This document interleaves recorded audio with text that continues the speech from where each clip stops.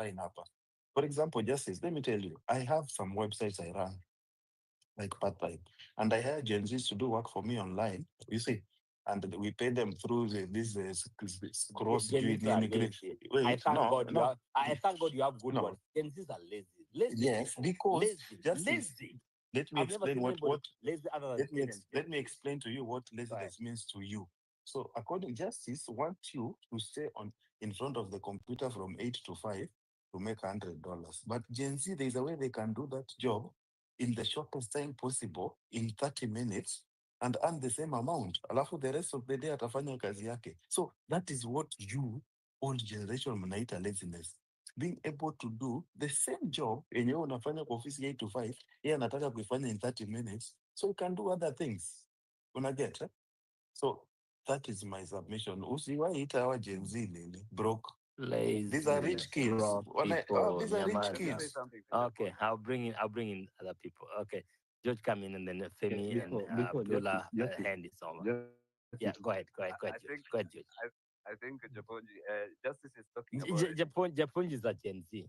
That's why I can I It's can't all even I good, can all I good. can't even pay attention to him. He's completely lost. He's a lost kid. I understand what he's saying. Like they have their own way of doing things, maybe more efficiently than The wrong way. They have the the, wrong way of doing the, things. yeah. But Justice is talking about the worth of Gen Z. Get me? If you look at the people who own the property, who run the people who are in the high positions, it's not Gen Z. Yes, you might do a gig and get that 180,000, but no, you're not paying rent. You're home with parents or something like that.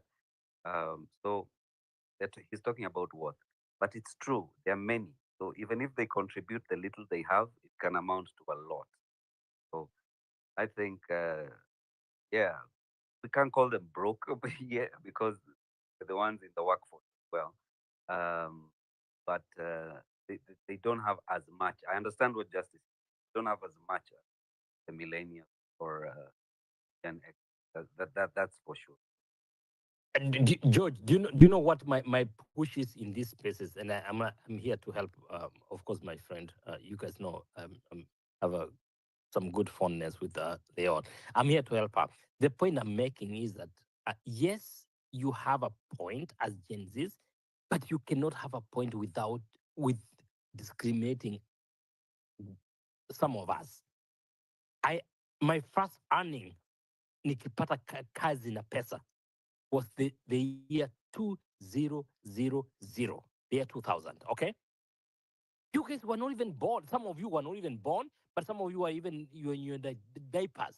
So can you stop discriminating against other people by embracing so that we become a team together? George, continue. I just want the point to know that he was in his diapers when I was earning money. Please But go ahead, Justice, George. what's my age? How old am I, Justice? You're such a freaking Gen Z. I don't Gen Z. Just, You're just probably let me give you a hint. Just let me give you a hint. no. Wait. Just a When you hint. were Just a hint. when you Wait. served in the I military, give you a hint. I know your No. story. I know your story. Yeah. When So you served in the yeah, military, that was 2007. So you can calculate oh from there. shit. Oh yeah, yeah. You're probably 13. Oh sorry, 29 now. 31. 37. They can be 37. Can it be 37? It can Yeah, be 37. alituambia juzi. Yeah, Oh, 37, 37. oh, so 10 years younger than. Okay, yeah, yeah, yeah, yeah. Okay, okay, okay. I give you much credit than I was giving you before. Now I give you credit after this. Okay, 37 is good. 37 is good. You should have at least mtoto mwenye ako 17 years old. Please, if you don't have, you are wrong. Go ahead, George. But I'm Yeah. telling you, I'm surprised like that Japanese that. How do you blend very well with these kids of 20s? how, how do you blend with the Mutais and the Leols? The Age is common in the cause. mind. Age is in They the have, mind. yeah, Quite, and quite, quite, they have George. a But let me tell you, I somebody came to my house the other day. Now, hiyo ni story. I've shared that story with everybody. Um, no, let me not say that because Leol will be mad. Go ahead, George. Talk. They're friends I don't want to make mad. But Yeah. karibuni nyote. Anybody who has just joined us, please join us. We are really gonna make this conversation. Aitaka sana. We're not doing a big space, but we want us to do like, where is your money? George, But Maliza, alafu Justice, Femi, one second, and just before Judge comes in, Justice, and then Femi, I, after Justice, that. And then I'm Justice, through. Okay. Justice, before Yeah, go ahead. Judge comes in, I know you are a little bit educated on language. So if you have calculator near you, I want you to I want you I know you don't like maths. Justice, you don't like maths. I know that. Right? So No, I want you to do a simple math. I'm a math professor. What do you mean I don't like math? Okay, okay, let's not go there because I eat maths. Maths is my dinner in supper sometimes. So let me ask you a simple question. Huh? Assuming 10 million Gen Z or youths in Kenya each contribute, okay, uh, contribute like let's say 1,000 bob, okay. Mhm. So how much will that be? You know, if they were to send that to for campaigns for Maraga, how much is that? The answer is that they 10 won't. million, 1,000, Yeah, 1,000 10 each, million, 10 million. 1,000 is gonna be Yeah. like some 1 trillion, something like that. Na But unaona hesabu ilikuangusha. Unaona sasa Justice, that is 10 Sorry. billion, That is 10 billion, billion. That Okay, is enough for five presidential candidates to campaign. So now I want you to reduce that to 500 per person for 10 million. Let's reduce each atoe 500 bob. Hiyo ni pesa ngapi? Hiyo ni 5 billion, So I mean that's on the highest level. So that's how you play with the numbers. Then it will make sense to you. Okay, you can go on. Thanks. The point, can I you guys go. Let me ask you one Osea, question. go, then we bring Femi back because I'm going to sana. So Osea, go ahead. What are we Okay, doing here? Chapunchi, do you know that maybe the few Gen Zs here on online X knows only about Maraga? Those Gen village, Z in the village they don't know in the Maraga. villages, they don't know. There are those Gen Zs who are not interested in hata wanashtuka ukitaja jina Maraga wanashtuka. They don't They're even not know what even that is. interested in joining the X space was care who is Maraga. They are just maybe Wakotu, maybe Facebook, or maybe, you know. So not all Gen Z will support Maraga. Okay, let's agree on this. But yeah, And but the why Gen are Zs we again, funding? secondly, Why are we looking for the money now? Why are we looking for the money now? Isn't it for that purpose? To popularize. Yes, I'm to telling you popularize. this. Not all Gen Z support Maraga. For real. We are looking for money because it's Not poor. all Gen Zs will support Maraga. That's the That truth. is very Yes, true. and not That is all of the them truth. will support Matiang'i. We know. But Matiang is popular. Than Maraga No, that's your even agenda. where I I see come that's from. your agenda, Matiang'i. But he is not going to succeed. And I'm aware it's not going to succeed. But Maraga is not going to. I was waiting for the Matiang people. Now I have them. Go ahead. The Matiang people. What do you mean? Can I? You guys? No. First of all, we have these two guys, Maraga and Matiang, coming from the same region, from the same community. Why can't we look? Yes, they are Kenyans. Why can't we look who is popular? And then we start. We say popular politics ended a long time ago. Please, we want issues. We want issues. Wait, We are not here for popularity. If you wanted someone popular, then we'll just say with Ruto. Thank you. Yeah. Exactly. So Zipporah-san, you are really making this wrong because you're saying, coming from the same community. Nobody's looking at Maraga and Matiang'i as from the same community. We're looking at them as one killed people and put them in River Yala. The other one is like probably was bold enough to tell the Kenyan population that no. One worked for the government that is killing Kenyans. Okay. Which one? Matiang'i is the one.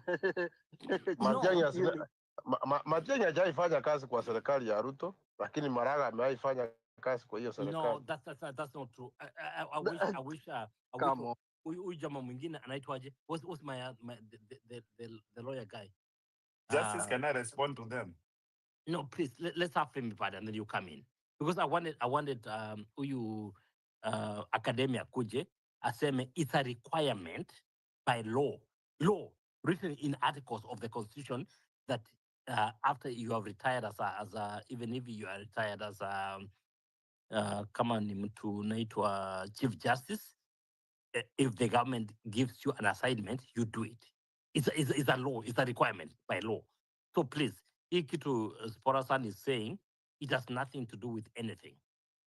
Femi Bad, I call her my little girl.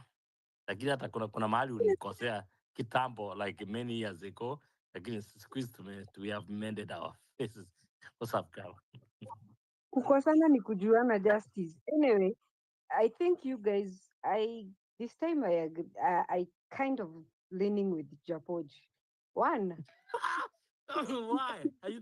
He's One, single. He doesn't. He's single.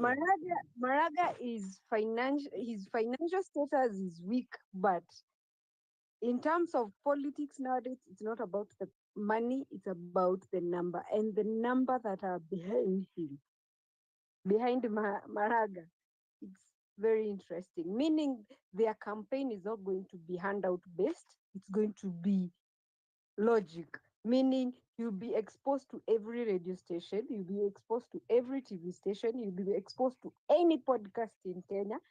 That means data is the key here. We saw what Trump and what is her name, Kamala.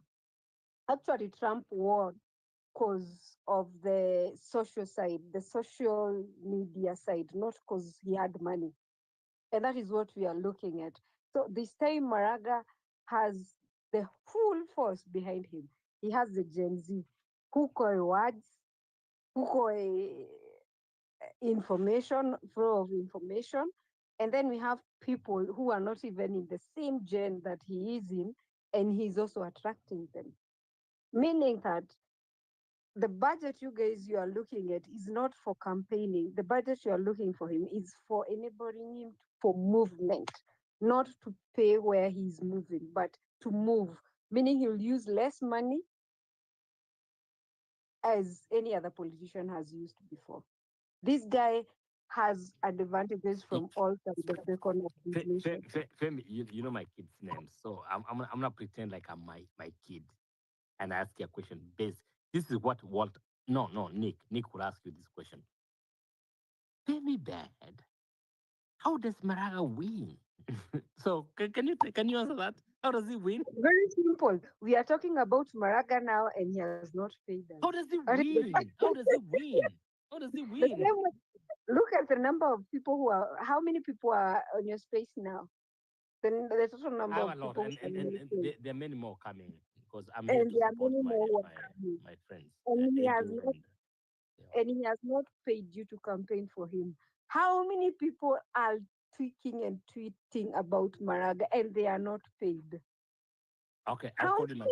Justice. Just give me a minute. Right. Justice, you see, the good thing about supporting Maraga now is someone cannot come and tell you that you've been paid because Maraga said here kona 1 or 2 million. How does he win? Wait, I will give you the formula now. So now, Justice, I'll give you the formula. Chaponji, even me, I've not been paid by Matiang'i. Please, let me give you the formula. Matiang'i akona pesa huru. Let me give you the formula. Unajuaje akona pesa ya huru? Kwani Maraga hana pesa ya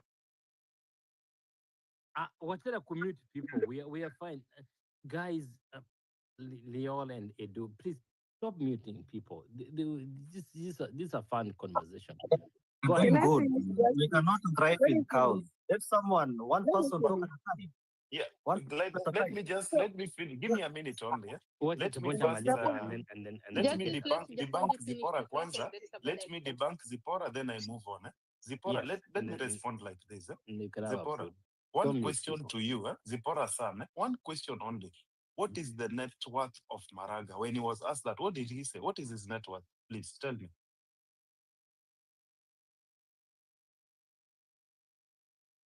I hope you can hear me. Zipora, what is the No, network of Maraga? conveniently, he can't hear you. Conveniently. Yeah, Now, okay. Now that one, have see, now he's silenced. Very good. Now let's move on. I know he cannot answer that. that's So how you say. let's That's move how on. you So silence people. That's how you yes, silence. I do that all the time. So justice, this is the formula, okay? Yeah, So the number point is one, bringing into my point so that we can go on. No, okay, question okay. for you, I Chapoch, yeah? just wanted to Chapoch, give the All formula of you for Maraga. you interrupted know, when before I finished. So the winning formula for Maraga is very simple. He has the social media, he has the ground, and he has everyone who wants a change. He does not need money. He only needs popularity in the generation that was not there when he was a CJ. And you are doing it right now. We are in a space discussing a man who has not paid us. We are in a space we are discussing a man not in terms of politics, but not culturally, but his previous work. Meaning he has a track record, he has favor from people, and then again, he has the generation, young generation, supporting him. For Matiangi, the generation he is in is the generation that he came in and changed the whole education system. So they have reserved kind of, they have a reservation for him. And then again, we have his association with the previous government, making it hard for him to win Maraga. Maraga is already, I think he's already skyrocketing. He's winning. This time politics in Kenya will be something very different. Anyway, wacha niache ndio sasa Japan chako hapa juu. Yani Leol and drop the other boy from being Justice, a can you co-host. focus? I'm focusing because I know what you Wase just did. wameinua mikono. No, Kenya ni I know what you just TAKUKURU. did. No. I have to call you out. I will have to call you out. So now you think the only people you're interested in is Japonji and myself. No, I'm more interested in justice Japonji, by the way. focus kiasi. No, Justice, let me focus. But by the way, but let's focus on the thing. How does Maraga get the money? And then they think, please give people. I like Japonji. Japonji is an honorable person in our team. So as people have raised their hands, but talk about campaign financing. Campaign financing is a big deal. Femi Bad, ndakutafuta. When I'm in your neighborhood, are you married? Femi, are you Justice, married? mtaongea hiyo kando. Can we please talk Dear about Sahi tuko Maraga. Should justice we focus. Enyewe saa hii tuko Matiang'i. Ni- Kumaraga Matiang'i. Okay, go ahead, Japonji. Japonji, No, thanks. okay. Thanks Let for me taking- spear this thanks way. for Okay, just give me a moment. I think George, you are next. Sorry, I had interjected you. George, move on, and then we go to Abdallah. Then we go to Hosea in that order. Then we can make some good progress. Go on. Thank you, Sir Japonj. Justice, focus. Raise your head. Raise your head. I didn't think you were here. You know, Onojo, when you were here, I focus when you are here because you and me Right. have been through the trenches, right? That's true. When it comes to, I just wanted to answer your question. When it comes to raising money for Raga, that's not going to be telling you because as I heard from days ago, this election becomes a horse race. Doesn't matter who's running against road, that person is going to win regardless. Get me? Because the raising of money wouldn't even be a thing for a person who's going against the current incumbent. It would be a matter of popularity. a quick interruption. It's gonna be a 3-horse race. This thing is getting messed up, so it's gonna be a 3-horse race, and that's where my problem is. It's gonna be 3. It's gonna be 3. I think as it comes closer, it will shape up to. They'll definitely have to. No, the Wamunyoro and the other guys, they will have their own candidate. Thank you. Please, That's please, why. please, please listen to me. Please listen to me for a second before you respond. And then the Maraga, who is a hardliner, I think it's a hardliner, would have his own side. And then, of course, we have the Ruto side. So the fear you need to address is what happens when the Wamnyoro has a candidate, Maraga team has a candidate, and the Ruto has a candidate. So don't do two horse race. It's a three horse race. Yes. At currently, as we speak, that's how it looks. But in every election, it always boils down to two for the most. So either Maraga will become the most popular, or the Wamunyoro team will become whoever they popular.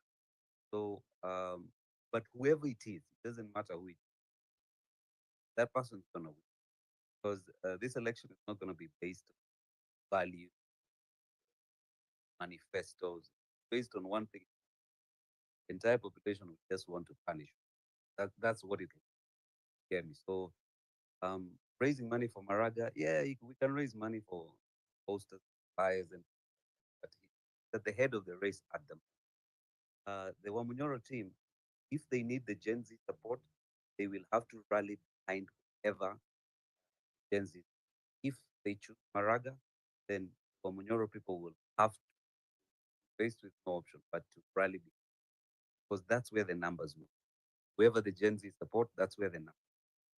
So Wamunyoro will either have to fall or come on board, and that brings me to the second thing I want to show you. Okay, and got started. It was about a cabinet, 21 slots currently. We're talking about health. I think divide that cabinet 5 slots plus 10 slots professional, the actual professional, maybe like 7 slots or Gen Z. I would want to hear, because if you put a cabinet together, they include everyone, and there were minority expresses, guys, actual people working, because there can only be one, but there can be a team, very strong cabinet, country. That's why I was asking, out of the 20 that you can do health company, there are 2 guys that I know guys should. One is a guy called Washington, guy who designed the transport London, played a very big part in it. Transport. Other guy is Victor Minor, very popular fan. He's one with all the. Those are guys that transport already by merit. What they. That's where I was trying to get. Trying to. Yes, no, yeah. You see, you're saying the same thing that I was telling Femi Bad, that I have been a data person for a public consulting group for the state, a whole state, state of Ohio, for home health companies in the entire state. I can give you 10 million for a campaign. How much is gonna? Let me pick one. Let me not discriminate. But how much is a Gen Z gonna give? Justice, I can give 10K. 10,000 shillings. 10,000 shillings. 10,000. No, No, I can give one 100K. second, guys. I think we did that month, and we realized that Justice is not very good at maths. So Justice, could you come for maths I classes? know what you're trying to Come, do. and let Abdallah speak. Yasi, then I will take you back to maths class. Eh? For now, Abdullah. For now, Justice. The homework I'm giving you, Justice, I is agree. this. Eh? I agree. I want agree you to with you. take. I want you to take I only agree 5 with you. million Gen Zs, and each contributes 1,000, and then you tell me the number that you get as we listen to Abdullah. Abdullah, take the mic, please. Thank you. Ah, thank you. Thank you. Point. You're Thank going you. to heaven. Yeah, go ahead, Abdul. Umetumia nini? I only let you speak because I think I want you to be my mentee. I want you to be in my team. Yeah. Go ahead. No issues. I will be there. So the thing is, I do not see campaign financing as a big problem for Gen Zs.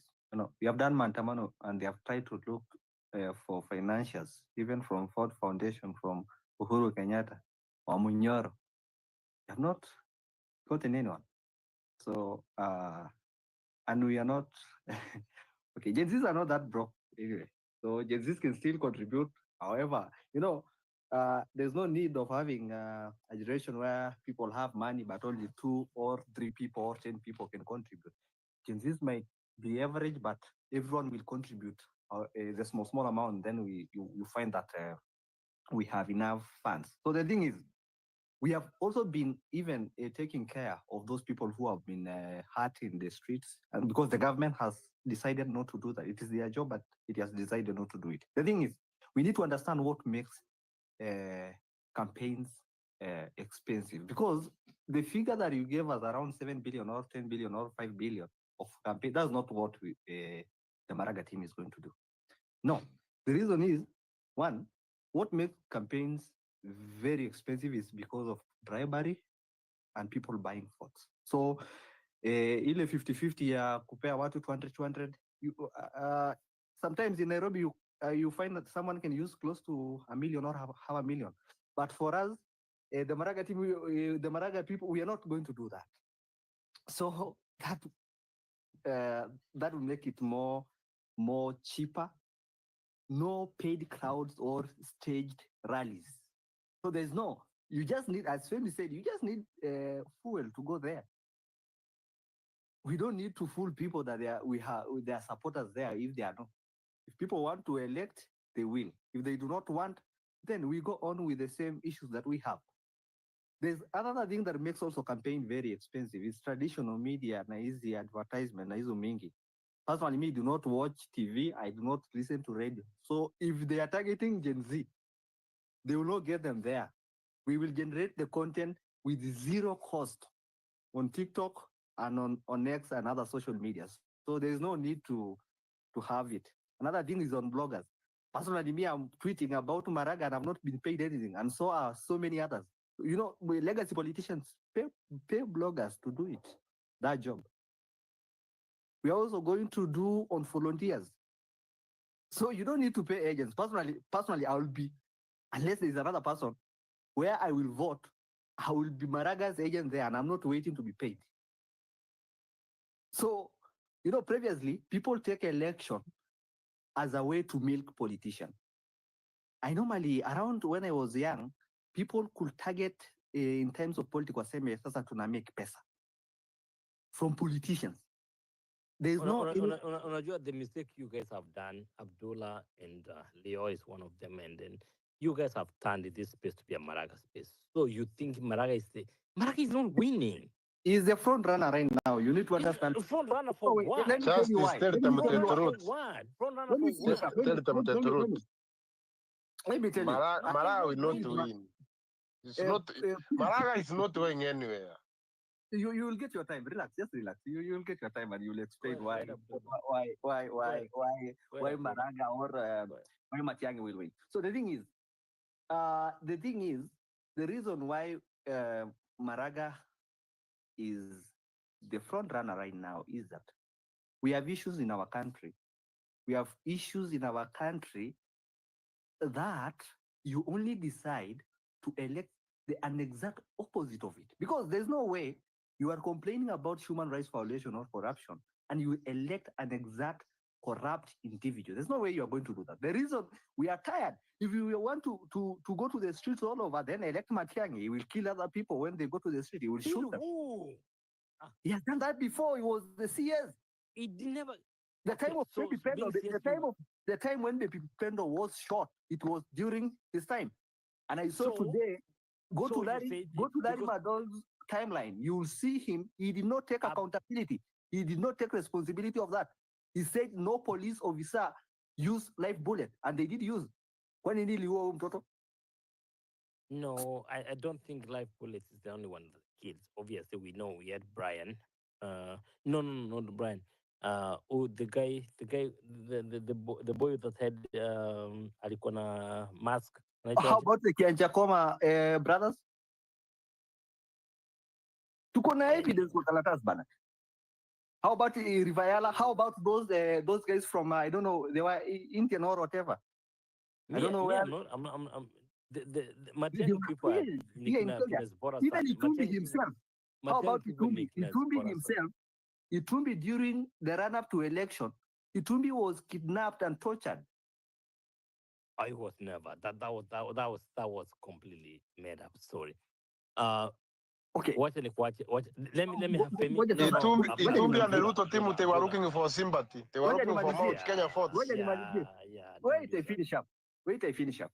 You know, during the time when William Ruto was running for office, anytime he was questioned, he said that I was the deputy president. I was not the one in charge. He could not take any responsibility, and Kenyans buy to that. So right now we have someone who who's winning the next election? No. Maraga by far. Let me tell you, or let me put it to integrity will win the next election and accountability will win the next election. Let me tell you one thing. Right now, when you try to question someone like Maraga, not Maraga, Matiang'i, they will say he was not the president or he was not there, but he was the CS. He has to take responsibility. Police is independent. Police is independent. You're independent. Wait. Otherwise, Protestant, please, can you don't even use that phrase? It's independent. Nobody's independent in Kenya. There's no commission that's independent.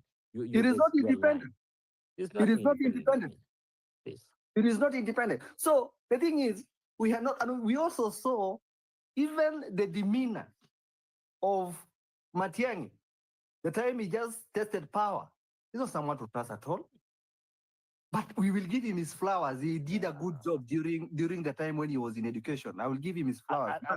Education elect now. Alifanya vizuri. Do you know, just as a silent, alifanya vizuri kupelekwa pale ndio tujue the real color. The same way, William Ruto, there's one thing that I'm grateful for, that William Ruto won the last election, so that people can know his real color. So that, unajua angelose hii election, saizi angekuja kusema tena, munipe. Saizi Kenyans know Ruto's real colors, the same way they know Matiang'i's real colors. Thank you. Okay. No, so do not expect the next election. Do not expect the next campaign to be as expensive as it is, because no one is going to be bribed, no one is going to be paid to the rallies, and we don't even want hizo merchandise whatever. Nani atavaa, unadhani Liola atavaa t-shirt ya hiyo chama yetu ama hizo ma-t-shirt? No. We will brand it ourselves. Confused as you. So let me have Femi. So thanks so much. By the way, Abdul, you are really becoming a very excellent analyst, and I appreciate that. By the way, you spend your time, you pay a lot of into that.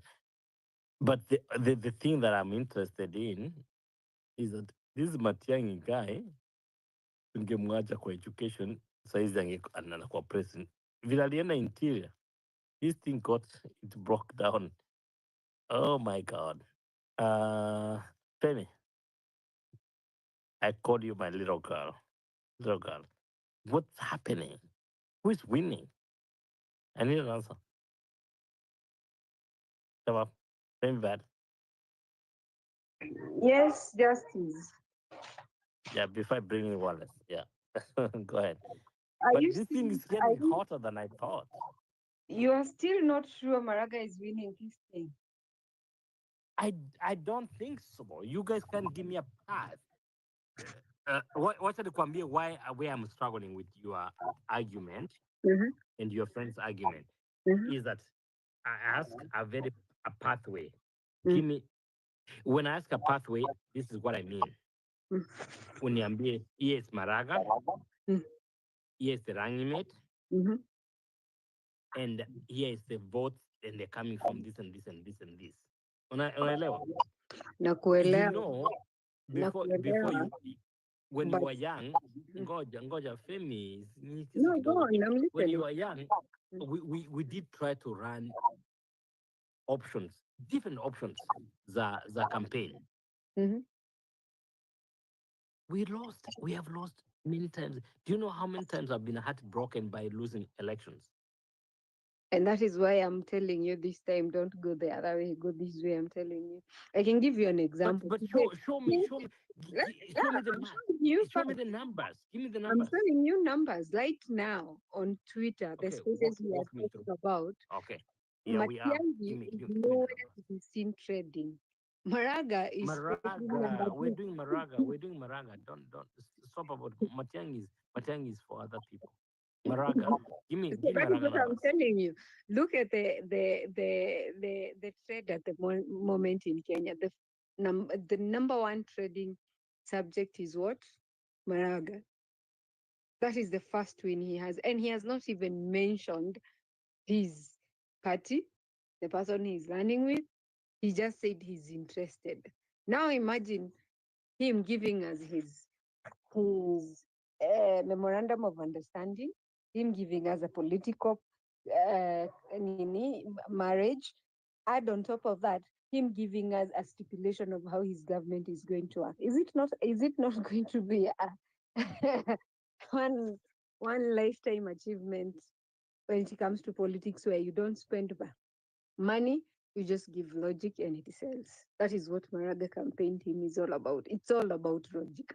If you want to join his team, this is the time to join his team, where they are in the strategic point, where they are strategizing. This is where you should join if you're interested in joining, because his team, I understand, is coming with everything under one roof. They are giving you the cabinet, who will be in the cabinet. They are giving you what the government intends to do. They are giving you a running mate, and they are giving you they're giving you how it will be run within 5 years. So they're not this time the campaign is not what we are used to campaign. They are changing the dynamics of the campaign. How does he get the money? You can either choose to give him the money if you are seeking money, but if you are out here seeking a different position is in his cabinet, I think you should hit the ground and be with the strategic team. The strategic team, they are on the ground. They are the people who are doing. Who does he take as a running mate? It is not yet known, or it's not yet determined. Yes. Okay. But what? Okay. Me, No. as in, what I know for now, I'm working with you on this. yes. Give me 3 people that he can work with in the current dispensation and outside. So give me 3 people who are elected right now, but also give me 3 people who are not elected. Give me 3 people each side. The way I'm seeing this, Maraga might choose a political elite before who will bring the Give the me the bigger name. Give me a number. name. Give a name. Don't be pathetic. They are still there. I don't think they have even themselves. They have a name. They are still campaigning, and that No, is they why do we have see a them. name. You are Let me lying. finish. You are lying. Let me Even in your mind, you have a name. Give me finish. that Just name. let me finish. Let me finish. We are too early to predict who will be his running mate. Do you know why? We are getting Let to me 2 tell years, you why. 24 months. Let me tell you why. At the moment, the political elites are campaigning to come with numbers. So what I know is the numbers that the other team is bringing will determine who will be the Femi, we deputy. are getting to 24 months to the end. Give me a name. Give me a name. There is no name. There is no Okay. name to run with it. There is no name to run with it. Why are you pushing Femi Badigo? Let her breathe. Let her breathe a little bit. At the moment, if you can't it's just respond, ask me. speculation. At the moment, it's just speculation because we are looking at the political elites where we have Akina Kalonzo Musyoka, Akina Martha Karua, Akina Wamunyororo.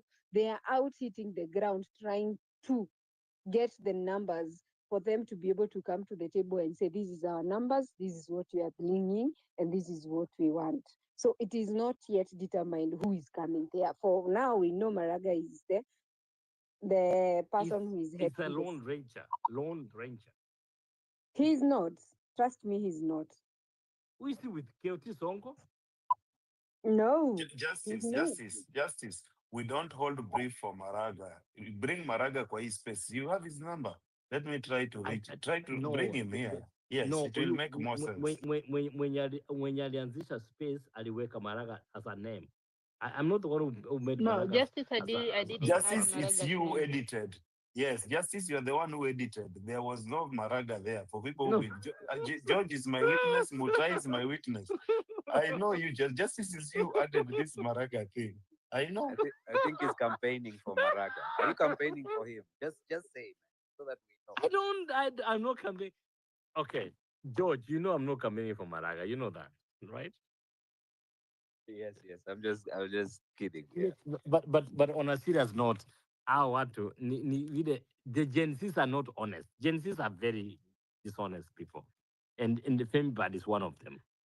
I can tell you that Fembad is one of them. So when I'm pushing her, That is you are used to where everything is no, Fembad is a dishonest person.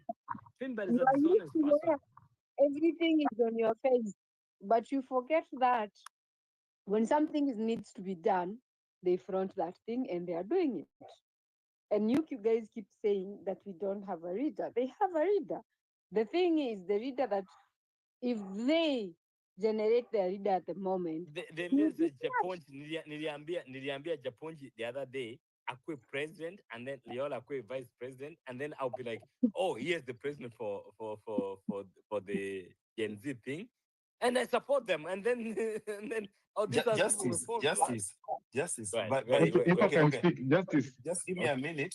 Then I'll give the mic to the next person. Justice. Go ahead, and then once you even say and you even suggest that you want leadership for Gen Z, it only shows that you've gotten it wrong, because Gen Z are leaderless. Even Maraga is not leader for Gen Z, and he didn't even say he's leader for Gen Z. I don't know why you are holding brief for him. It didn't say he's leader for Gen Z. We don't have leaders in Gen Z. Gen Z is just Gen Z. No. And as we bring the next speaker, as we bring the next speaker, what I can say is that Maraga should collaborate with emerging Gen Z leaders and reformist figures like Okia Omtata, who share his values to unify the youth vote. They don't. One second. A potential Maraga Omtata coalition would appeal to the 30 million plus under 35 population, if he can avoid alliances with traditional politicians like Raila and Kalonzo Musyoka, then he will maintain his outsider appeal. That is what I can say. So based on that is my standing now, for now. So you can pass the mic, Justice, back to you. Wallace, please. Wallace, what is what you are trying to talk about? Mutai akuje. Lakini, the only thing I'm requesting between the host and the co-host, Japonji, don't talk about Baba, because Baba is I'm what I am because of Baba. By the way, anything you hear me talk, don't talk about Baba. Can you really communicate without being against Justice? Let me withdraw that and say Babaism. Babaism as a character. We don't like Babaism. Thank you. Okay, next one. Let's take the mic. Thank you, Zalendo. Now, Zalendo, how are you doing, bro? I think I have some. Okay. After some time, I'm a Gen Xer, so I've been around for a while, and I over time you learn people in the sense that from the way they are speaking, you've spoken to them when they are 100%, and you know when you're speaking to them and they are not 100%, which means they've had a few bottles. And I've learned Justice, the more sober he is, the more he can listen. The more juiced up he is, the less he listens.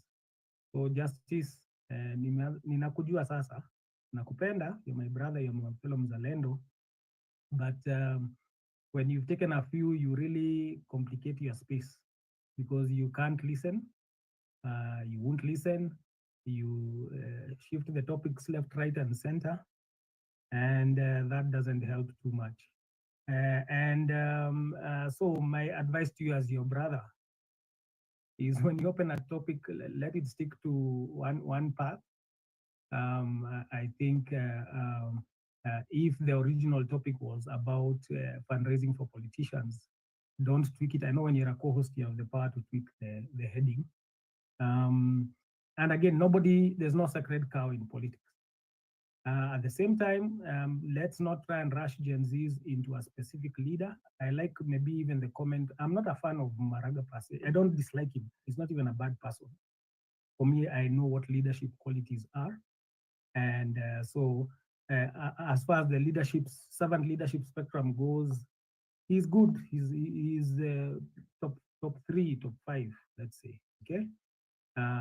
Kibuda is still at the top. You'd have to show me somebody better than Kibuda, and we'll know his time when it comes.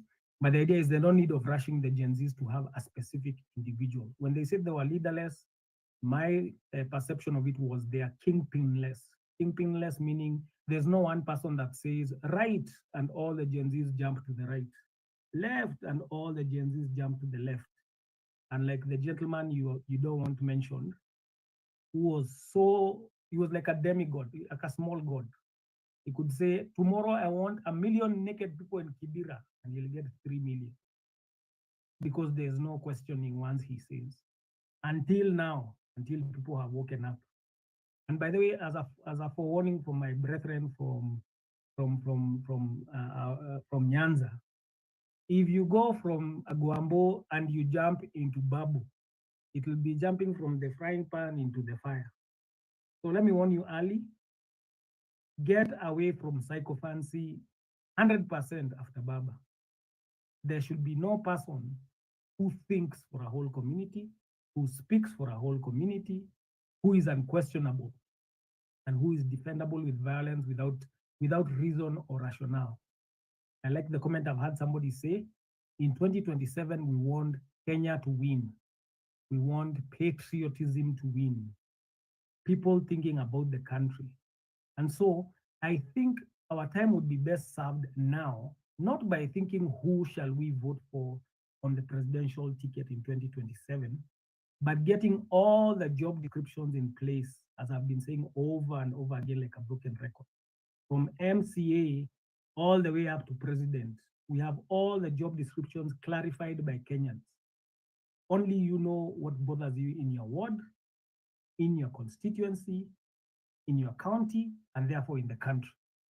So that everybody gets their job description very clear. And it has the person when they come to say, I'm campaigning. So like now Maraga should come after he realizes Kenyans, we don't want to be pushed to work abroad. We want to understand why are there all these reserves that Wazungus are claiming to be for animals, but we know they are mining. How will he protect our minerals? How shall he reverse fake concessions given to foreign companies to mine our minerals? Those are the things we put at the forefront for a president. We said, don't come campaign here and try and give us Vitenda Willy and make us laugh. We don't care. We want comedians, we'll watch Churchill or our favorite whatever programs we can get on YouTube and Netflix. We choose not to say who will be. It doesn't matter who will be there. I don't care if it's a monkey. If it knows what the job description for our president is, and it has shown a vision of how it's going to accomplish what we want. Shift your perspective as Kenyans. Stop thinking personalities. That is the foolishness that got us where we are now. Oh, Kenyatta. Oh, Mudavadi. Oh, that's what gets people into a mess. Think what needs to be executed nationally. Be sure we all share the national needs because it's our country. It can't be that there's a Tulo oil mining mafuta, but our petrol is so expensive and we drill oil in Kenya. How? How is that possible? Not acceptable. We can't be poor and we have gold. We have precious stones. Ridiculous. You can't have a mining CS who is learning one new mineral per week in the name of Joe.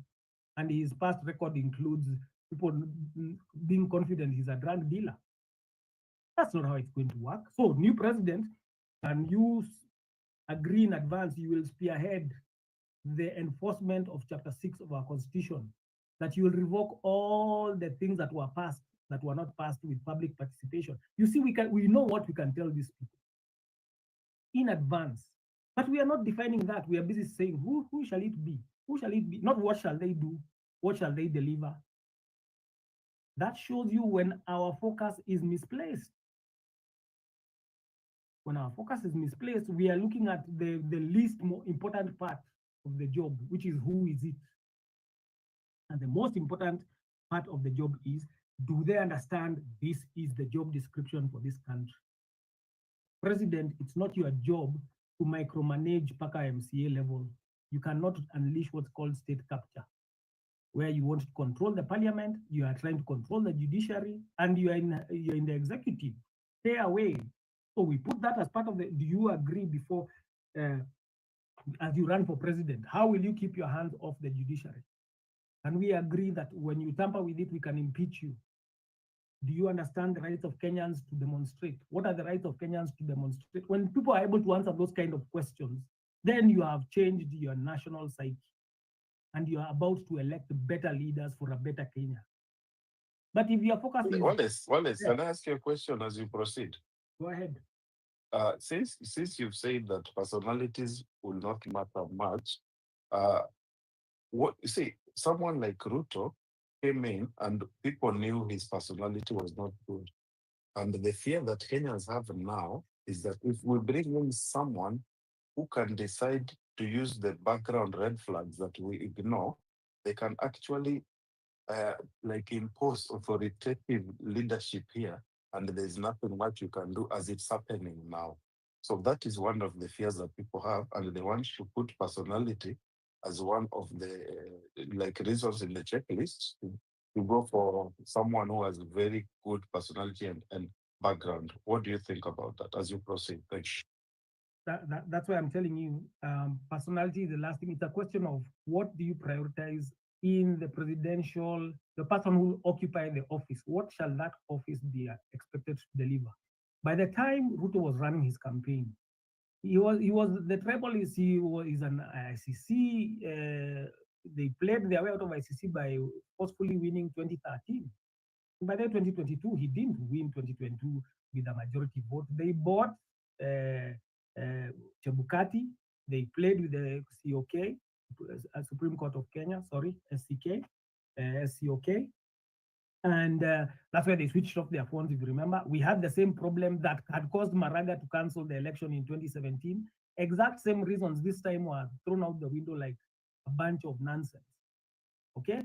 And you know what happened? It's because in 2017, when the election was thrown out, the results, the mistake Wambo made was he didn't run the second round, if you remember properly. Who ran by himself? And he boycotted the election. What happens in a walkover game in football? If you don't show up to play, you lose that game. So I guarantee you, had these guys tried to say we'll have to have a rerun, Kenyans would have shown up twice as hard as before. They would have realized we really have to block this guy. But now they rubbished the thing from the beginning. No second shot. So thank you, Wallace. Can I have Mutai, if you don't mind, or can you wind down in 2 minutes, please? Can you let me land then? Yeah. So just give me 2 minutes, fine. But my point here is simply to say this, that the way Kenya wins in 2027 is we create the job description starting now. It'll be a big waste of our time if every time we meet, we talk about who's going to run and we are not preparing their job description. And we can, because we know our problems. For example, now that people are being arrested and being given crazy bails, it's another way to scare Kenyans from protesting. Okay? So we can agree on the things we want. What shall we want for our judiciary? So that if somebody is going to be a CS of our judicial system, the way we used to have a minister of justice, they know in advance Kenyans must be innocent until proven guilty. Right now, for a long time, when you are being oppressed, you are first guilty until proven innocent. So you are locked up, you are tied up, you are struggling to prove that you didn't do what the government is trying to pin on you.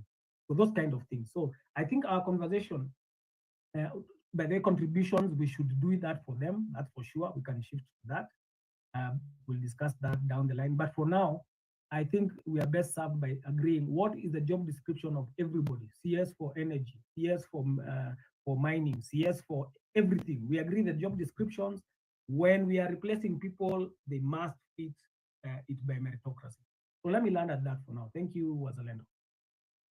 Thank you so much, Wallace. Amutai, as you come in, Wallace is talking more of traits of a president and what we need in terms of making sure that we have the job description for them, as opposed to them bringing the job description to us. So, like, we are their bosses.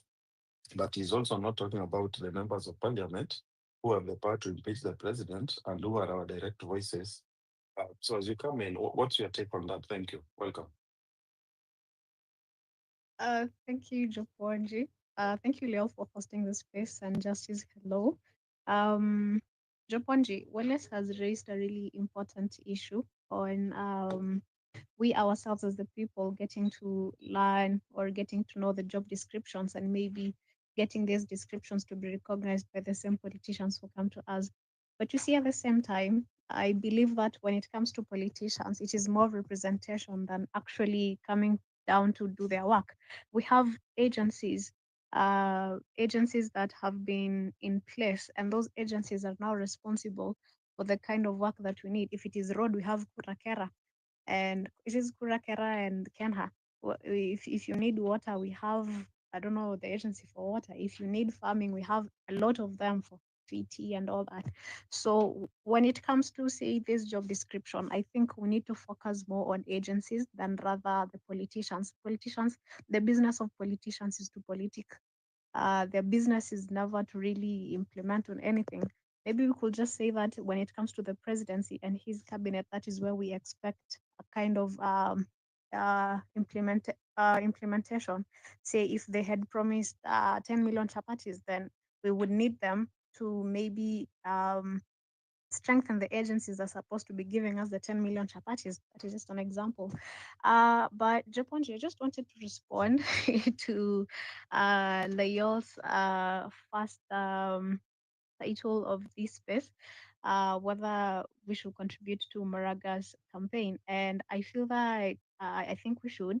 It is not a matter of yes, we should, or like a mandate, but rather as people who need change. And this is someone who we know that has served in the government and does not have the kind of money or rather the financial muscle that other politicians do have.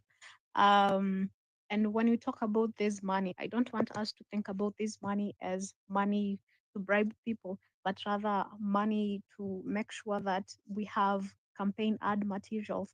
We are able to fund agents who will be going down to the polling station. We are able to fund the campaign trail.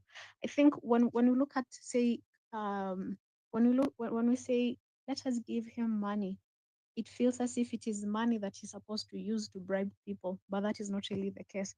I've heard most of the speakers here, and I think there's something that Femi said when she said that perhaps also Maraga could look for a political elite to maybe be the deputy president. I don't really think that it is a great idea for him to look for a political elite. I think that he should look for a young, vibrant millennial or Gen Z to complement him. He's an old guy, and for us to feel that he really believes in the power of young people, then he should be able to embrace really young, energetic vice president. There's a lot that has been said. I have been listening. And I just want to say that I think we should maybe focus not on the people, say focus on the people, but let us focus on who these people are. Uh, whether you are pro Maraga, whether you are pro Matiang'i, I feel that these are two different people. So what makes them different? It is their character, it is their personalities, it is also their histories.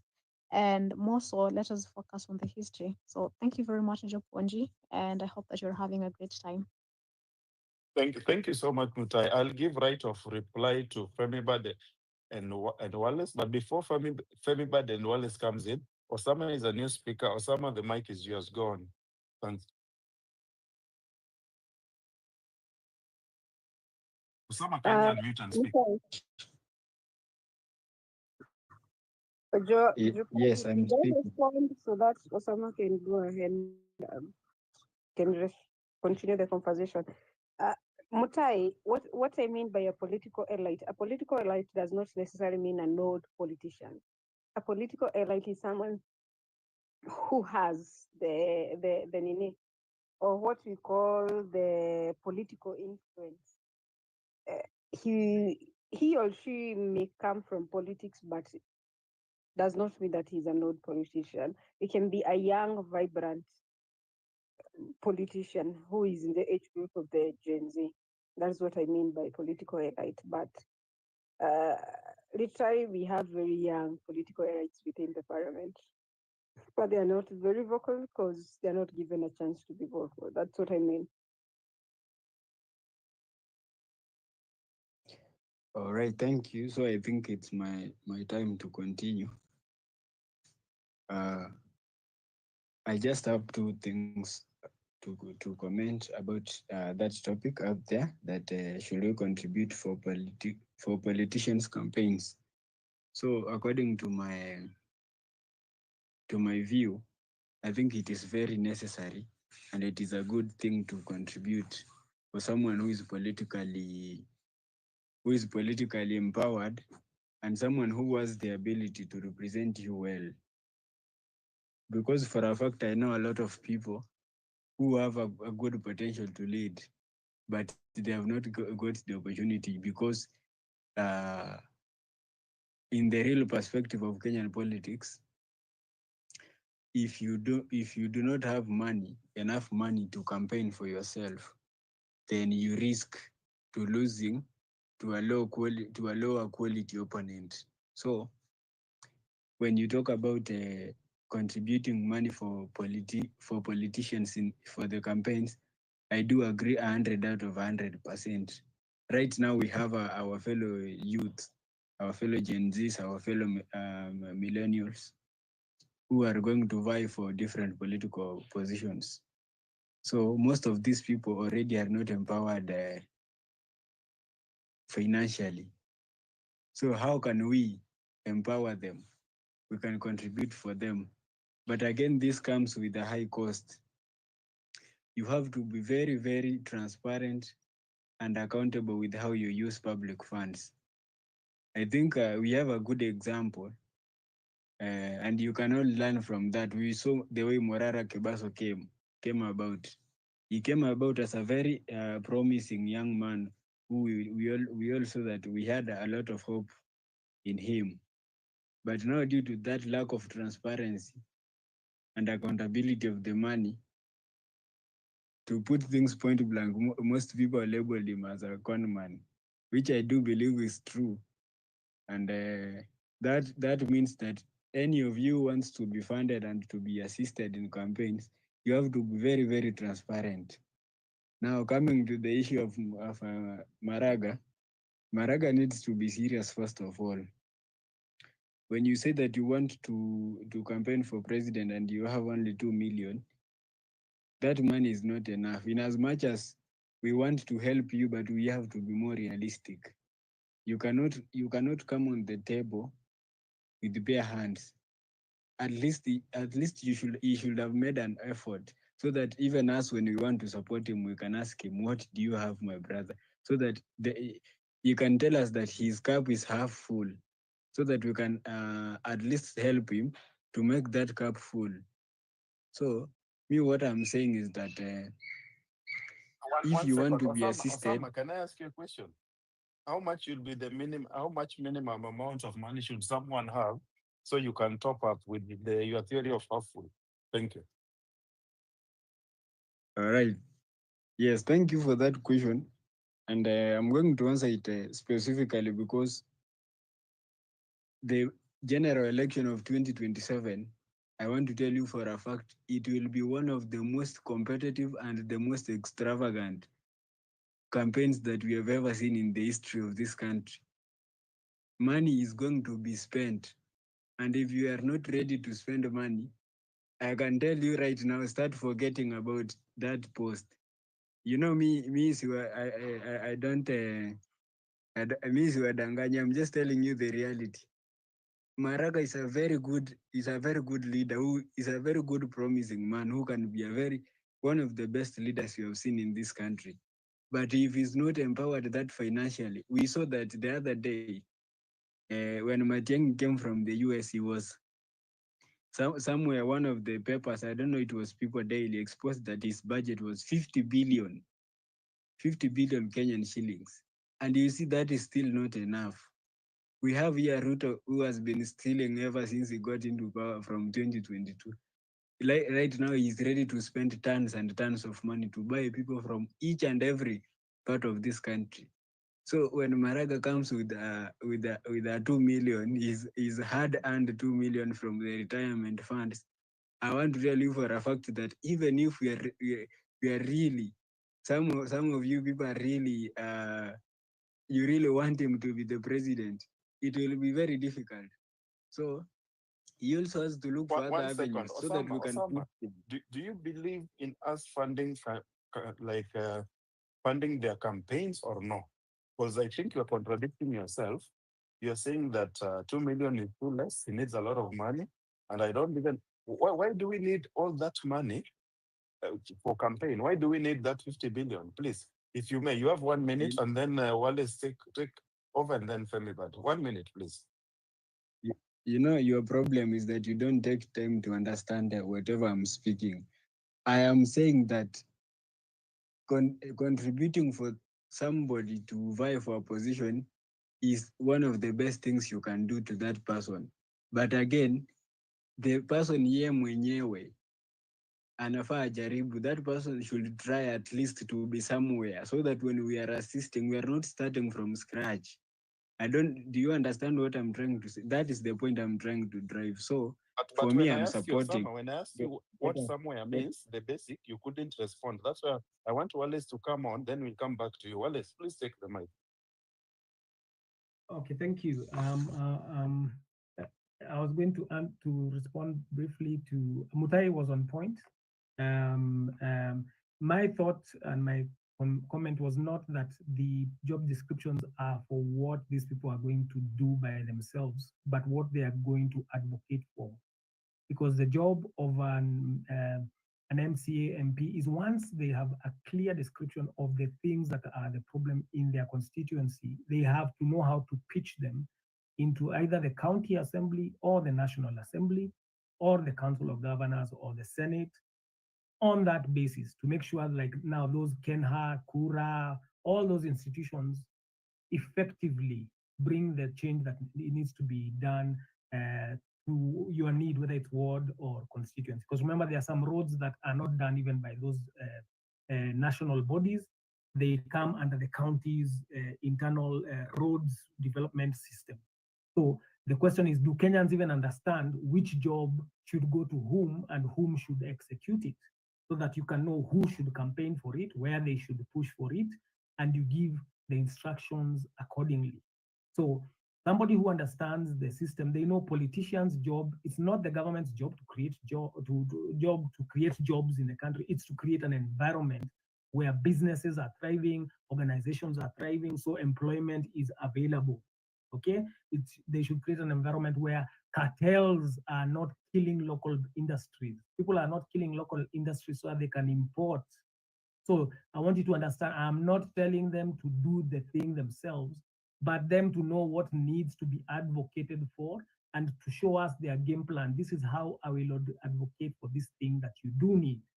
Okay? Then at the same time, from Osama's perspective, you cannot say somebody comes with something. That's what we tell people at wedding committees. Unakujanga kwa komiti yako, kwanza tunakuuliza uko na ngapi ndio tukuchangie. The system of fundraising for a politician, again, now taking the model from American systems, they have some money, whatever money they have. But the goal here is to say, we, the people who want to vote for you, are even ready to be part of your campaigning team.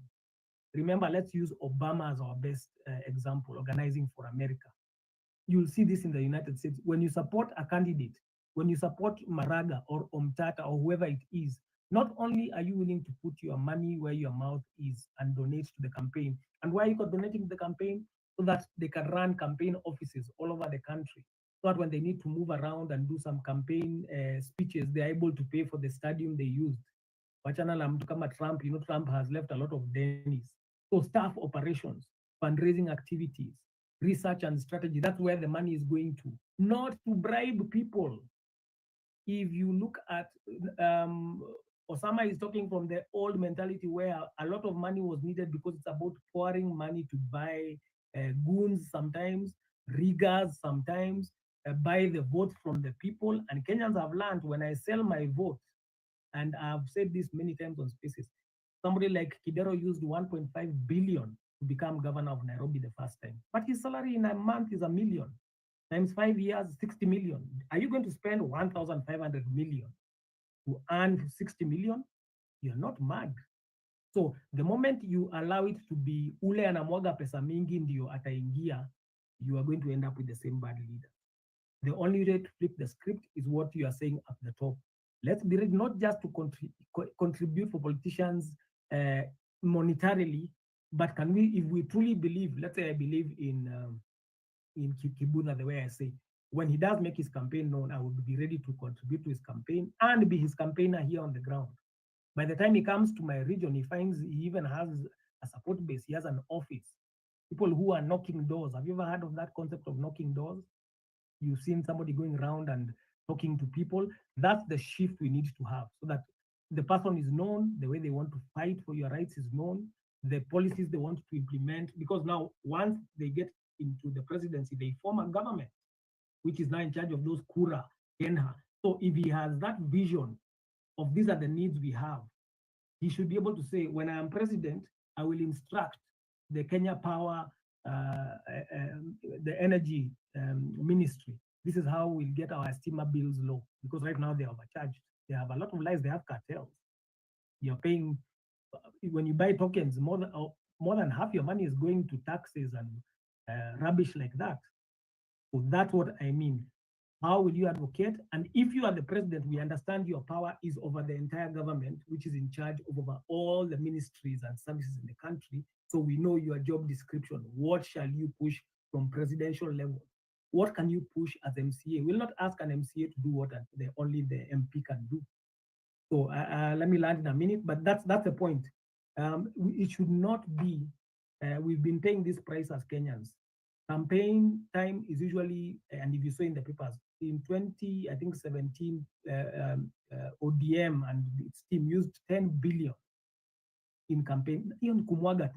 Go get me people, buy t-shirts, do this kind of stuff. But if we change it so that somebody gets into power without investing $1 billion of their money. Well, so I have a question for you. Yes. Do you think majority of Kenyans can vote for somebody who doesn't bribe them?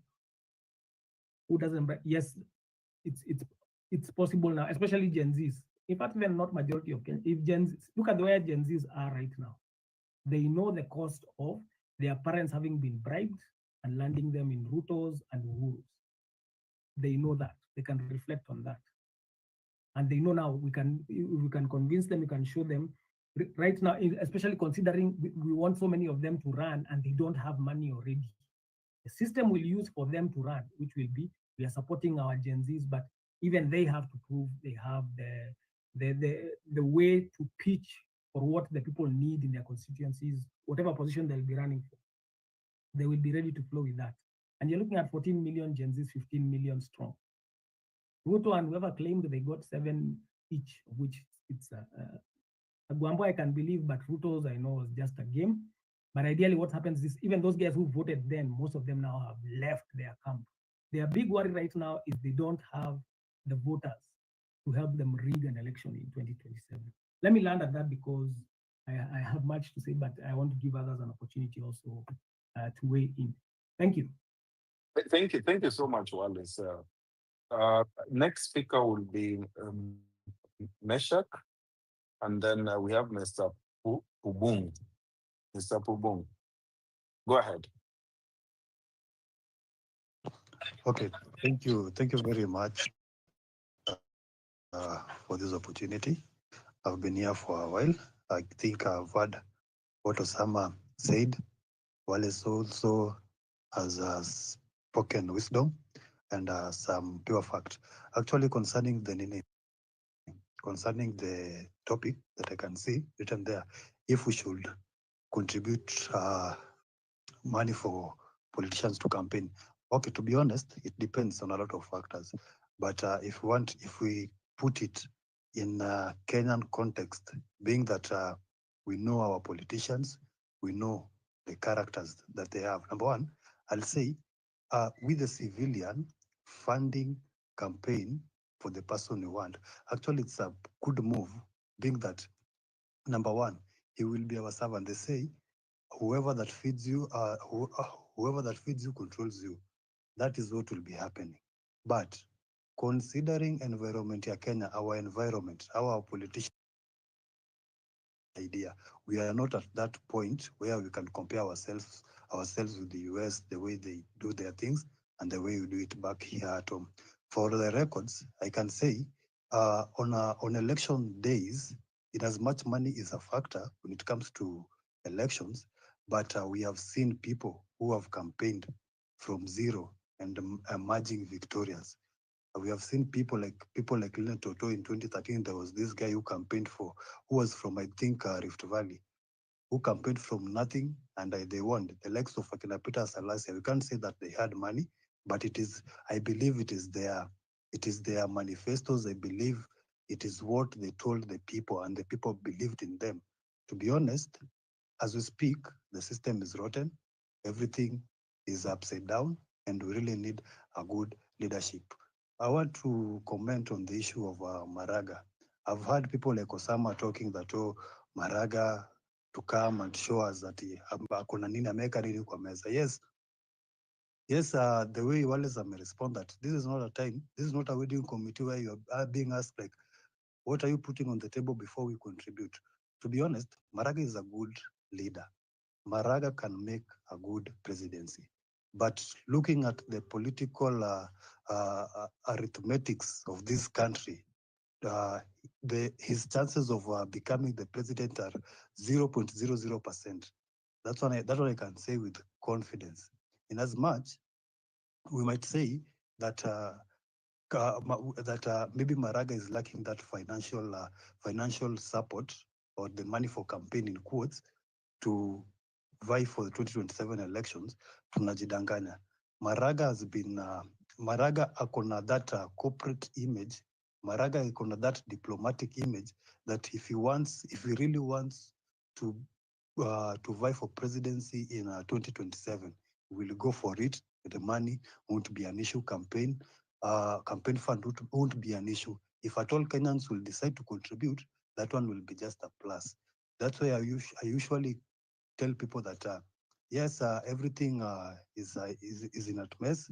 Right now, we want to take this guy out come 2027, but again, we still don't have a strategy, and we don't know who is going to replace him. We don't have a perfect replacement for this guy. I can speak a lot about Maraga. Number one, me personally, if Maraga decides to be in the ballot come 2027, I will vote for him irrespective of whether he will pass or not, knowing very well that he will not pass. I think, like at the moment, the best thing we should do is just having a civic education, educating our voters on how to protect our votes. Because if these people do count our votes, then most probably we will end up with a good president or someone who can govern the country in the right direction.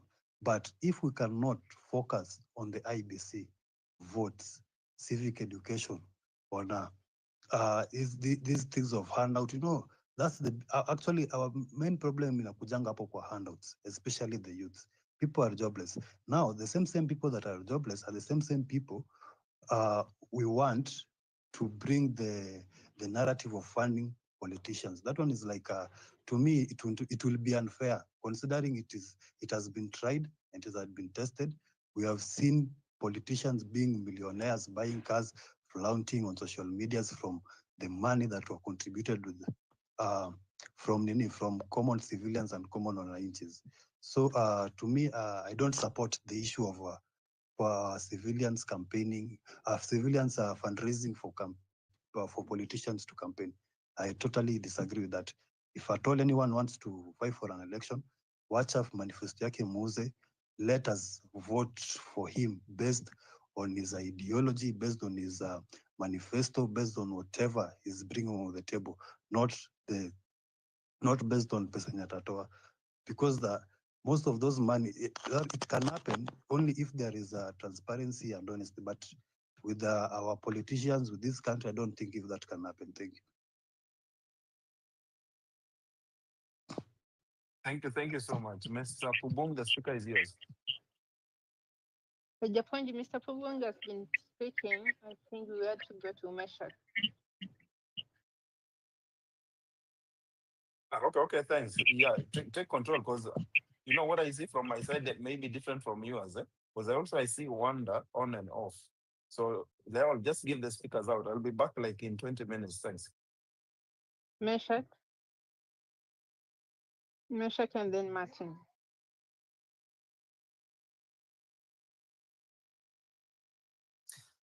Hello, everyone. I hope you're all doing good. First of all, I want to appreciate for this space. And second, the question of the day, should we contribute for politicians or not? In this case, we are asking ourselves, should we contribute for Maraga to be the president? So for me, I think it's okay. Hata pay bill ikitoka leo mi by then nitaanza kuchanga.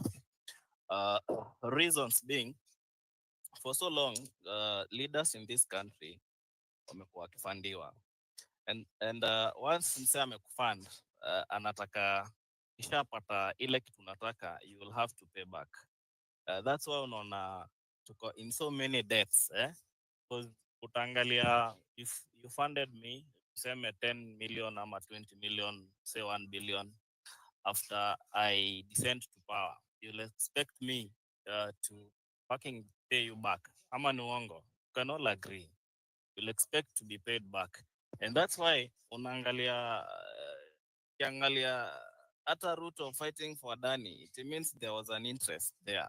Either say walikuwa wamempatia do fulani, and then wali expect the moment ataingia kwa power, he'll be the one to pay back. So I think for us to get someone who is clean, we don't need someone who will be funded.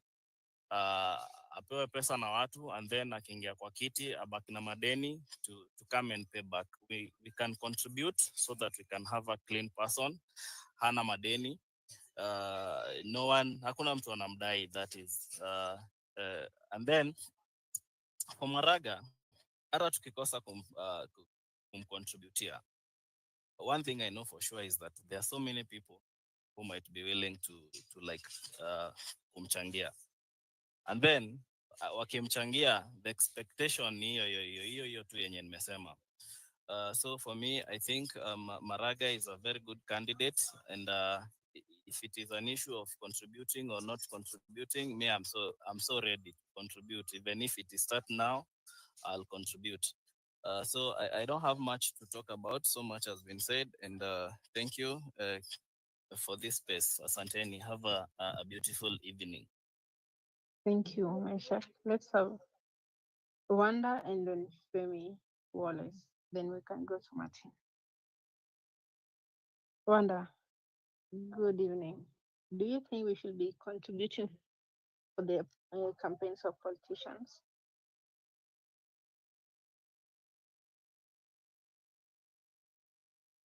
Mr. Wanda. It seems like you call Femi, but you can go.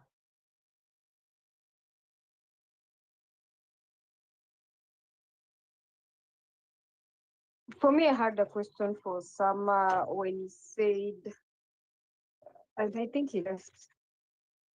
I can give the speaker to the next person who is in the panel. Okay, Wallace and then Martin. Yes. Yeah, thank you.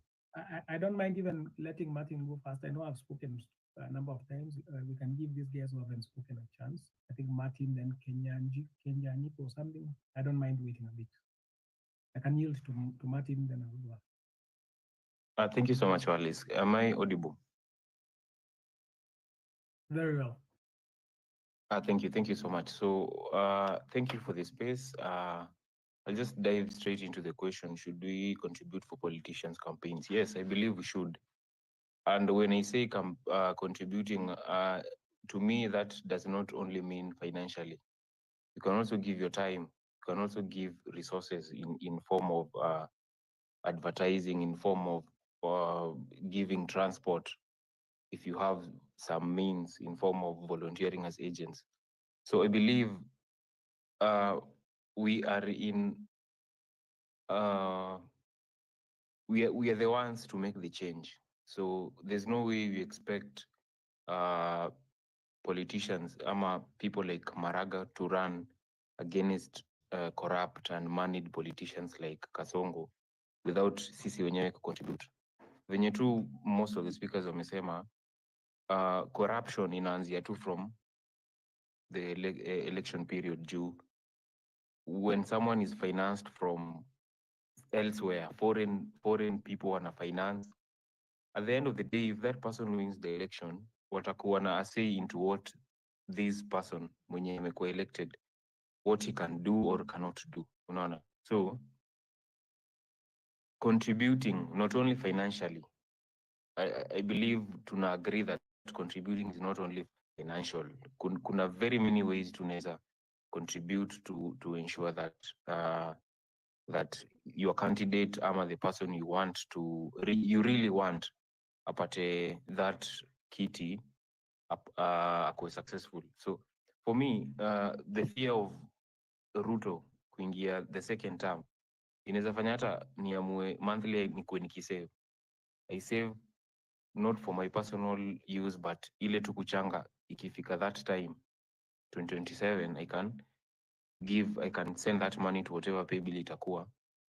I know that it's time for change. It's time to kuwe a mature democracy. Yes, tumepeana examples za maybe US, Obama 1 to 8 akiran against McCain. Najua our democracy is not haija grow to that extent, lakini kwani when is the time? Should we be 200 years old ndio tuweze experience good democracy yenye watu wenye wako in those developed nations wana experience? I believe sisi kama Gen Z millennials, wachana hata na the older people. Yes, hawa wanaweza kuwa bribe, wanaweza pewa do, but the fact that we have the numbers, we are the majority, na sisi ni watu tumesoma na tunaelewa na tumepitia the joblessness, the mashida zote tumepitia this time. I believe inaweza fanya to make the change. It doesn't have to take the many years that other countries have taken for them to enjoy mature democracy. So I believe it's time, na this is the time tunafaa kujitokeza to invest in this in election yenye na come in the form of contributing not only your time, not only your money, but your time into kujaribu kuchange things as they are. Thank you. Thank you, Martin.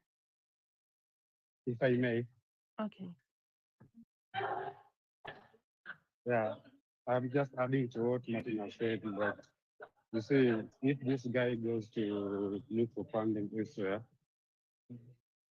it will be like, for this big farms, obviously there will be like something we call the MOU. They will sign an MOU. Once the MOU is signed, so this guy will be in debt. So even if he becomes the president, like, we will look for a way to repay those guys their money. And to repaying those guys their money, which means like maybe some of them will be wanting positions into the government. Some of them will, if you become president, like, you will be giving me tenders for this, and this. So as funding him, which means you will have no debt for any person. Like, the only debt we'll be having is our debt. And our debt is we want service, we want accountability for this government. That's one thing. And then the other thing is, there was a question about like how, if we will, about that was saying like how will it go to the settlers? Now the thing is, the funding we make, like, we need to marketing. The market, like, we need to make it popular in the villages. The more, like, there's a person who said that he's not popular. Yes, of course he's not popular, but that's our job. That's why now this funding comes in. When the funding comes in, we need to have teams. It's in each and every constituency into the ward level. When the moment you have teams into the ward level, even this, if for instance is in Busia, the next day will be going to Malindi. So we want to, when he goes to Malindi, we will find people there. People already know him, know his agenda. So that's the number one purpose of the man. And then I think we need to have a team like everybody say and we say like we need to have a political elite, a person who knows the political language, a person who can speak to the people, know what people want to hear, not people what people should hear. No, let's not lie to each other. Like if you tell people what they're supposed to hear, like you're not going to get the vote. Like you need to tell him what you want them to know.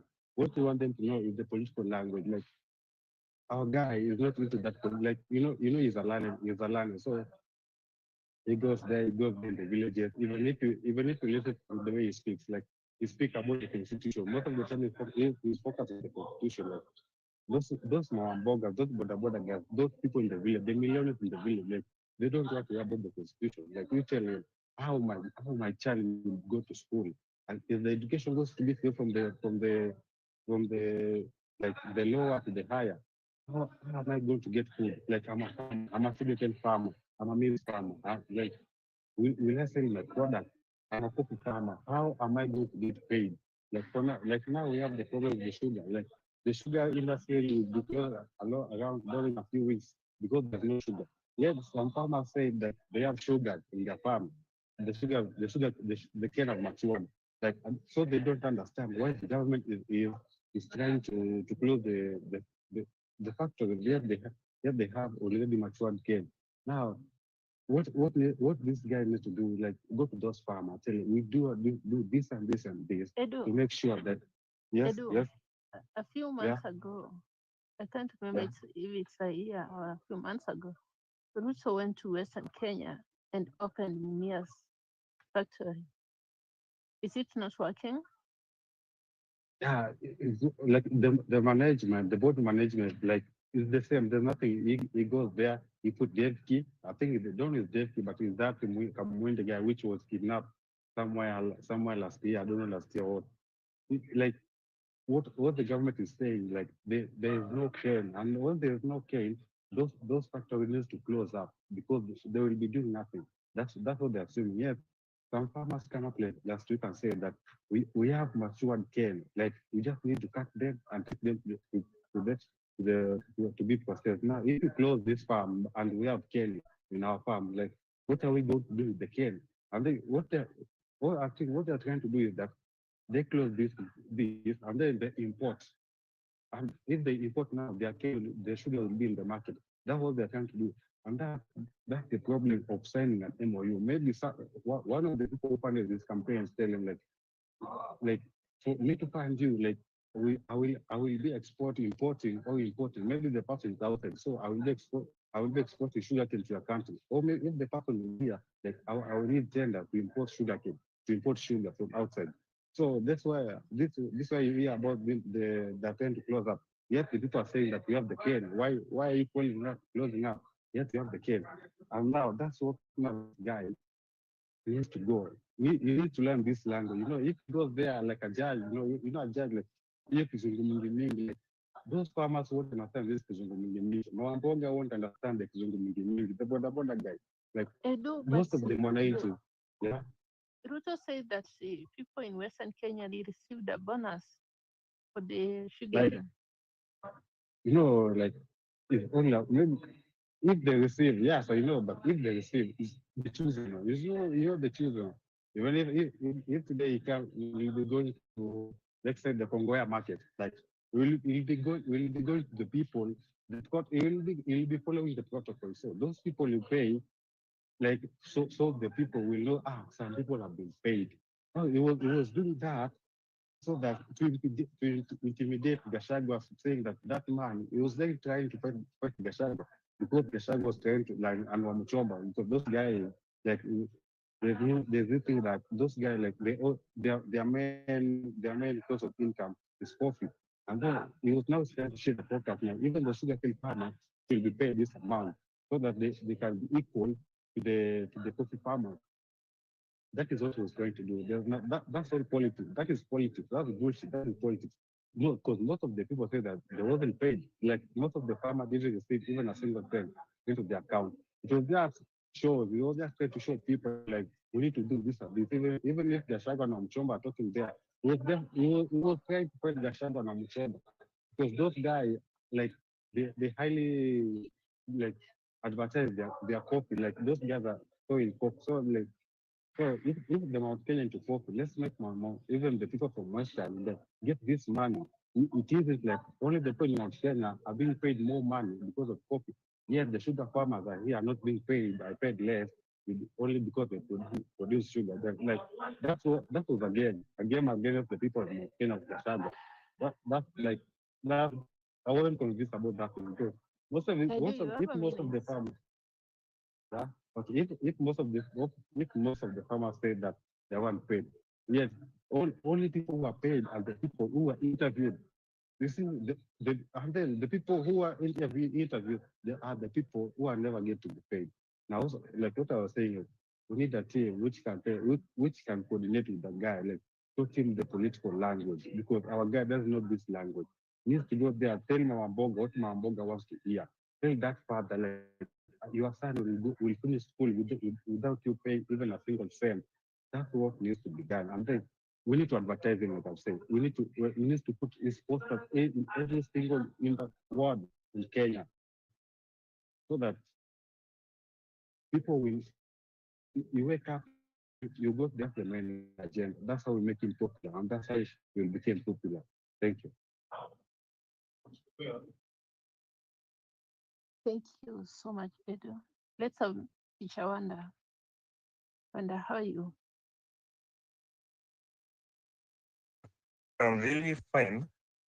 Now, when I go to this topic, if there is a need for us to contribute either to these politicians or specifically Maraga, then I'll say yes, Maraga is redefining our politics and making them look meaningful as they should. Look into, at some point, Nyerere was Nyerere was wondering why presidential candidates struggles and pumping a lot of money, getting to dealings, and like he was struggling to understand, does it mean that once you go into that status, you have some business that you're going to do that will earn you more profit, in a sense that you are investing your money into some project? Then once you get into that status, you now want to start harvesting. And therefore, any other candidate that struggles to pump money into his campaign, not for the sake of the transport and those other that are so clear, like the public addresses and such things.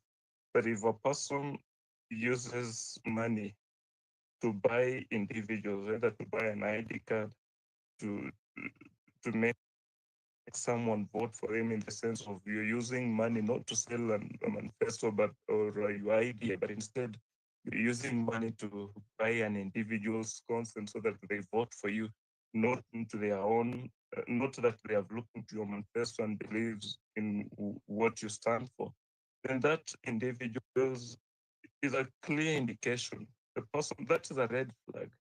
Like if you're spending your own billions, if you're putting your money in terms of millions and billions into a campaign, then what are you going to do so that you win back or you get back your money with some profit net? Therefore, Nyerere was struggling as he was advising the Tanzanians that the moment you see a candidate pumping a lot of money in their campaigns, winning, literally buying people in the name of buying votes or buying victory, then this person is investing, only that they're not telling you that once they win the elections, they're going to steal from you and they're going to make your lives unbearable. And if they probably got some money into some MOUs, then it means whoever gave them money with an MOU needs some money back with some interest. I'll also look into now someone like Obama in 2008. Barack Obama's campaign was fully funded by individuals, the citizens. He actually used quite a lot of the social media, the email engagements, and quite a lot, generally the social media, to campaign or to seek or to fund his campaign kitty. He never used his own money to campaign. And what Maraga is suggesting, it's nothing from the blues or from the moon. It's actually copying or aping from people that have done that before, and it has proved to be the best way of doing our politics. And it's not just Obama. You look at Macron. When Macron was campaigning in France in 2017, he still used the same. In fact, with Macron, he was using crowdfunding. The crowdfunding, which, like, if an individual wants to serve people, you have looked at the lives of your citizens or fellow citizens, feel convinced that the country is not being led in the right direction, and I want to offer myself to change the history of our country, trajectory, and bring back the normalcy and make things start working, then there is no need of this individual using their own hard-earned money into these campaigns, buying you to change your lives. Therefore, I stand in to agree, or I stand in to support, and I wish that he only comes up with a campaign team that will look into this fund so that there is a transparency, that whatever was, this is what has been contributed so far, and this is how we are spending this money. Once there is transparency, then we are good to fund this guy so that we change the country. And if I'm told from the previous speaker that I had, that one of the candidates, either Matiang'i or whatever, though these are rumors and I will not wish to dwell on the rumors, but if I'm told the rumors are true, that he has like 50 plus billions that he want to use in his campaign, if those billion goes into buying individuals' consent so that they vote for him or vote for whoever he feels like I want this candidate, then it automatically means that he's not the right person to go into that status or to change the history of our country and bring back the sanity. Therefore, I feel like, yes, we should fund politicians. And if I'm told they actually mean well, only that don't fund blindly. Like what was happening with Morara, that was blind funding. You don't fund a person just because they are telling you what you want to hear. That is desperation. Therefore, let us fund a campaign. Let us fund an individual who needs that funding by being convinced that this is the campaign team, this is how these funds are going to be spent, and this is what so far we have collected. Let us have that structure that confirms we will have transparency. Then let us get convinced with the ideologies of these individuals. By looking into the histories of these individuals, if you feel convinced that this person stands a chance to change the history of our country to the positive and has a clear plan and structure, why not fund those people? Lel. I think the Gen Z decided to fund Maraga. I don't know about the other candidates. Maybe some Gen Zs will fund also Ruto and Matiang'i, even Wamnyoro. Let's wait and see. Now we can have Wallace. Wallace. Okay, thank you. Thank you, Mzalendo. Good comments so far. And I'm very much for the funding. I want to clarify something. Let us never tell ourselves we are not as caught up as the other countries in democracy. That is not how thinking works. We speak the same level of English that they speak, and they started speaking English before us. not to forget that in the whole world, Kenya was the first country to use mobile money in the form of M-Pesa. So not only that, we can actually set a precedent, okay? And in this case, we're not even setting a precedent, it's something that's being done. What needs to happen is it needs to be done with very good understanding, even having a framework where we don't need to copy things without changing anything. What you do when you're wise is you adopt and then you adapt to your circumstance. You don't adopt like photocopy without changing anything. Actually, there's a good book written that's called Imitation is Limitation. That's just copying without making any progressive change to what you're copying. So let me give you an idea, because I always like solutions. What we could form, or what we should form, is, for example, Wazalendo's voters network, okay? Something to that effect. We could always know what name we could use.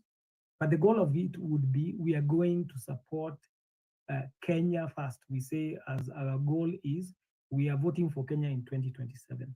We are not voting for a specific candidate. Of course, people will stand, will vote for people.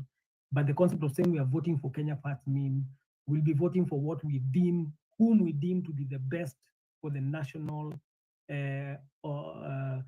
progress of this country, for the county level, for our county, for our constituencies, and for our wards, because the ward is the smallest unit. So what you do is, in that network, we come together and say we are going to create a system for fundraising. We can either we use Mchanga, or we reactivate a blockchain-based system so that it's transparent and can be seen what everybody is collecting. And then we agree also as the network, we are going to be the ones doing the campaigning, the way we've seen it done before, where if you're organizing for Barack Obama, you're going around knocking doors. Have you considered this candidate? Do you know what his policies are? Okay. And on top of that, even before you go for those policies, you've already pitched them to the best candidates and had their vision and decided this guy, Omtata has the best vision, Maraga has the best vision, Ibuda has the best vision. Then we narrow down on who we are pushing for. And we do campaign for that person. Likewise, we do not have to belong to one party. If we find the guy in your constituency with the best vision for your constituency is in party, banana party, we push for that guy for his banana party, okay? And also, as the Wazalendo's network, if we build our network big fast, we are not coalescing around an individual. We are coalescing around our country, around our anthem, and around our constitution, and around our chapter 6 of integrity. That's what we coalesce around. You fit into us, we don't fit into you. That's the framework we need to shift to, because they are our employees. When you're employing somebody, they fit into your company's vision and program. It's not you who fits into their qualifications and their wishes and their whims. So number one, we start fundraising saying we are ready. Once we have a transparent system, that's workable. But first thing is to say, can we move people to look at Kenya from that dimension? Then we know we can create mega spaces where we have the presidential candidates come, like the way we've seen Kibwana in spaces. People come onto space, and a space can carry millions of people to listen in. But first, as the network, can we define what do we need as a country? What does this president need to campaign for?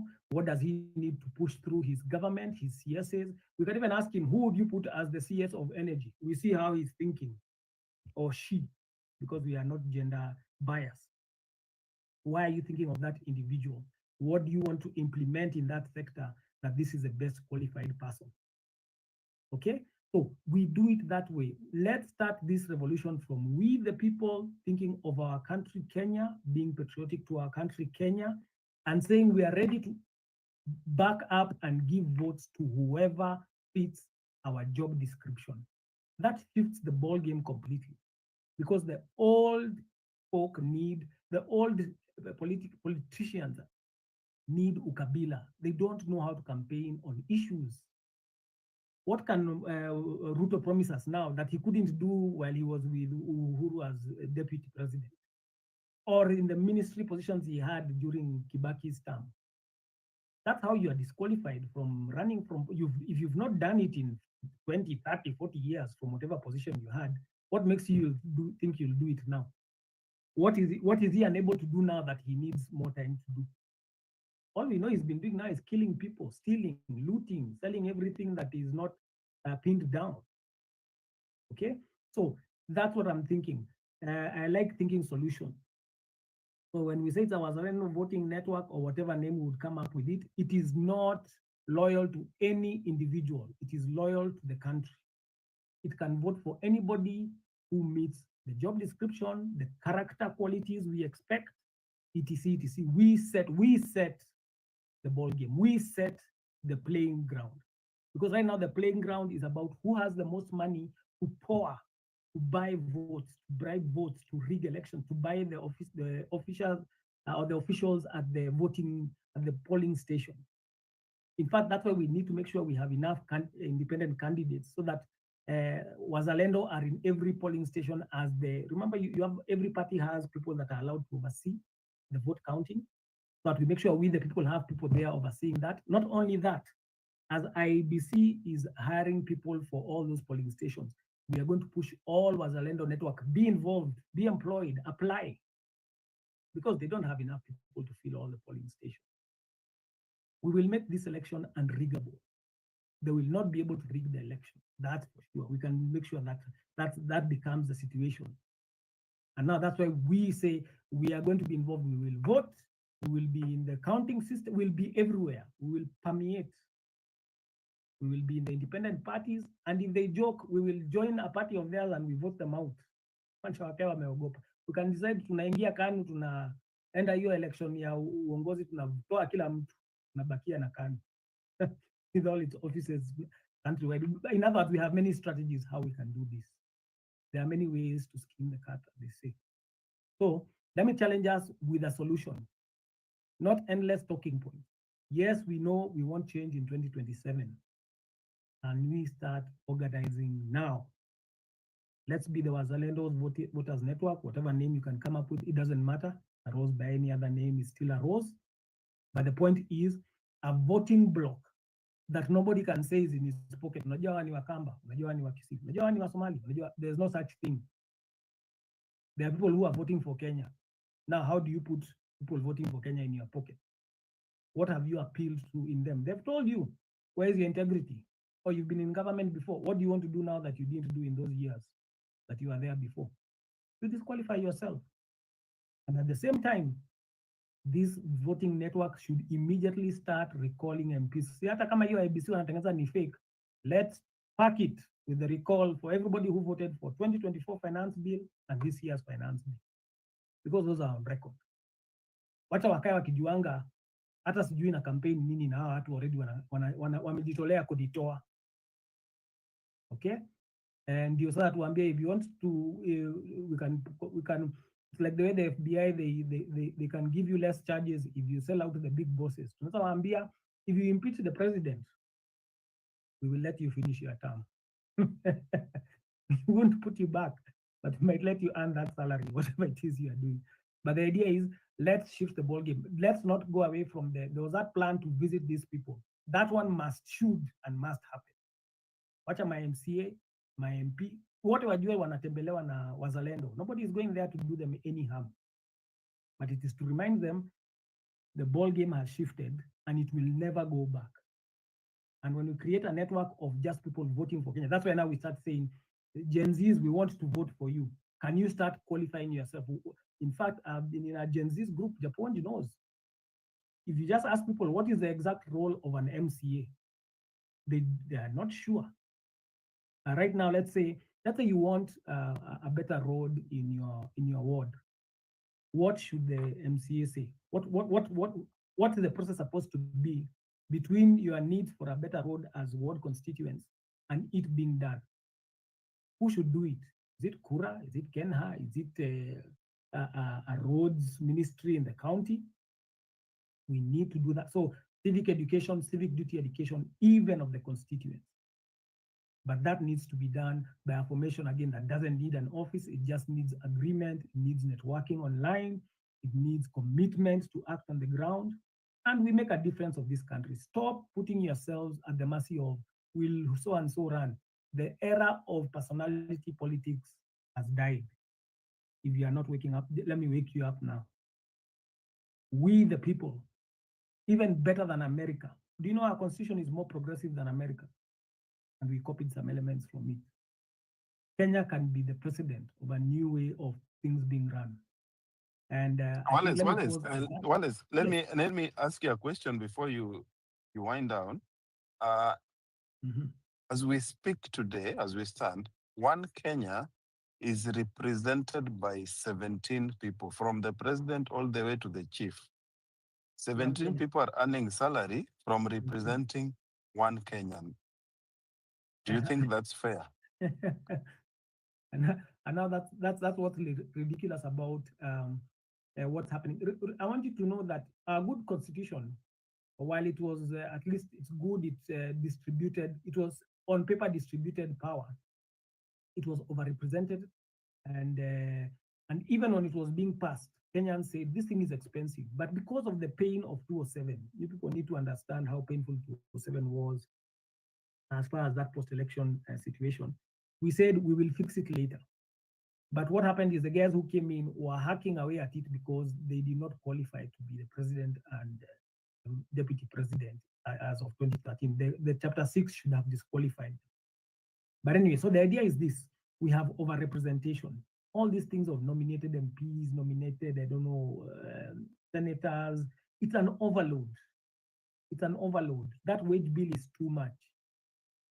Kenya is not as big, I think it's the size of Texas, and Texas has one governor.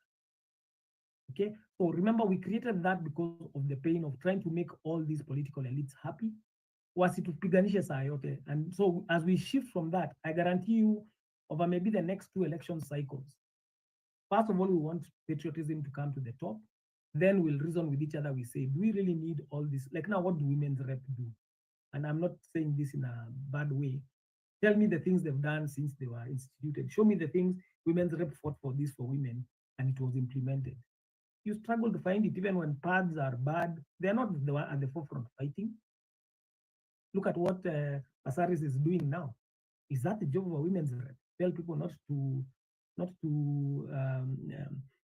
protest. You want to pass a bill for anti-protest. So I agree with you. There's overrepresentation, and there's, you know, when you are in a post and you need to make many people happy, that's why you create all these fake representatives and stuff. That is ridiculous. But let's say we'll fix that mess after we get Kenyans to be mobilized and educated from the patriotic dimension and moving together in that space. Then it's easy to reason with them and tell them, surely, fellow Kenyans, do we need to be 47 counties when we remove the fear of when this person comes in, they will mistreat us? That was the whole goal of Majimbo and loads of counties. When we shift the thing to where we have demanded leaders who are thinking of Kenya first, they have their job descriptions, then it will allow us to start lightening on the fake jobs. In fact, we will. One is sorry to interject last time. As you learned in 2 minutes, I know you are supporting Kivuta Kibwana, although he has not declared his candidature to run for presidency. So what's your take on that? Can you give us at least 3 or 4 reasons why you support someone like Kivuta Kibwana, who's also been a representative for long, and as also a politician? Why would I vote for him as opposed to Maraga? Send me his candidature. In fact, I'll tell you why he's the best, and even Maraga can't come near him. I don't know, even with the rocket, he can't come near him. Kibuda has a proven track record. First term, he had MCAs who were absolutely corrupt. They went in to eat money. They were determined to eat money. They landed in the best position possible. He shut them down. He refused to be compromised because he's a man of faith, in the sense that his integrity, he has some values that he lives by, not by mdomo, not by crying in churches and then be murdering people. They tried to actually impeach him. You remember those incidents? There was even gunshots. That's how hard corruption fights back. But he beat it. He beat corruption. He shifted to public participation to circumvent the MCAs. He went to Mama's groups on the ground, those kind of, listen to his testimonial or follow it up. Makueni became the benchmark county in Kenya, even to date, of how a county should operate. Because now, when he couldn't run after the second term, it was Mutula's son who took over. I believe he's the one who's the governor at the moment. So by track record, he showed integrity that he's not willing to compromise with corruption in any shape or form. He whipped his country. And remember, a leadership position is a leadership position. You are signing stuff. You are responsible for things happening in your county. Opening things that took advantage of all the mango, instead of the mangoes going to waste. Opening juice factories, industrials in that county. He delivered, even with opposition. The second term now, even I don't even need to discuss because of how dreamy it was. Because all the people fired all the MCAs short one who did not oppose Kibudha. And the next term was like a breeze. Because now he was working with people ready to deliver work to Makueni. Go look at the Makueni website and compare it to your county's website, if you can. Okay, go check out, the website is online. Compare Makueni's website with other counties. So when it comes to comparison, there is no comparison at the moment. And even he's too humble to run for the position. If he refused to run completely, I could give Maraga, I have no problem. Okay, but between Maraga and Omtata, again, I have my reasons why I would give Omtata first. And before an Omtata Maraga ticket, if Kibudha completely refuses to run, because we are going to push him there. We'll get him there. But the point is, that's the reason. Then not only did he show himself to be a person of integrity, not open to being, to engaging in bribery. That's why recently when you saw him sitting somewhere, like crouched, Kenyans were asking him, kweli hukuiba kakitu ukitoka huko? He never stole anything. Recently, I think he posted his payslip on X. I don't know if you saw that. That he's paid, I think, 80K, and then by the time it's cut out, he gets like 60K. Okay? Somebody he's not super wealthy, but we understand what money he has and what he doesn't have.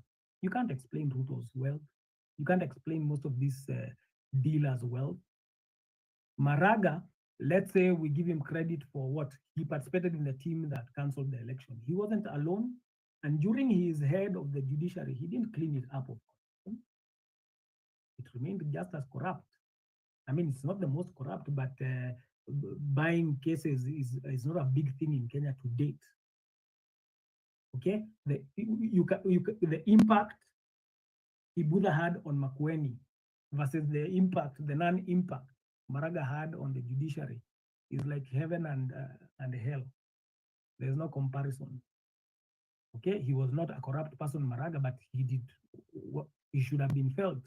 Which judge was ever indicted for corruption while he was there? Okay, so he did not attack, but doing nothing sometimes is called being complicit by silence. If you don't pull it apart, unfortunately, remember there was a CJ, Mutunga, was it Mutunga? Yes, when he was being interviewed. Do you remember how he stunned Kenyans? When he was asked, why do you have an earring? We don't want our CJ to wear an earring. Do you know what he said, which was strange, but still showed he had some integrity? He said, if you cannot be led by a person with an earring, then I'm not the person for this job. That's why he was hired. He stood for something, even if it was not something people, I mean, they could figure out it's irrelevant, whether he has it or not, who cares? Is he passing judicious? Yeah, land in a minute. Okay, thank you. So anyway, so that's my thought. So if it's Kibudha unmatched track record, I can't ask Omtata for a track record because he has never held the leader. A Senate position is to argue for how money flows. That's why he's suing the former president for money. But I'm sure he'd be a good leader. Maraga had a leadership role. He did not do anything evil, but he did not stop evil. We did not see him fighting against it. So I think that's how I would boil it down. Matiang'i, forget that. That is a lost case. That's as bad as Ruto. Thank you. Let me land on that. Thank you so much, Wallace, for that insight. Wanda, your hand is up, and then please raise up your hand so I know the next person to give the speaker. Thank you. Thank you so much. I know probably a few might agree with what the speaker that just landed has said, but I actually agree with him on quite a number of what he just alluded or presented. Because to me, we only have two candidates that can really change this country. That is Kibwana, that is and Maraga. I wish that those two people end up in the same team. Because if you look into what Kibwana did and looking into the Ukambani politics, this guy was struggling with a region, or I mean, was struggling to take care of a county or to take care of a politics in a region where we have a certain individual that is supposed to control the decision making and everything. If you look into the Kambani politics, try and analyze the politics so well, it's not so different from the politics of Nyanza region. Close, they're almost the same. Therefore, looking into how this guy was able to take care of the county, was able to manage the public funds or the resources, and looking into the person in the caliber of David Maraga, to me, I look into these two individuals as perfect persons that can take care of this country. The only difference between the two and why I would wish that they remain in the same team, but now we go with David Maraga, according to me, it's on, that is when it comes to the national policy and the imaging of a nation international wise. That when you look into those two individuals, the only difference between Kibwana and Maraga is that Maraga has an international appeal as compared to as compared to Kibwana. But if you look into their integrity, then those two people are almost the same.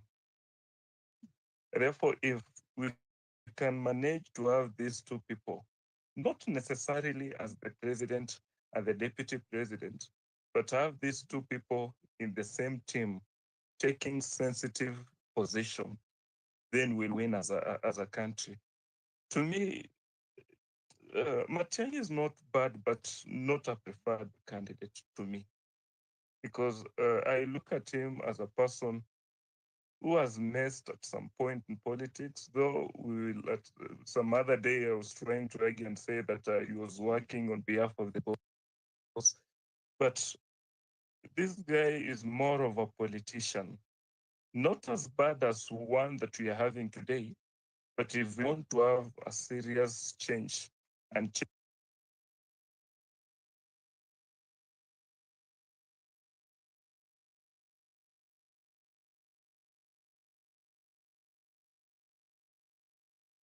Can't hear Wanda. Japonji, can you hear Wanda?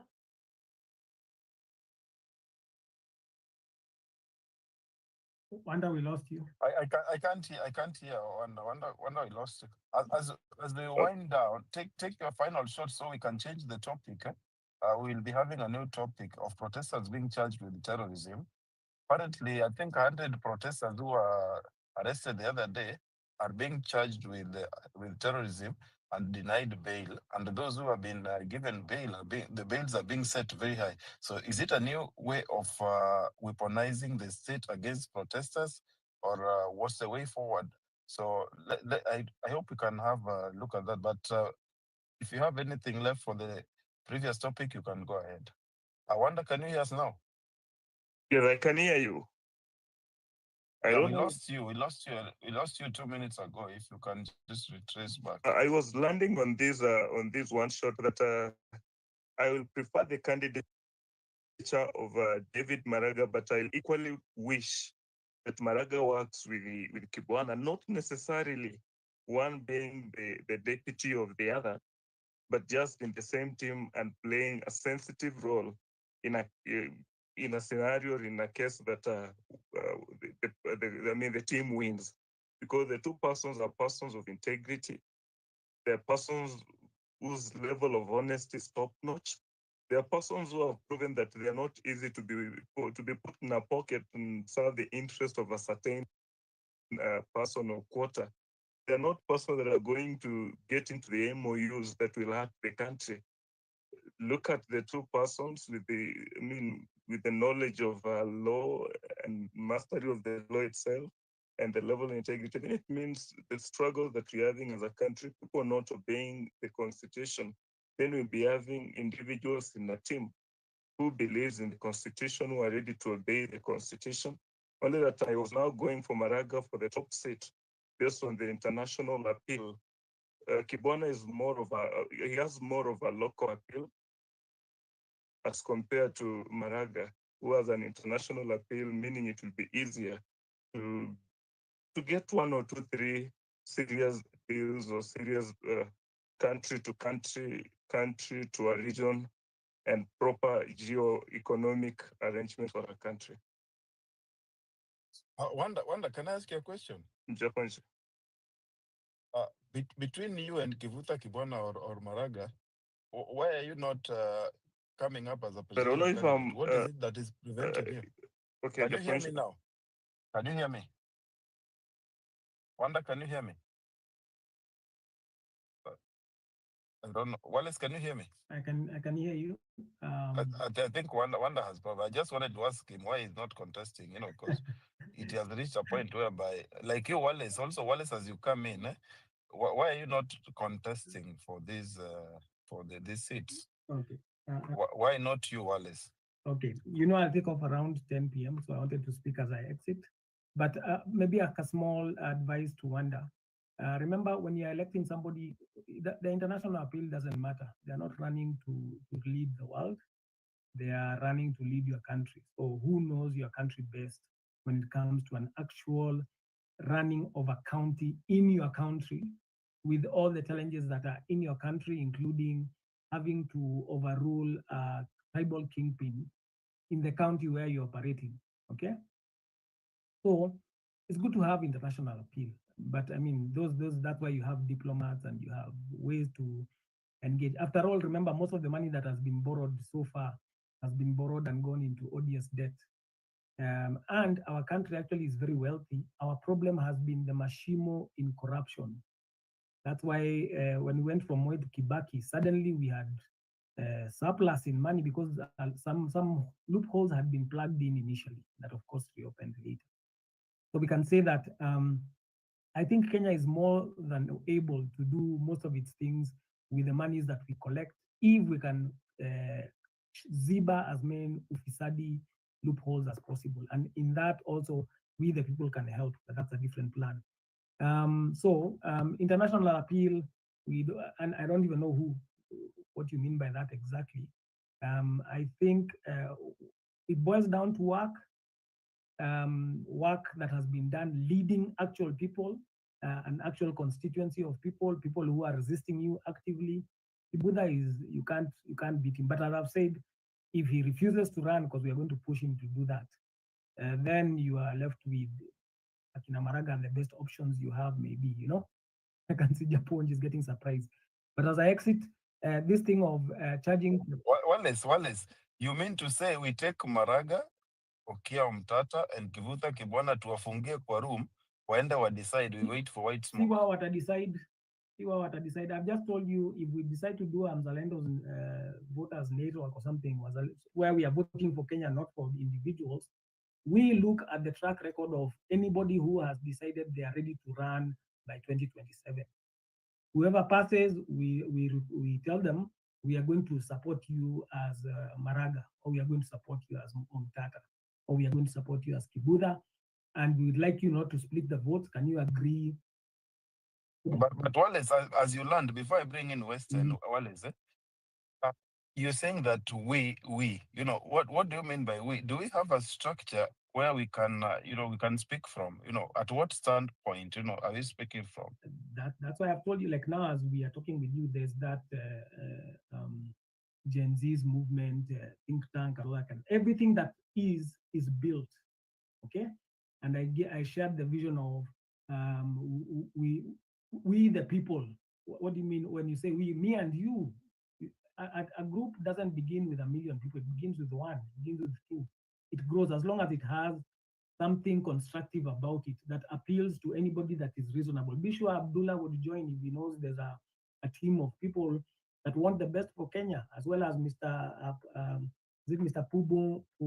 I'm trying to remember the name. Let me hover over his name. Pubungu. They'll join.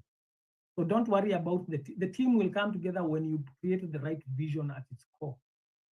And which right now we are saying we are voting for Kenya. So that when you approach somebody like that, you're not telling them we are here to support Omtata. Then they say, I don't like Mom. No, we say, do you love Kenya? Yes. Do you want what is best for Kenya? Yes. Do you want the best job descriptions for all these positions? Yes. And we work together, we identify them. Then we see who among the people who want to run for all these posts are best qualified for them. And then we, the people, can even fundraise for them. We can help them campaign so that they have they don't need money to bribe voters. And then now when they get into office, they have to steal back all the money they spent bribing voters. So that's what I mean by... Thank you. Thank you. So Thank you. guys, Thank you, Wallace. Well understood. We'll catch up next time. So, thank you. So, Wallace, yeah, good night. See you. I know you're going for another space. Okay, so as I bring in Western, we were discussing about funding politicians for their campaign, presidential campaign, or any other seat. And there were a lot of different opinions here. And then we just switched the topic to protesters being charged with terrorism. We've seen about 100 protesters, and they have been charged with terrorism and denied bond, and some bonds have been set very high. So is it the state weaponizing the police and justice system, or what's the way forward?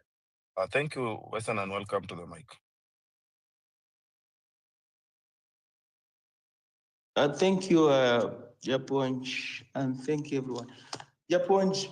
Hata kama mimi ni kuja kabla ya Western, but Western, go ahead. Wachana Japonj. This Japonj guy is Wacha Japonj, wacha justice. No. By the way, what I was saying, you probably cover that. Go ahead, Western. Go ahead, Western. Thank you. Japonj, do we care to find out some background about these politicians, really? Do we? Do we care? I don't think we do. And these are not like people who lived 60 years ago. These are people who are living at our times. If anything, just 5-10 years ago, things that are very fresh. Kivuda Kibwana is reactionary. He's a status quo person. Very much. You people find time and go and read the Hansard, those records in Parliament. Just go and read them. Go and read his views about the constitutional review process, the committee of experts report. Look for it and read his views. They're there documented. He was for a powerful presidency. He opposed devolution and the Bill of Rights. Just look for those reports. It's not hearsay, because he was Kibaki's advisor at that time when this process was taking place. He did. He's actually amongst the people who are party to. You remember that draft thing that was defeated, if you recall, that Wako draft. He was party to the people who wanted to impose on Kenya that draft, which was top heavy to retain the imperial presidency. He was lands minister, and he was also implicated in a whole host of theft as lands minister. You know how volatile the lands ministry is. He held that position. He did. So he's not a progressive person, but if you don't know him, you say, no, this is my presidential candidate. What? No. Professor Kibwana was implicated in what? In the land thing? Yes. What? Which one?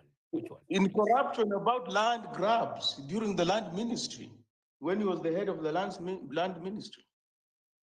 Land grabs, presiding over graft was land minister. Remember, Justice, the powers that be are very particular on who holds that ministry. Because I know for land and interior, yes, they are very particular. They know. Very particular. So don't say you are oblivious or how things happen in Kenya. They're not just going to pick you for certain ministries in Kenya, will they? They won't. And then he was against the federal system of governance. It's federal. The thing some Kenyans have been fighting for, not this devolution thing. This is watered down. Federal system is where you've got big administrative units, bigger budgets, semi-autonomous. They can enact their own issues and laws without interference from the central government. He opposed it for a unitary state. He did. And unitary state is about an imperial president.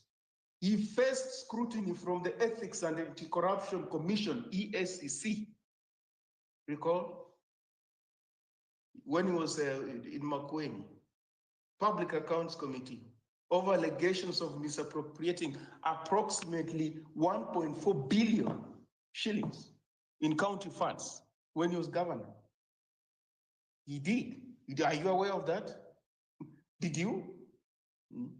Appointment of his brother Patrick Kibwana as county health chief officer. No. I think on this one, I really want to have. That was nepotism. No. So, I'm not trying to cut you, but I really want to have Kibwana come and answer this because. Well, I've never asked him these things. I did. No, we will ask him. Our team. Yeah. Justice. 1 second. I did. 1 second, Justice, 1 second. Justice, these are public records. There's also public record that Kibwana awarded 4 million tender to his wife, Nazi Kivutha, for family planning and youth empowerment. I'm just saying, these are public records. You can Google it. Thank you. No. What I'm trying to say on a fair space, and for you, Japan, you're building this together, Western together, and of course, Mujadala. What I'm saying is that the kind of things that is raising now, we can have. I can talk to Kibwana now.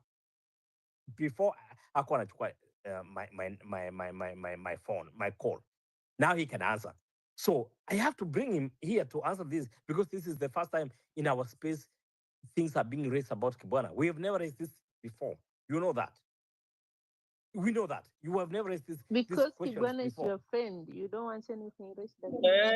Justice. I want Justice, let Western finish. Justice. As far as I'm concerned, you continue, but you continue. But as far as I'm concerned, he's not. So he has not declared his candidature, but I'm just saying for those who are enthusiastic about him, whether they know what is in the public domain, it's not secret.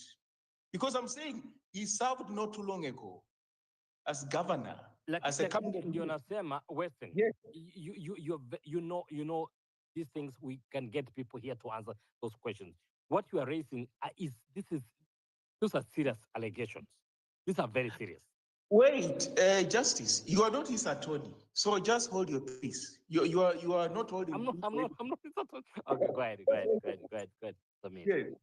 These are public figures, and what they have done is their public domain. So it's not like the private things they were doing in their homes. Who would know those things?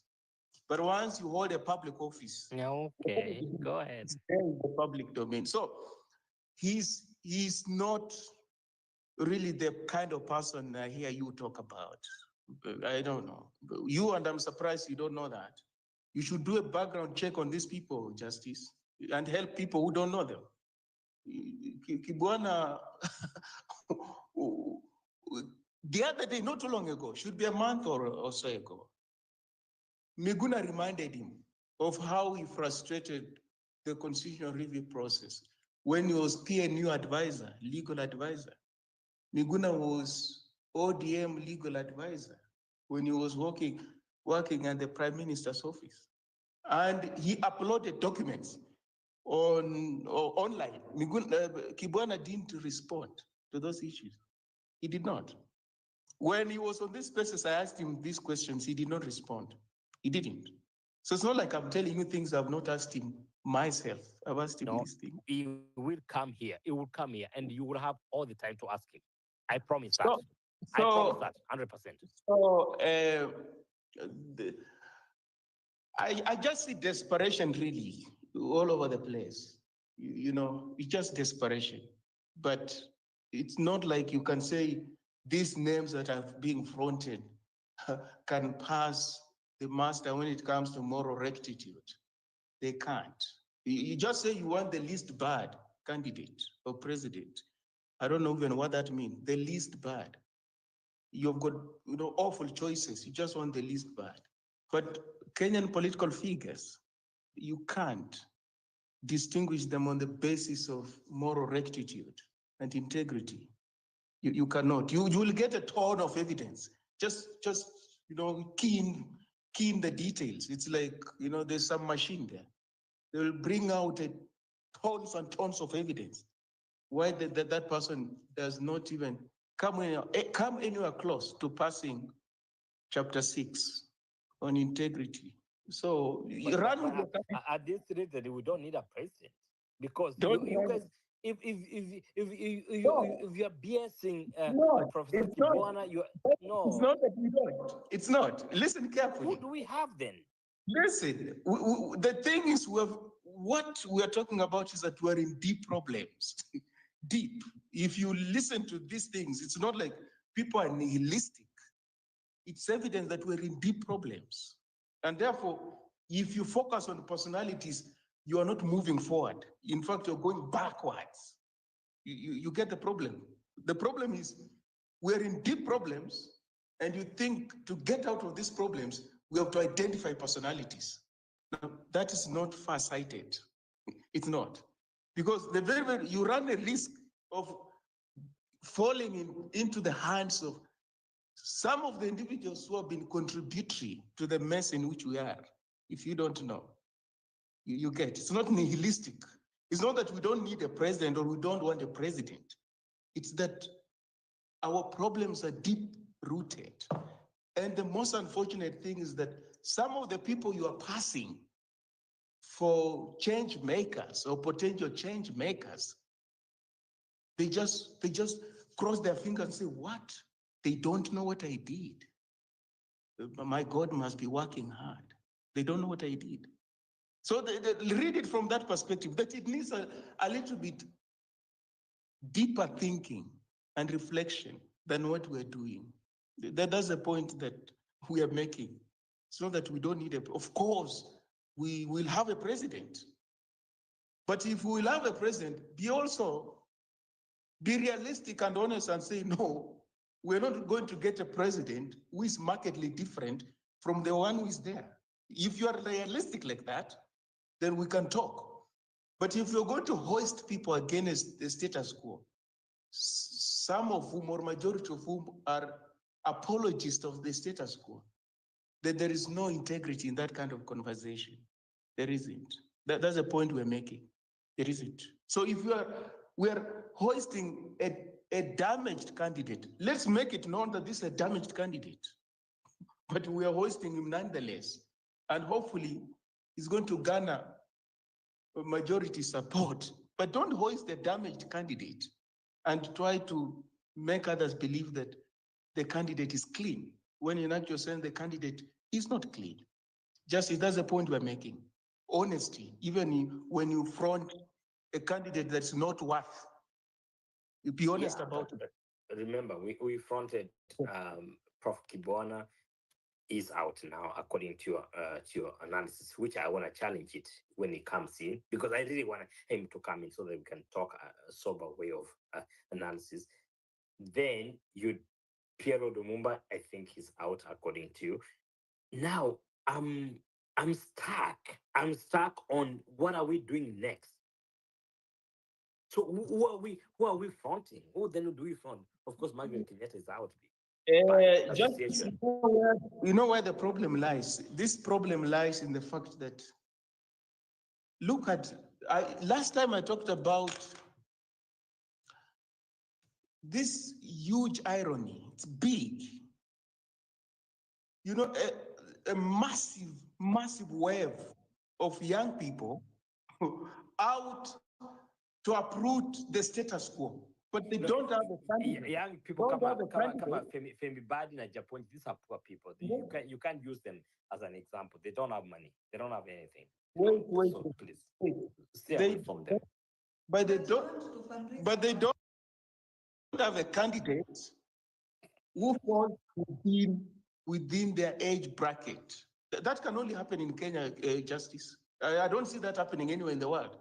It can only happen in Kenya. And therefore, that's indicative of the crisis I'm talking about here. Before even you start defending Kibwana or Maraga, can you just ask yourself why? Why people would have numbers and not have one of their own to front for president? Isn't that a crisis of leadership? It is. Because I said the other day, if you go to Uganda, young people are not putting their lives on the line because of somebody who's as old as Museveni. They're putting their lives on the line for someone who's within their age bracket, Bobby Wine. That's what they are doing. That's the person they want to be president of Uganda, not some old person who they're trying to sanitize. If you go to South Africa, young people are not on the streets in universities campaigning for an old politician. They campaign for fellow young people. That's the point I'm making. Malema is younger than me. I called him the other day and I told him, brother, you're younger than me. What can we do? Malema is arrogant as you can ever get. Malema is, by the way, is younger than me by far. But continue. So, Justice, why would you want to fundraise for Maraga? Who is, when he was in the studio, he's talking about pension. How can you want to fundraise for someone like that? And when you listen to him, he tells you, oh, there are people who pushed him to become president. It's like it's never crossed his mind that he could be president of Kenya one day. People visited him and told him, look here, you can be president. And so let me think about it. I want him to be president. Like, we're doing badly, Justice. As a We're doing country. badly. Yeah. Yeah, we're doing badly. Because, I mean, fundraise for yourself. Fundraise for yourself. But then I'm saying, they won't give me money. They won't give me money because I was arrested once. I was arrested once outside my house. That's the only thing that they keep fighting against me. Ask Leol and Nambia, I can't do it because somebody called the police outside my house, my freaking house. So Justice the answer is maneno that ya familia usilete huko. we're doing real thing because I want Western to really get into this because the language you guys are using today, Western for the first time in our spaces. I'm a letter history Professor Kibwana. No, I never thought Kibwana. No. I never thought Kibwana would be a subject in our space. So for me, this is big for me because I will have to call Kibwana to come in and answer. Why? Because I think honestly speaking, Western is a good scholar, fair, but I think today is unfair to Kibwana. Honestly speaking, I don't have to. You guys, we have to Okay, wait to have a. Justice, let's give Western the chance to finish and then But on this one, I think we have to have. No, we have to talk. You guys are scholars together. You do the same. Justice. Please, just allow Western to learn so we can have other speakers, please. Thank you. Thanks, their point. Justice, you're not going to move Kenya forward if you come up with the holy cows. You shouldn't have any holy cow. You shouldn't. If you have a holy cow, you're unfair on somebody who is not currently not holding a public office. You're being unfair. Justice, I'm packing that. I'm not gonna go forward with it. I leave it at that because just please sit that out until we talk. There is we are not going to have a conversation. I can see you've got your holy cow and you want this holy cow to remain sacred. So I will grant that to you so that you continue worshiping your holy cow. I'm not going to desecrate it further, if at all I have by now. But what I'm just saying is that never ever should you approach politics like a cult. It's not a cult. I'm going to support you on these things, not because I like the way you are dancing or you're singing. But if I have evidence that you don't measure up to these things, I withdraw my support. That's how politics operates. I am going to withdraw my support. But on a serious note, Professor Kibwana, I think you're being unfair to Kibwana. I'll keep saying that until he comes to defend. I'm not here to speak for himself, but he has to come and speak. I'm not talking about you particularly, but what I'm saying is that we shouldn't be infatuated by politicians and public figures. If we have got emotions, let's preserve those emotions for worthy things. Not investing emotions in flawed human characters. That's not going to help you or me or anybody. It doesn't. After all, we want things to be done. It's not like we want to exchange love letters. That's not what we engage, why we engage in politics. We don't want to exchange. Kibwana is a liberal scholar like us, so I don't agree with you today. For the first time, by the way, I don't agree with you about Kibwana is a liberal. It's really out here for us, fighting with us. I don't know why. I don't know why. I don't know. I know why you are against him. I don't even understand. I'm not against Kibwana. I don't know him, Justice. I don't know him. I've never run against any office against him. So I don't know him at a personal level. He's a public figure, as I said. And I said, what public figures do is there in the open for all to see. They don't carry files back home. They don't erase records. The records are there. I said Hansard, go and read the Hansard. Go to the... I'm going back.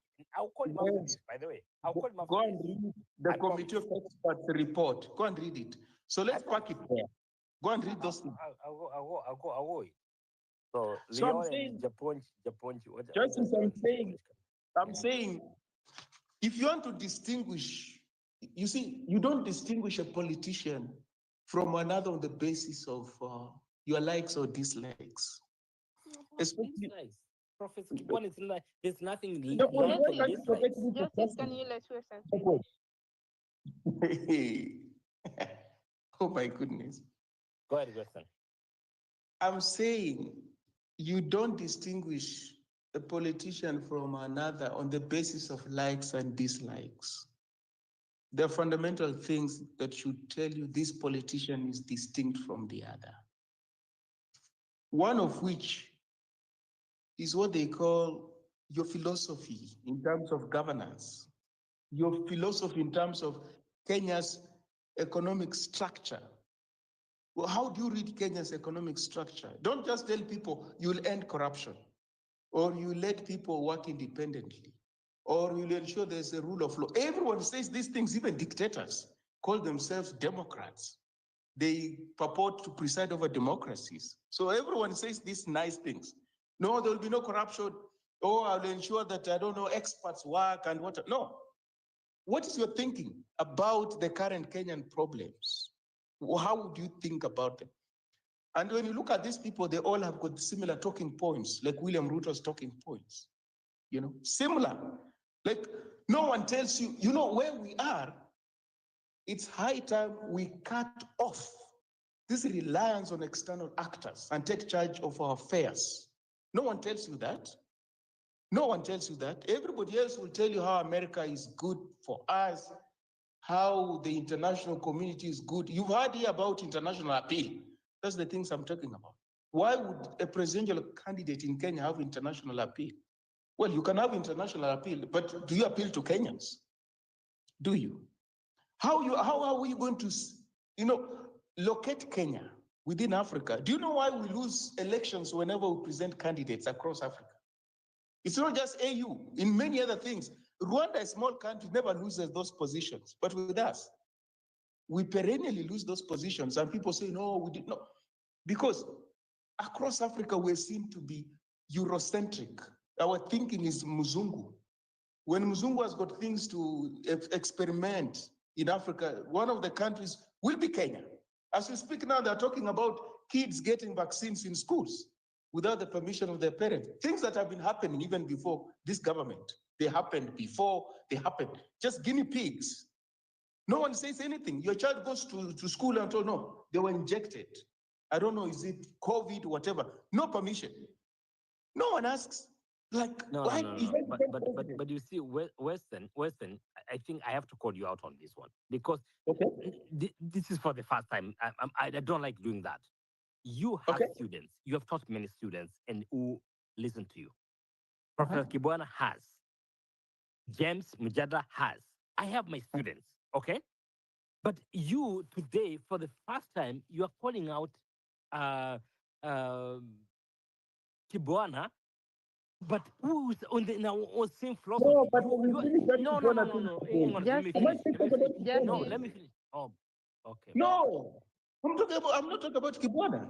Like, yeah, but you just, but we this is yes, it's it the same doesn't philosophy like us. it doesn't mean that just because they are in the same profession, you can't call your favorite. No philosophy. No, I don't care about profession because I have other people who are stupid. No, we have teachers who are stupid.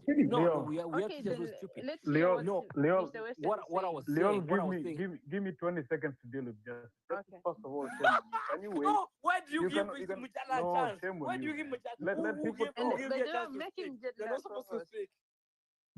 Shame on you, Justice. First of all, just because Western I'm not defending anybody, but doesn't mean you cannot call him out. Wacha wewe unafanya hii story hata wewe Justice soft spot yako for Kibwana inafanya bana, utaki mtu aongee bana, it's the truth. Mimi nyamaza. Najua Mjadala akikuja hapa, Mjadala and of course Western. These are my seniors, so I have to. Sasa nimenyamazishwa. Tulia. Western, you have 1 minute bana. Maliza tuendelee na story. Tashinda hapa.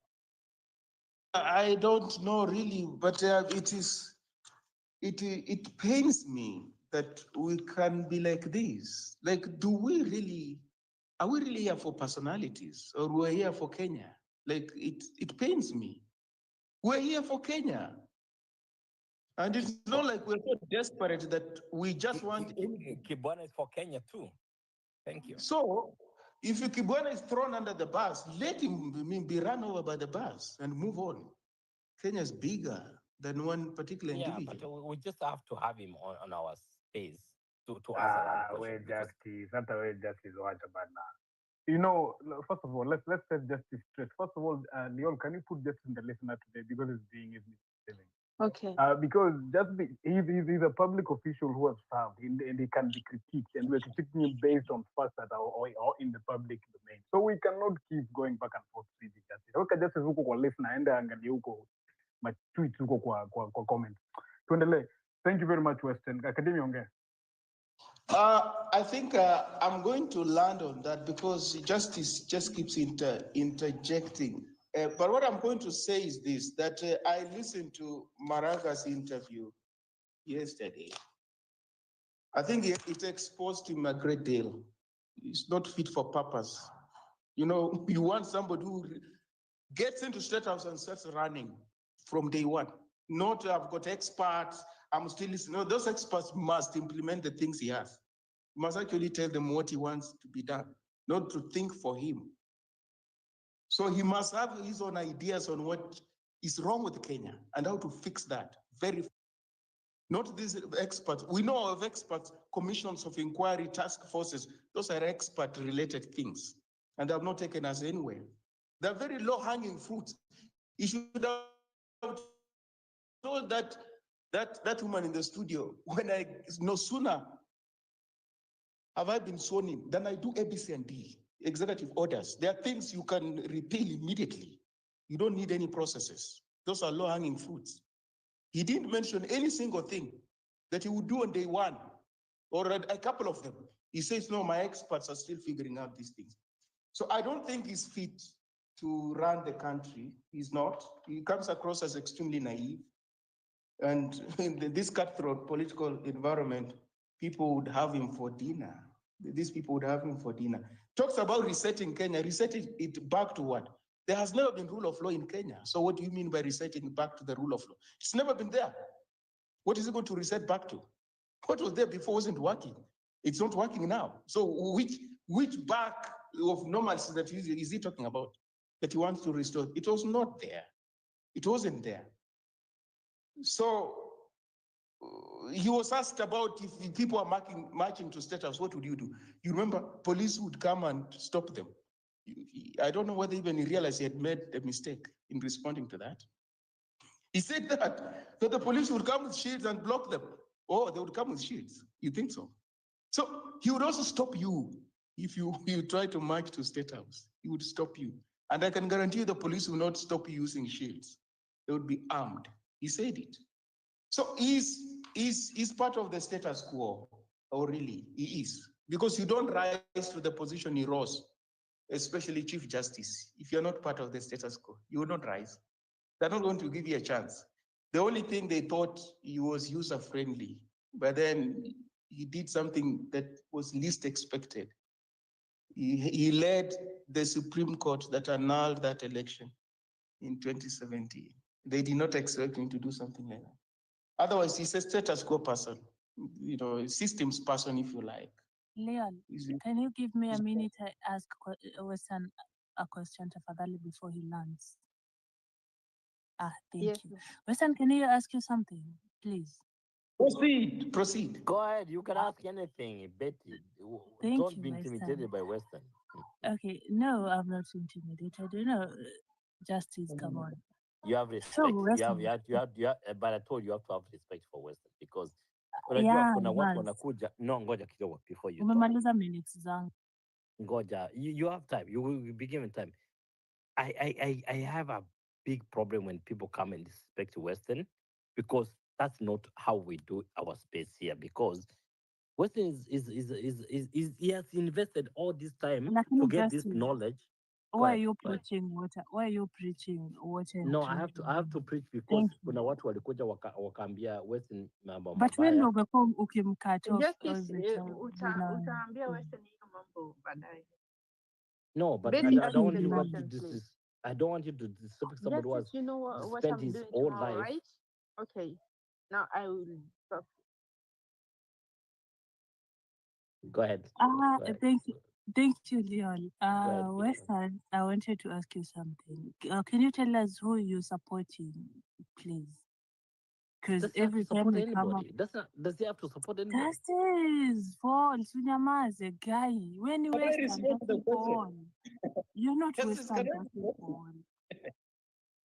Justice, can I respond to the question? Please do, Western. My answer, for some reason, has been answered by Justice. I don't have to support someone by now. I don't.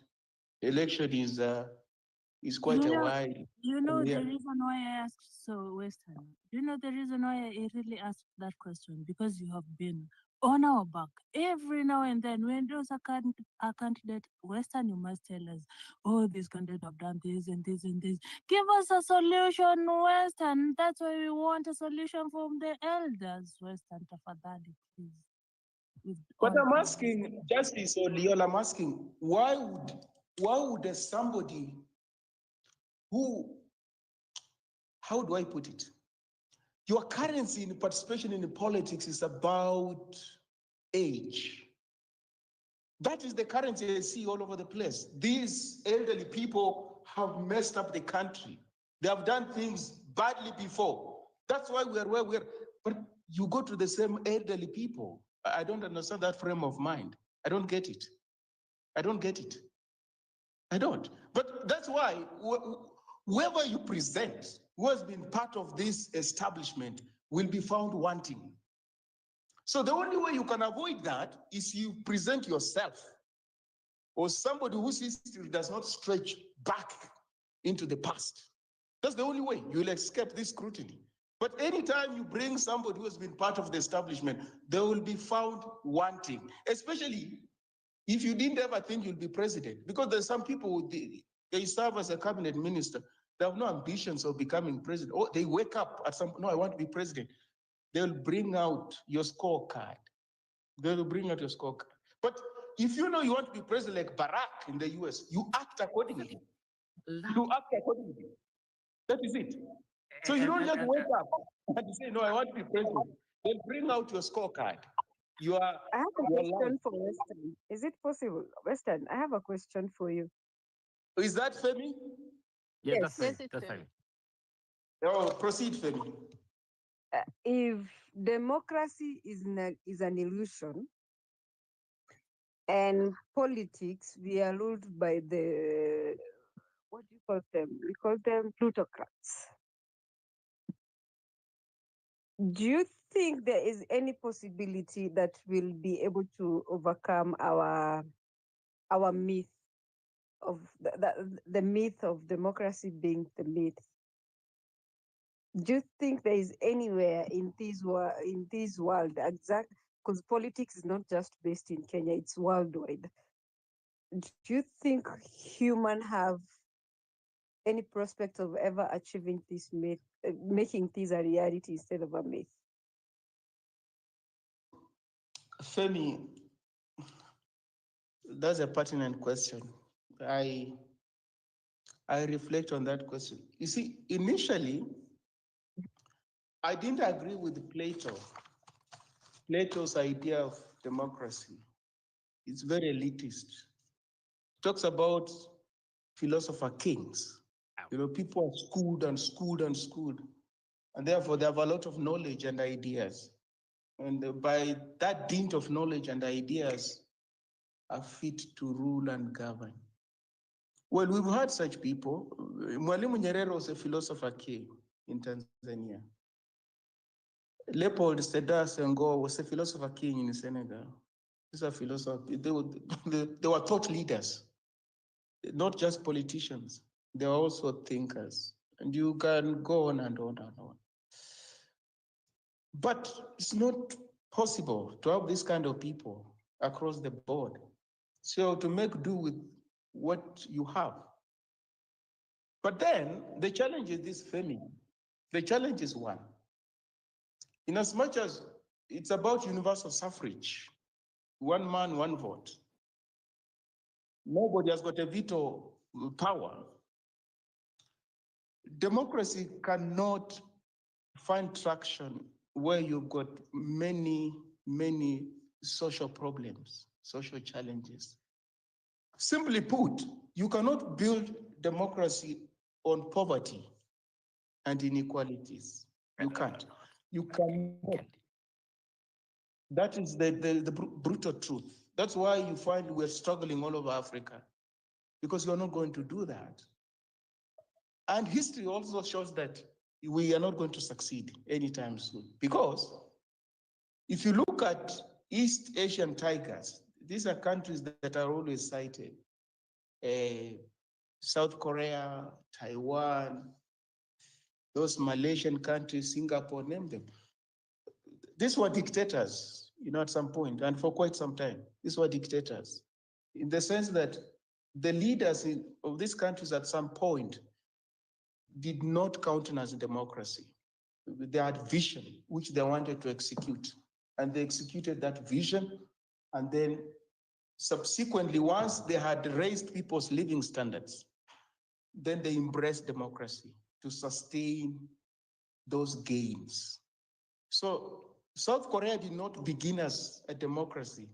It started as a dictatorship. Taiwan did not begin as a democracy.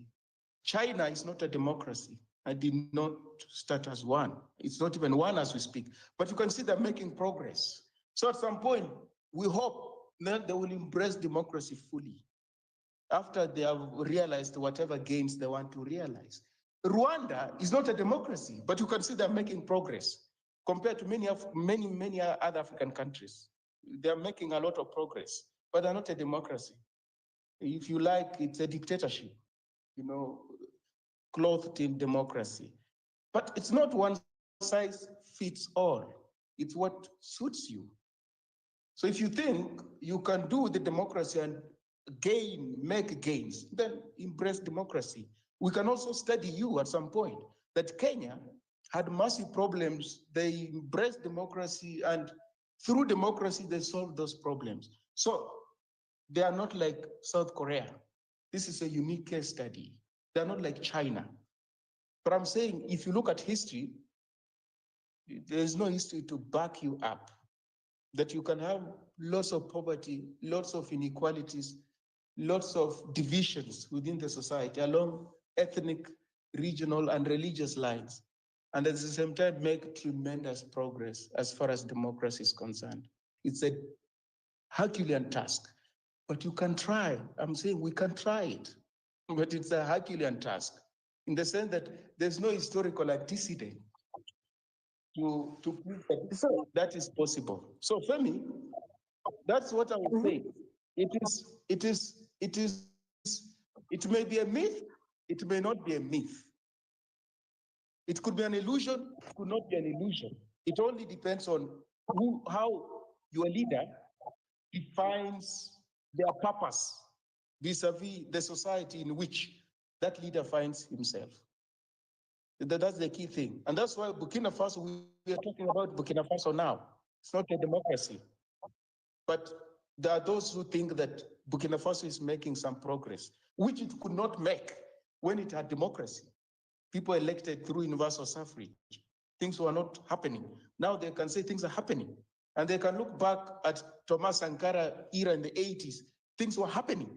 But Thomas Sankara was a military man, was not democratically elected. But they'll say they made a lot of progress. Within the 3 or so years he was in power. So it's what suits you. That would be my response, Femi. Thank you. So another one, Femi, allow me. Let me just No. Allow me for the sake of others also to move on because Western has been speaking really for the last 45 minutes. Mjadala. Yeah. The reason why I asked is because Western quoted the Molo Code. So the reason why I wanted to ask this question to him is in concern with the morals that he has raised of the leaders that we are selecting. The reason why I asked that question is bringing me to my last question. Allow me to ask the last one. I will not. Just sit on it and you'll ask it when you come next time. Because honestly, let's give It another chance will to lose talk the about. consistency of the question. It will No. lose the consistency. Well, then I'm sorry. Let's give others an opportunity as well. Thank you very much. Right now, I'd like to give Academia, please. Sorry, Mjadala. Anthony, can we give Anthony 2 minutes? He wants to talk about something. Yeah, Anthony and then Academia. All right, as the host says, Anthony. Thank you. Allow me spend the 2 minutes. I came in because I saw the topic, protesters being charged with terrorism, and I wanted to give an update on that. So we have a working group that has come up with a pay bill. We are working with the legal representatives of the protesters, who is Honorable Gasheri. She's a women rep for Kirinyaga, and she's also a lawyer. We've come up with a pay bill that goes direct to her law firm. It's going to be accounted for because we have 2 members of LSK in this committee. And someone will be giving daily updates of how much we've raised. I believe I can give you the numbers right now. So the pay bill is right there on your, I forgot what this thing, I think it was called a what, Upper June. Nani, Mjadala will tell you. Yes, the Jumbotron, that's the pay bill. So far we've raised, we've set it up at 9, we've raised close to 131,000 on that pay bill. So for anyone who wants to contribute, that's the pay bill you can use. And we anticipate to raise around 10 million shillings, which will cover for all people who have the various charges from terrorism to robbery with violence. And we've also come up with a criteria of separating those who are actually caught stealing and those who are just in the wrong place at the wrong time. Like people who are picked from their houses, others were picked from our tattoo, others were just going home. So we've come up with that criteria using the lawyers in this team. Thank you. So what's the direction, Anthony? You're saying that anybody who has kitu ya kuchanga tume pale, ndio? Did you hear me? Yeah, they can send it to that pay bill. Okay. Yes, I'll not stay long because I've just I've traveled for like 2.5 hours, then I was somewhere with Ayo, so I just want to go to sleep. But I love whatever you are discussing. Good, thank you very much. Na hiyo pay bill number ameweka hapo juu kule ama sioni? Umeshaweka Leon? Mjadala sikusikii poa. Can you check? Yes, ameweka. It's there. Yeah. It's under the post for Okay, Nyamisa very one good. people. Nyamisa Anyang something. All right, thank you very much. Then let's carry on then. Academia mambo. Poa sana. Habari yenu? Tuko sawa. Karibu. Actually, nilikuwa nataka kujibu Justice. Kuna kitu Justice alikuwa naongea hapo. But anyway, let me just, I think it's there. I think we talked about that yesterday about the age that what Western was talking about. For now, I think people have decided that there is no Gen Z in that bracket that would vie for presidency in 2027. And they have not also settled on one specific candidate because there are people who are pro Maraga, there are people who are pro Matiang'i. And then that means another candidate. So that means they have not come out in solidarity to rally behind one candidate. So until we reach a point where they have only one candidate, then we can now talk from there. Another thing is that these candidates, you cannot ask somebody who they are supporting because our work is to look at the characters of people who have shown the interest in presidency 2027. So when you bring somebody, and for me, I will tell you the reason why I'm opposed to that. So don't blame me for telling you the reason why I'm opposed to that. I'm simply stating facts about somebody. Remember, my senior Professor Kibutha Kibwana was on the list of Chief Justice. I also asked him about his stand on BBI because he was initially, he supported the BBI and he called on MCS to support the BBI. So he was part of BBI team. Immediately, the High Court decision is the same person who lauded the High Court decision in validating the BBI. To me, that is what we call opportunistic flip-flopping or hypocrisy. In 2022, he publicly decampaigned President Ruto. And immediately, Ruto was sworn in. He was among the first people who went to State House. I don't know what he was doing there. And he supported Ruto. Within less than a year, he then decamped from supporting Ruto. He is again opposed to Ruto. So I think that is somebody full of contradictions you cannot trust. And I did ask him those things. I think we were with Western Tide. I'm the one who asked him first. He did not answer those things. So to tell us that you will bring Kibutha Kibwana to answer, he will not answer them, or he will choose to answer the way he wants, but that would not water down the truth about him, because you don't expect him to accept. He never accepted in any forum, and that, remember, he was part of which he came from a well-established activist as a lawyer and all that. So when he supported Kibaki as I think he was one of the chief advisors on legal issues, he was accused, and in the history, that he delayed the process of constitution, and he was one of the people who did not want, who interfered with the original copy of the constitution. And I also questioned him on that. He accepted that there was a problem with that, but he never answered me the way I wanted, because I wanted him to take responsibility. He avoided. He blamed other group. No, he cannot run away from that. So from 202 to 205 to 207. So we had to shed blood for us to come up with 2010. And there were people who were judged for that. So I will never forgive you for that. We can forgive you, but we cannot forget. So those are things.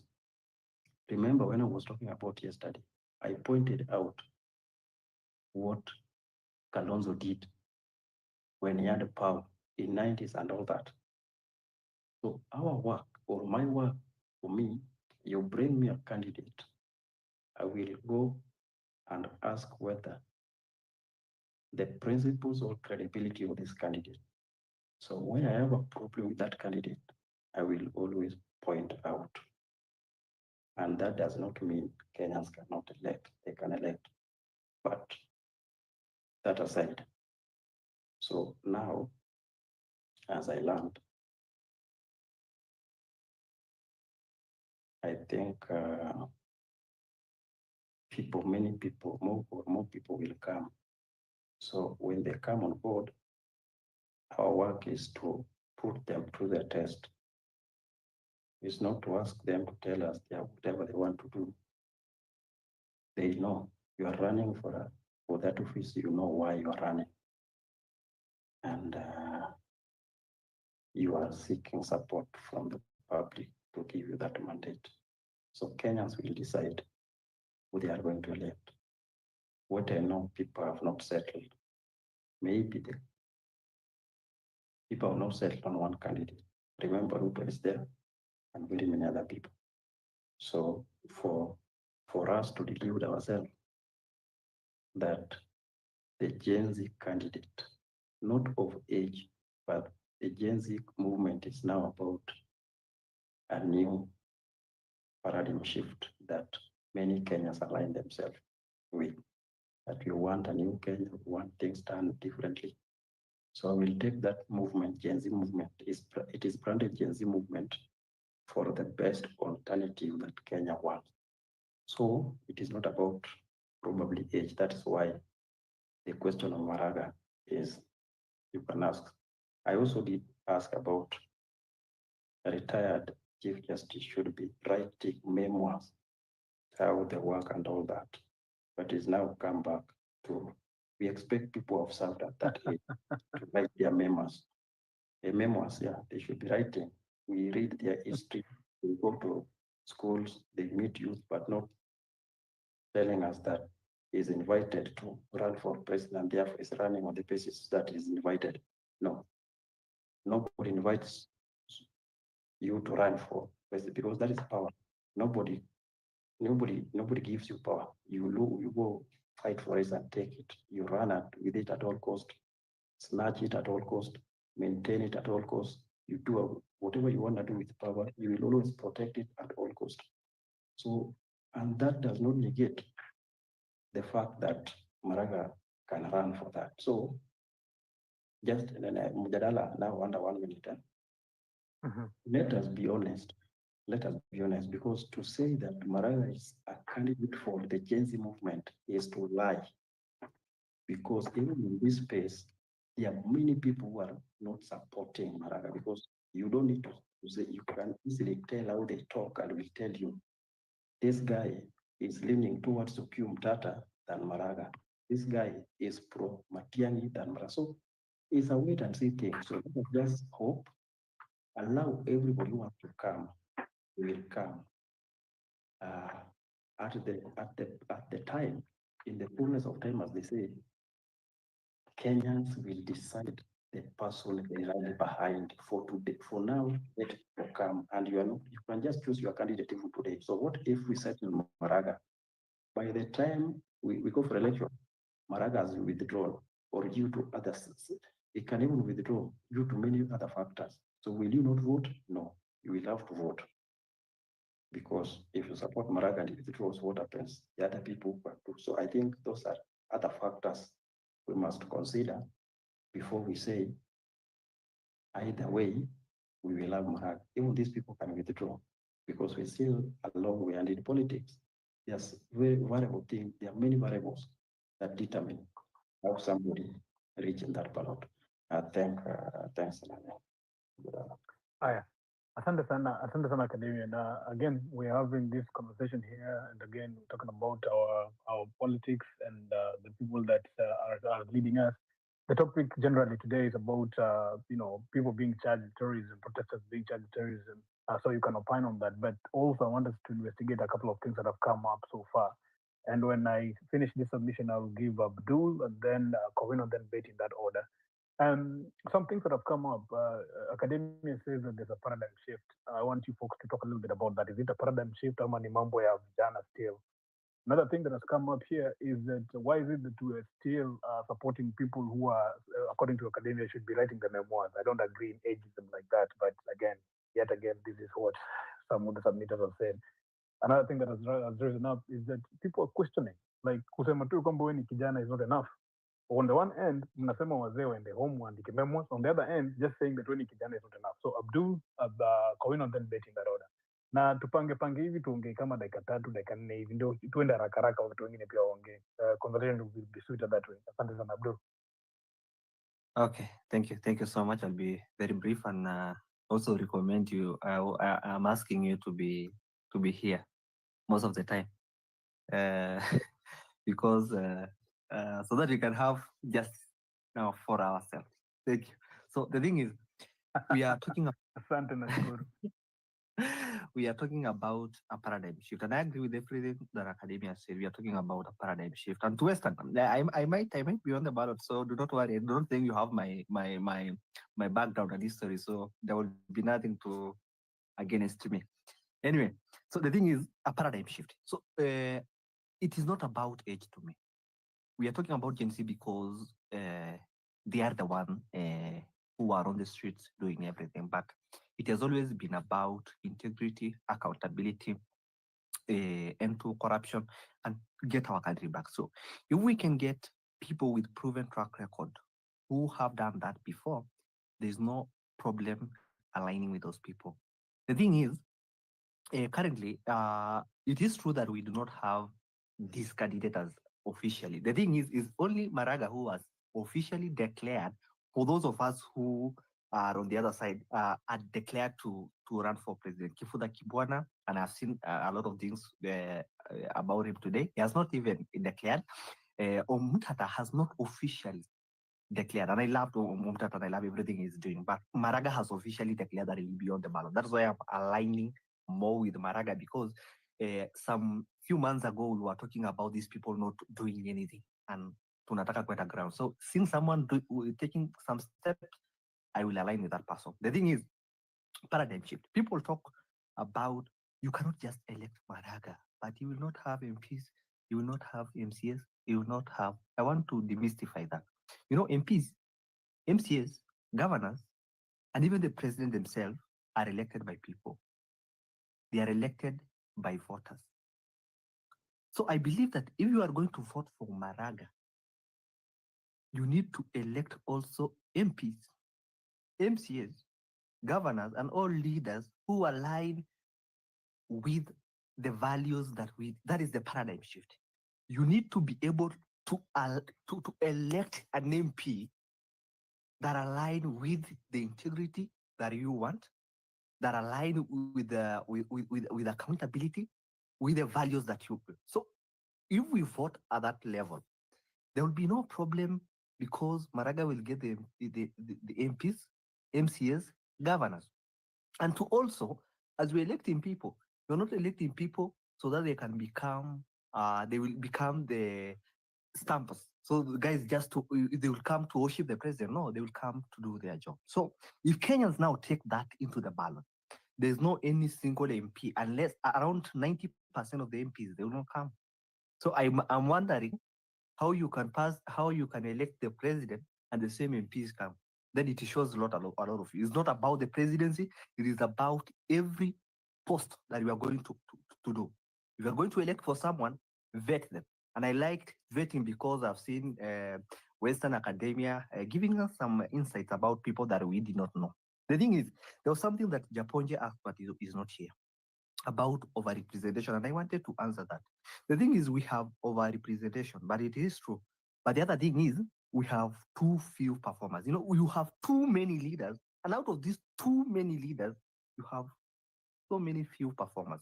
So as we go to the ballot, let us elect leaders with integrity and accountability. And this is not, I will repeat that this is not the presidents alone. Give us the MPs, give us the MCs, and give us every other elective position so that these people can come there knowing they do not elect Sudi, someone that says he does not go to parliament. Please elect people who know their job.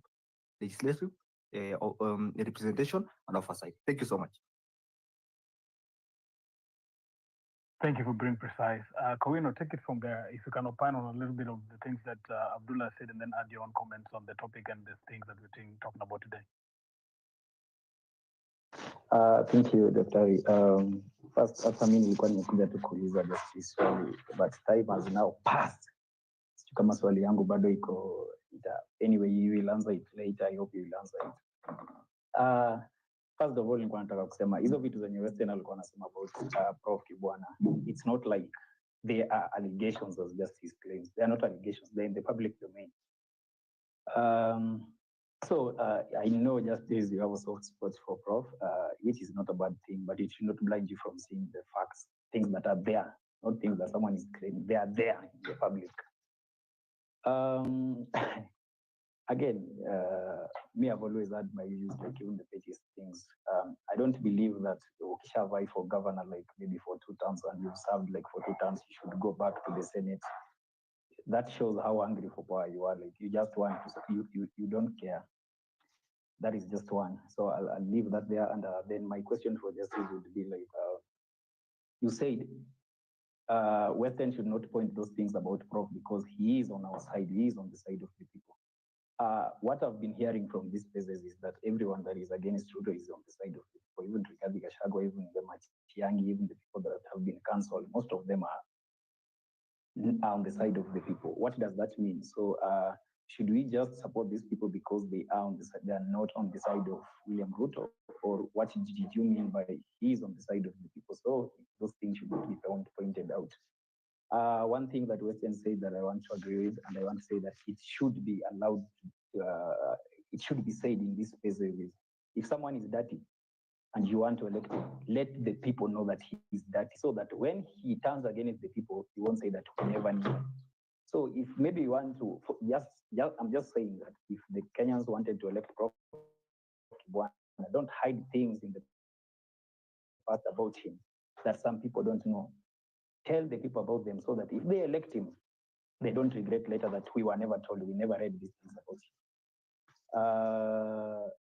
Lastly, as I learned, I just want to comment on what Abdullah said. Yeah, very good point about people who are going to vote Maraga in should vote maybe MPs that of degree and all that. Don't elect Oscar Sudis. But I can tell you, people like Sudi will be re-elected. As painful as it is, they don't campaign on Twitter, they campaign on the ground, and the people on the ground love those petty things that those people do. Those kuita watu kuwanulia unga and all that, that is the unfortunate truth of events in the ground. Again, you can campaign for Maraga, but after campaigning for Maraga, don't just say that watu waende wavotie MPs when you want to align na Maraga. I can be an evil person, but I'm aligning my thoughts with Maraga because I think Maraga is going to be a president. So I know that if I campaign with this guy's portrait, I'll make it to the parliament. Then what next? So we should think about that. Thank you.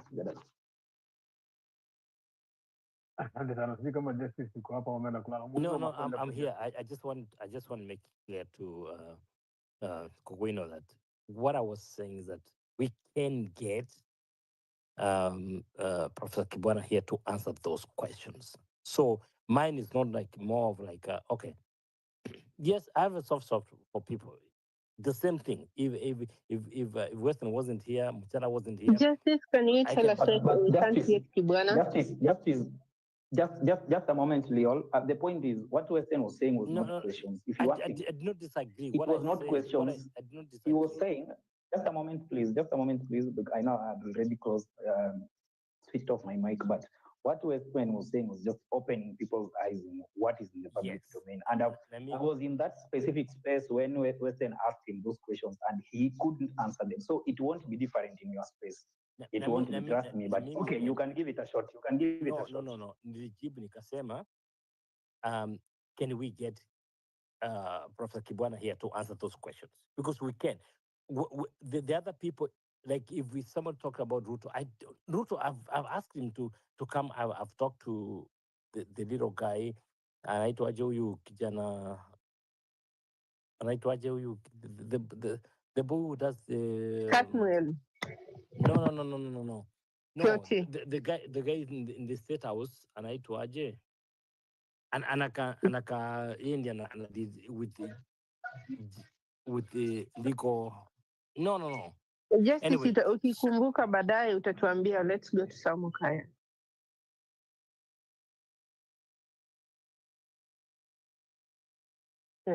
Leo kuna ukali. I know. Hata mimi nimeshtuka. The same way umeshtuka, Mcharla. I'm like, really, I can't talk today. So anyway, let me say this. So the point I was making, and I'm not even happy now that the way Leo is trying to cut me off. So what I was saying, Kowino, is that yes, I'm not cutting Western at all. The point I was making is that can we get Professor Kibwana here to answer those questions? And then it would be a very robust conversation. Mjala is here, can moderate and everything, but tumuulize maswali atujibu. That's the point I was making. But I'm not defending Kibwana at all. Do I think those questions were called for? I think so. It's my own way of because I know Kibwana and I know you the guy who just got his doctorate recently, anaitwaje?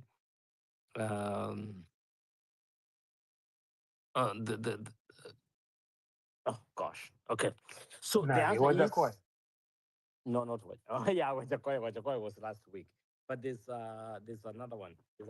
Okay. Who's yeah. So my answer to you, please, Kowino, is that I am not against it, but the people we can have access to, we can bring them over.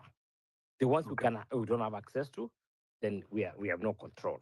So I'll leave it at that. And Mjadala continues with it. Asante sana. Betty, tuendelee na mjadala, alafu tunampatia Sam after Betty. Betty, please. Unajua Justice for all natukitisha Renzo utamleta hapa hivi Justice for all. It was an If they agree to come, but my moderator would be Mujadala.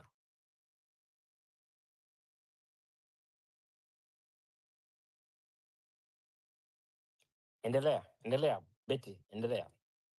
Oh, can you give someone else a minute to? Sawa, Sam endelea. No, the person I was talking to is Kigame. Kigame can come here anytime and defend himself. Robert Kigame. We can bring Kigame here. We can bring Martha Karua. We can bring all these other guys. But the people we don't have to, you can talk about them. But Kigame can come here and talk to us. Thank you. Sawa, Sam endelea. Thank you, Justice. Thank you, Leol and Gedala and everyone else. I think I picked the mic because I heard Western talk about vaccines and they said that vaccines are being tried on our children. And I will kindly wish to correct that. By the time a vaccine is administered as the final product, it takes years and years to come up with the vaccine. Trials are done, preclinical trials, clinical trials. By the time people do efficacy testing, it takes a lot of time, and there are a lot of regulations in between so that the safety and immunity and the side effects are some things that are taken into consideration. So it's not that someone can wake up in the morning and decide to make a vaccine and administer it on children. It's a well-regulated process. It is just unfortunate that sometimes pronouncements come from politicians that let us vaccinate our children, and we attach that to politics. For example, in our country, there are doctors who keep collecting data, how many people have been affected by typhoid, for example, because that is what is currently being the case. What are the resistance levels, and what can be done? So there is public data that is being collected every other time. And public health officials, epidemiologists are also always work on. There are professionals behind these things. And by the time a decision is made that let us do a vaccination, there is a lot of thought, there is a lot of data, and there's a lot of good science that has gone into it. So I know we have trust issues with our government. They can communicate better. They can do things in a better way so that we can trust them more. A mistake was made, for example, in the US, when the current Secretary for Health said that measles causes autism. And 3-4 months later, there was an attack of measles, and some children succumbed, and therefore the children who succumbed to that, and he had to retract that. He had to do a public apology. He had to do a public post that please take your children for measles vaccination. It is also good to trust these processes. They're not there in vain. World Health Organization actually has so many Kenyans. If you interact with them, they're very good people. They have taken their time to go through these processes, and they know what they're doing. We trust Patrick Amoth, I think that is his name. He's doing a good job. So please, I know it is a pain when it comes from a politician because we don't trust them. But these processes are well regulated. Thank you. Asante.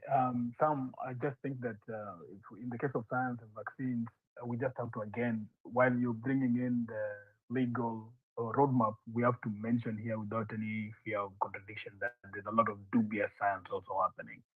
Just because there are guidelines that guide the creation and the testing of vaccines does not mean that there are no dubious things that happen with vaccine trials. There's news after news after news and data after data that can support that point that I just made.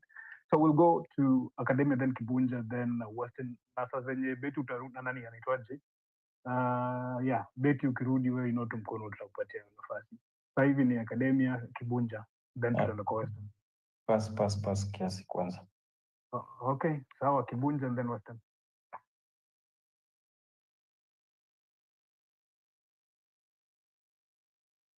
Kibunja hata umeenda kulala. Sasa ni akina nani hao? Kama mtaki kuongea. Sema wewe. Mjadala Mali has spoken. Sana. Ati Mali amefanya? Ngoja kidogo. Hajaongea. Niko poa. She hasn't spoken. Sawa, nitampatia baada ya Kibunja.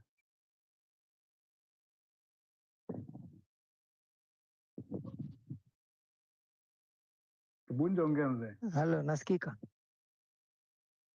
Nilikuwa nataka kuambia Sam who have just spoken, although haja mute, that he's explaining how vaccines work, but in an ideal situation, this is Kenya, I'll be very careful. I will not take anything as a propaganda or a mistrust from a politician. Anything in Kenya nowadays, I doubt things, maybe. Maybe the other issue is about Kibwana. Inviting Kibwana is not an issue. As long as it is moderated by Leon, Mjadala, ama Japon. Because justice has a way of protecting his friends. You saw that how it ended last time. He kept on interfering on Kina Weston asking questions. Then there is this other guy who came, he wanted to be our president. He was also protected. I think somebody would be lucky to become a justice friends. There is this guy who came yesterday called Rogers. I don't know why people misunderstood him, but he was an entertainer. We need some such people so that wanatupunguzia stress. Sometimes when you have a comedian, lawyers, doctors in this group, in this country, if you take everything serious, utakufa na stress. But that guy really entertained us. Sijawahi enda kwa space mpaka 3. So sometimes it's good you invite him. Kuna watu walisema yeye ni mlevi, which I don't agree. And he made a comment that I've always been thinking about Maraga being a project of Ruto. I don't know why, whether it's a gut feeling or I'm the only one who thinks. But even the way he does his campaign softly, concentrating on Gen Zs, he was just being brought to confuse Gen Zs. I think switching from a task force to all of a sudden saying people are demanding me to become a leader, something does not add up about him. Even the way of punching very softly towards the government and not moving too much on the ground, remaining on the social media and the mainstream media, makes me wonder whether this guy was brought in as an alternative for Matiang'i just because if we are to do a checklist, he fits everything. I don't know. Something is not adding up about him. It's just my gut feeling. I think all the decisions we are making nowadays is about desperation. We seems to be, today we are on Matiang'i, tomorrow we are talking about Gachagua, the other day Sijui Maraga. There is some desperation because we started a war by saying that even a goat vying against Ruto will vote for that goat or a sheep. So now we are thinking like, I don't know, we are now in a situation where that goat is not being found. We are not clear on which goat. So that's where we are. We didn't prepare very well. We just said, wacha tupigane, even a goat will. I would prefer a situation where we have one of our agencies, a young person like Western said. I don't know. That's my opinion. Thank you. I learned. Thank you. I think Kibunja, he was speaking about the guy who was here to the Rogers. From the perspective of balancing the space and making the space run properly, it's tougher than you think. Anaweza kuwa ni comedian, lakini kama ni comedian ambaye amelewa, ni ngumu sana kumkarao. So I appreciate your sentiments. But you see, ukiweka ulevi kando, in so many instances he was being ignored. No. So at some point in him feel alijam. No, Weston kept on ignoring him. No, it's yeah. okay. He kept raising his hand. Yeah, I was here. I believe that He kept raising his hand. believe that I'm a very moderate. I was here and I think, You know, you came halfway. Okay. So he kept being interrupted until that a lot of time was wasted during interruptions. Okay. Asante. Your point is well taken. Thank you. Appreciate it. Something that you just mentioned is that was Maraga or is Maraga a project of Ruto? I'll ask Weston and the people who follow the submissions. No, Malia. Thank you, host, for correcting me. Mimi niko napata tu watu wameinua mkono. Mjua kuna watu wengine wanakuja hapa hivi kusikia story from first hand. So inaweza kuwa kina Magnum, kina Femi bado wameingia tu hapa tu kusikia story. Unajua ukiwa hivi juu unapata hivi majokes haraka haraka. Wala utoke chini utaona utacheka kesho. Hizi majokes naweka sahihi. Anyway, Malia, umesikia Kibunja amesema Maraga ni project. We are not well prepared. What do you say to that? Alafu tupatie maoni yako Malia. Karibu.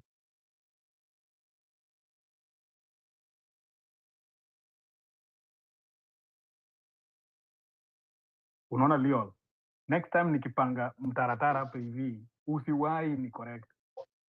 Okay, I'm sorry. Thank you very much. Weston, go ahead. Mjadala, I don't know. I will talk about these things because it's imperative we talk about these things. That science thrives on ethics. If science operates outside of ethics, it could easily be murder. That's what it is. Scientists and doctors and governments that inject people into people's systems without caring about ethics, they could actually be genocidal. Consent, there's something called consent. That this is the vaccine that we are going to inject into you. These are the likely side effects. If you're an adult, you can say yes, you can say no. And nobody will forcefully inject that thing into you. If it's a child, they must obtain consent from the parent or the guardian. Ethics. So it can't be that your child goes to school and they come back home, they tell you, oh, at school we're being injected, and you think like you trust. You trust what? Communication, if I hear what communication means, is that you communicate to parents. And communication means kids go back home with a piece of paper. This is what the school plans to do. This is the program. This is what will be injected in your child. Do you consent? These are the likely side effects. What if your child just comes home and you see your child just, having convulsions? And then you are told, no, when they were at school. Have you people read about NGOs funded by Bill and Melinda Gates and the kind of unethical things they have been caught up in Africa and India? Do you know that? Such that Bill Gates is banned in India. No NGO is allowed to operate in India under that umbrella of Bill Gates Foundation. Because kids died over some experimental malaria and meningitis, whatever, vaccine. They died. Kids have ever been rendered paraplegic because of those, because vaccines are not innocent things. People react to vaccines differently, and we know that. The COVID thing, we know it. So what is this notion that the government is acting in your best interest when your government does not even communicate to you what they're doing? That you don't know what they do. When they communicate, it's in defensive, they're defensive. So will you trust them with your life or the life of your child? Would you? Where you find already it's difficult to obtain information on anything. How to be accountable. You do not know how to speak to people. You are wrong for this. Somebody, if you decide to be a motherfucking leader, you fucking listen, you son of a bitch. You don't kill people. You do not kill someone for telling you that you're butt ass naked. You don't kill me for telling you that whatever you're motherfucking doing is not right. And you kill and you stand in front of the fucking cameras and you just smile and you say, I thank the police. Thank the motherfucking police, my big fat ass. Stop killing us. And I'm telling you, if you're in here, mimi si kama mimi si ka a leader. I speak my mind. I don't care if Jesus listens to me or whatever. I fucking hate this. This is not right. This is very much wrong. You do not kill other people's children. This is demonic. This is bullshit. If you're in here and you work for the motherfucking government, fuck you. Fuck you so fucking hard that karma will come get you as soon as possible. Today you will not speak. The DCI mtoto amepigwa risasi ya mguu mara kadhaa, siamfariki. Bridget babake siafanya serikali kazi, huyo amefariki. What makes you so different, you stupid pig? What will make you so different until you think because I'm being paid 527 to protect the government or to absorb itself? What do you fucking mean these people will not kill you? A stray bullet can get your mother. A stray bullet can get your father, you swine. I'm telling you people, it is going to be so badly. It is going to be so badly for each and every motherfucking one of us because these people, they are gaining momentum. I said it the other day, nikasema hivi. This is a litmus test they're trying. Like we are the guinea pigs, by the way. They first tried it last year, they killed us, and then they thought that maybe they've had us. Now they closed the CBD juicy. They are trying it. Like if you have noticed, anytime there is a small gathering of people wanarusha tear gas, these assholes. Yeah? And he thinks that they have now have our handbook. Eh? We have to attack them from every angle. It is our fucking duty as the patriots of this land. I said it and I will say it again. Listen to me. Matako. Nawaambia hivi. It is our fucking duty to protect our land. Because if we do not, and I will say it again, if we do not fight for our Kenya, Kama hatutochukua hiyo nafasi ambayo nchi ya Kenya inalilia, because it is Kenya that is crying for us. It is crying, it is calling us, my children, do this before it's too late.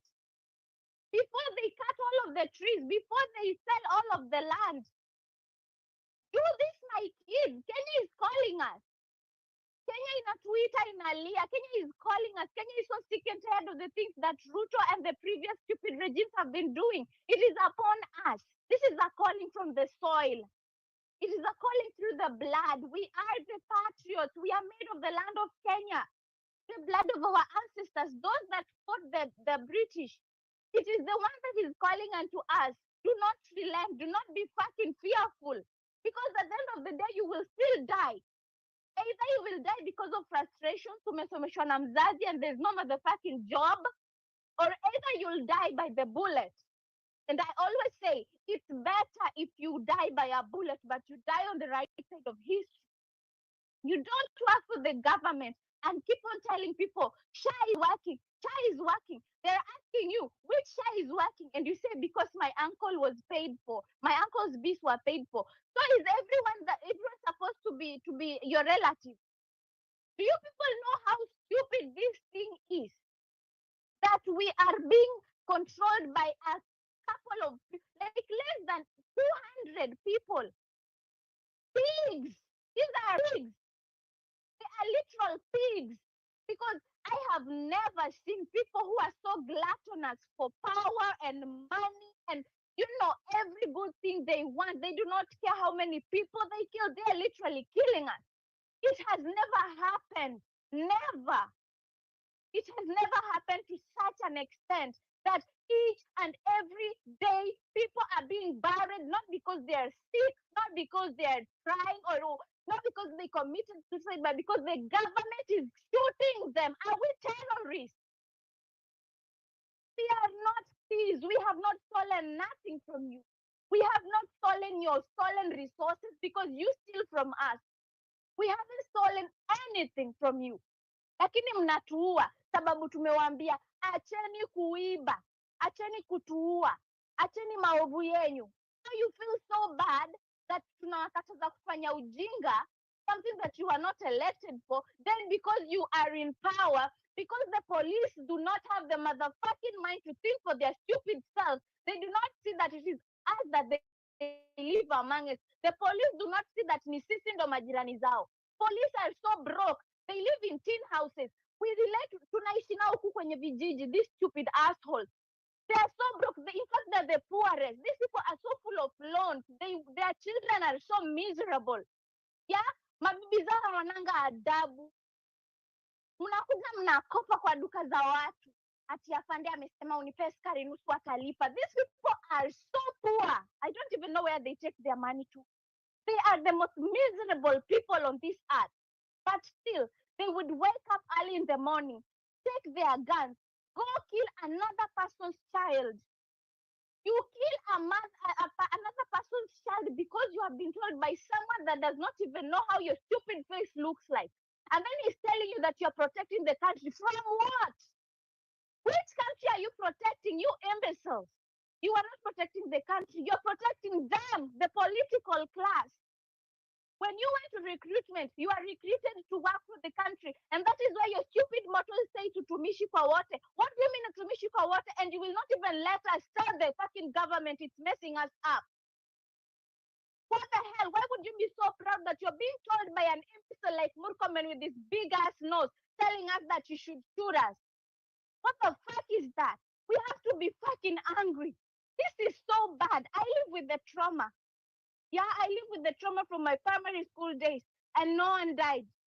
Someone died, but sababu ya kuingest too much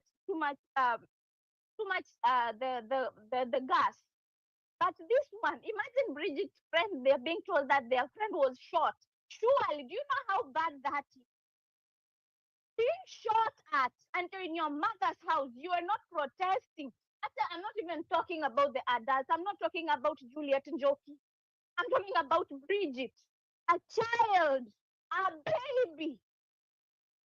Do you know how bad that is? And I see government these government goons, the ones that are being paid to advocate for the government. You know, someone just stupidly says that actually it is not the government's fault that the bullet got to her. What the fuck do you mean? Why are they shooting in areas where people live? What was so wrong? Arrest people. Shit. Arrest them, Basi. Go charge us with terrorism or whatever you want to charge us with. But stop shooting at people. To stop killing us. Siku moja utapiga risasi police. Siku moja, yani very soon. In fact, I'm telling you for a fact. Polisi hakutokuwa kuzuri, hakutokalika, and I'm promising you, hakutokalika. Mchukue virago vyenyu, take your filthy asses, and then muishi State House. Mwende huko kwa huyo mjinga mpumbavu, that demon called William Ruto. Go live with him in State House because he's your fucking master. You don't have heads to think. Unaua mtoto wa mtu. Pesa mliambiwa mnaongezwa mshahara, mliongezwa 1,300. Taxes hizo zimepanda. Inawasaidia na nini? And I'm saying policemen are the most miserable creatures who work for the government. It does not respect you. You live in tin houses, my God. Tin houses. You're deplorable. And shame on each and every creature that works for the government. Shame on you. Shame on your mother for birthing such an imbecile. May you be cast, you... Fuck. Fuck. Mlaniwe. Anyone working for the government, mlaniwe. Na mshare space bana. Cheni ufala pia nyinyi. Easy msichana anayechukia Ruto kabisa. The passion, the injection raw. Manze, you have to speak truth to power. Sometimes it becomes very real. The government has declared war on us. Manze, we have real bodies. We are burying real bodies. People are not yet waking up. This is real war, using live bullets on civilians who are just speaking up for their truths. And even if you don't go, you're still killed. If you go to the streets, you're still killed. So either way, you have to act.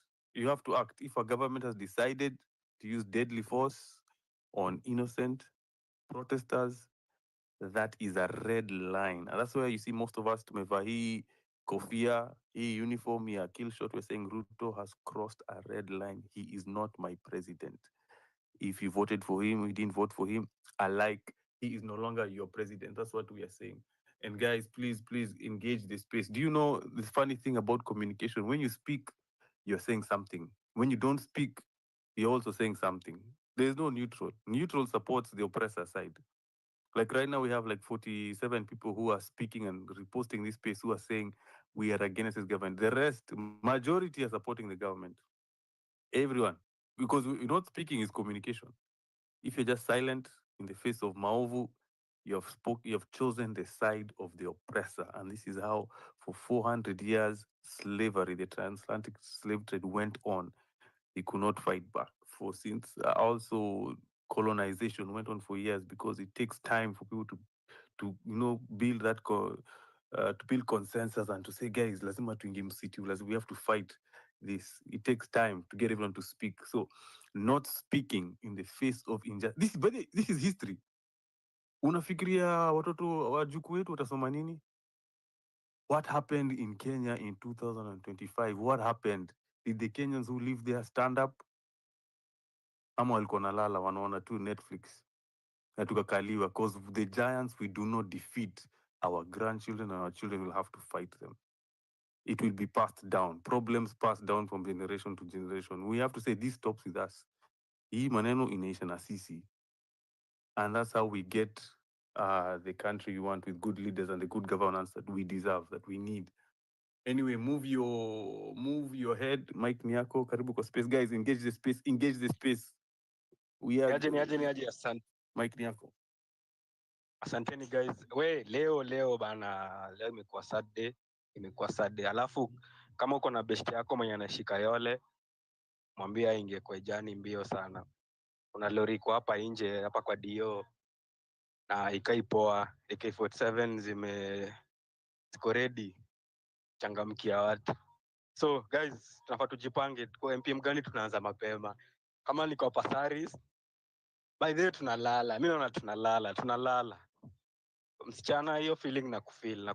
Ruto must go, Ruto atombwe bana. Huyo jamaa au jamaa aishie, anafaa hata anachomwa very soon or later. Anyway, good night guys. Thank you so much. Wanjiru, kuna comments yoyote? Na una comment section watu wameanza kucomment, people have started engaging the space. We're reading comments. If you're not able to come onto the speaker panel, we're also reading comments.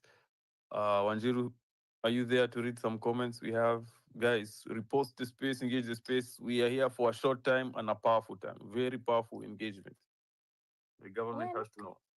Niko. Okay, go ahead. Kuna a comment from Atsi anatupatia the real definition of KBB. Anasema ni 10 bila barabara, 10 bila bridges, 10 bila bima, 10 bila beds hospitalini, 10 bila books, 10 bila basari, 10 bila biashara, 10 bila budget discipline, 10 bila bread, 10 bila basic rights, 10 bila brains, 10 bila brain.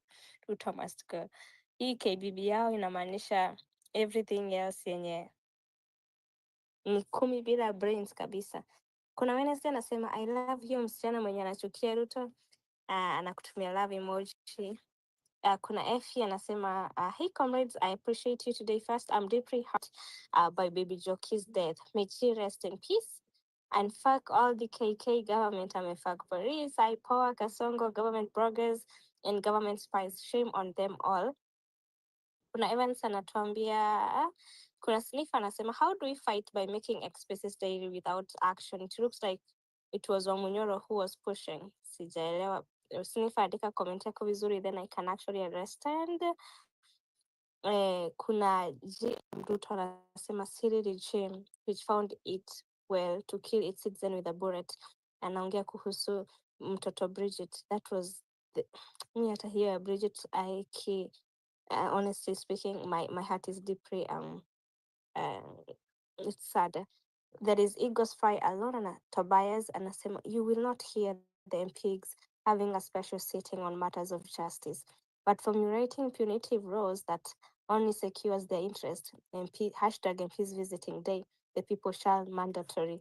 Na unafaa ujue sasa, that is very very true. Egos alone pia ameendelea na kusema this regime is corrupt to a point where William has procured crutches and wheelchairs that they know Gen Zs will buy and use once they shoot the leg order is actualized. One term is inevitable. Hata nasema half term. MPs visiting day.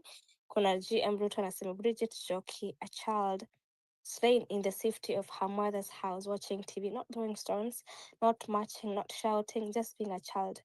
A bullet tore through her peace, through her home, through her mother's heart. I know it isn't easy to accept, but RIP to Bridget. It's very, very sad. Move your head anasema, my comrades in Kayore, stay indoors. If lazima utoke, beba ID. So hawa watu wa Kayore mnajua kwa nini, so kaeni tu indoors. Kesho tu italauka tu. This government inataka tu watu wakati wa giza watu wakuwe na uoga. Ruto ashindwe na shetani. Ashindwe sijui nilitoka kanisa kitambo, lakini ashindwe tu hiyo. 1982 anasema if we are united and use well this beautiful God-given chance to change this deadly regime of Kasongo, there should be a public trial and execution for everybody who participated in the killing of our foreign heroes. Do you agree? Yeah, I agree. Nimepatia na Paul there, yenye unaweza go ahead and engage if you agree on public trial and execution, because mi niko saa 6 ya mchana wakwe wamekuwa hugged. Kuna coaches JM Karaoke anasema impunity is the father of corruption, killings, abduction, everything bad in this country. We need a leader who will bring constitutionalism. Maraga stands tall to cure this nation. Anyway, I think nitamalizia hapo. Nikimaliza na ya mwisho itakuwa condolences from DT.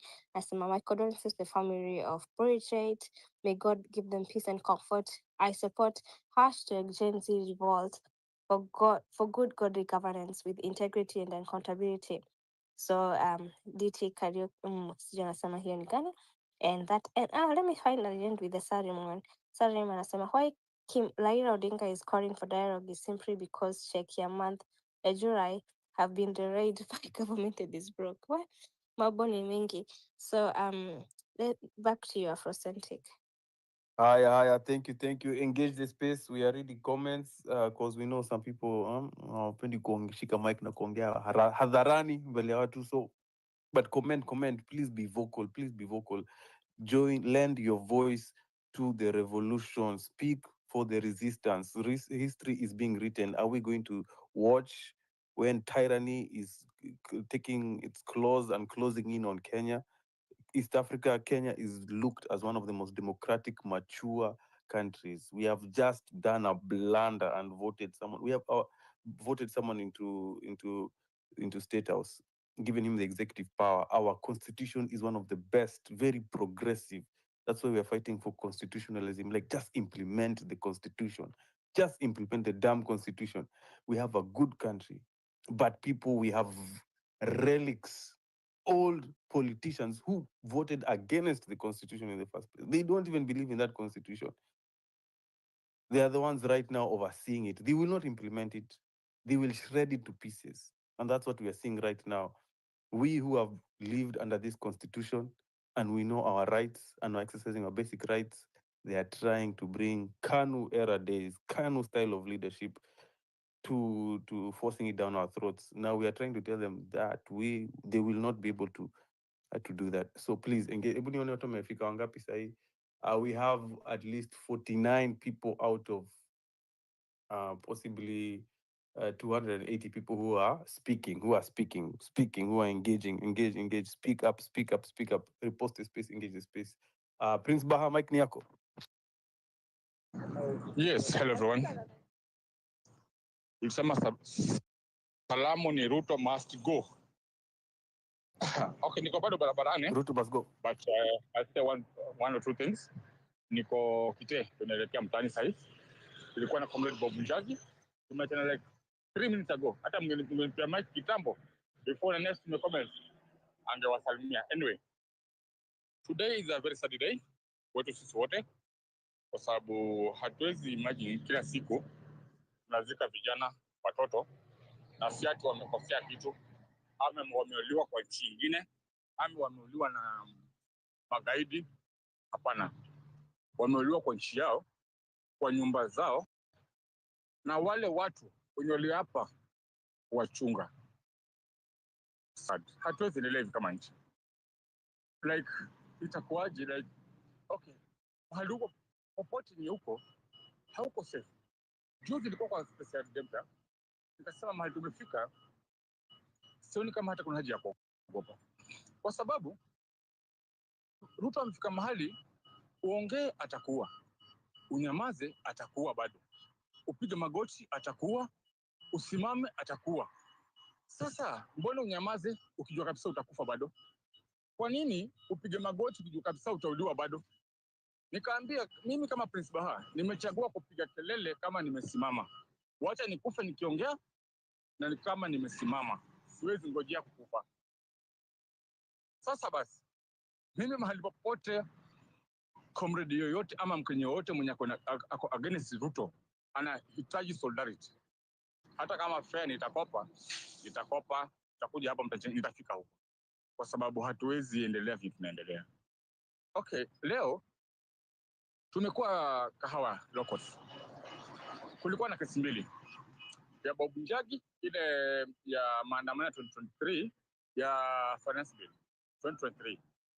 Unajua wamemwekea okay, like in possession of a firearms and ammunition, something like that. Like that is to mean this guy is armed. Like he's a terrorist. Ni mtu hatari, like armed and dangerous. Kutoka yote mpaka sasa hivi, hiyo kesi haina mwelekeo wote. The so-called witnesses hawakuji koti. Iko tu ni kwenda inapatiwa date nyingine, kwenda inapatiwa date nyingine. Like seti wako na evidence yote ama wako na ushahidi yote ama wako na sababu yote ya kumsumbua. Ile tu wanataka kusumbua kwa sababu like wana sasa wako kwa power. Kesi nyingine ilikuwa ya the Mawego 8. Na kumbuka vijana walishikwa Homa Bay, Mawego, wameambiwa wamechoma police station. Hizo za upuzi. Hao vijana walipelekwa Oyugis court, na hiyo court ikawaachilia kwa sababu haikupata evidence yote ama haikuwa na evidence. Court ikafunga hiyo file. Kutoka nje wakashikwa na ATPU, Anti-Terror Police Unit. Wamezungushwa usiku wote kutoka Homa Bay mpaka Nairobi. Leo wamekuwa arraigned Kahawa. Sasa hivi sasa huko back in Oyugis ilikuwa malicious damage, koti ikafunga file. Today in Kahawa ilikuwa terrorism. Hii ni nchi gani? Na kama tunafaa if we have to occupy officers, tunafaa kuoccupy pia hii ODPP. DPP pia imekuwa kama a very useless institution, because it is being used. Sasa hivi it's no longer independent, inafuata orders.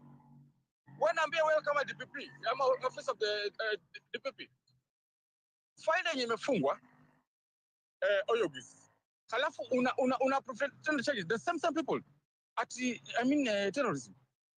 Hii ni shigani tunaishi jamani. Halafu kuna request nyingine comrades.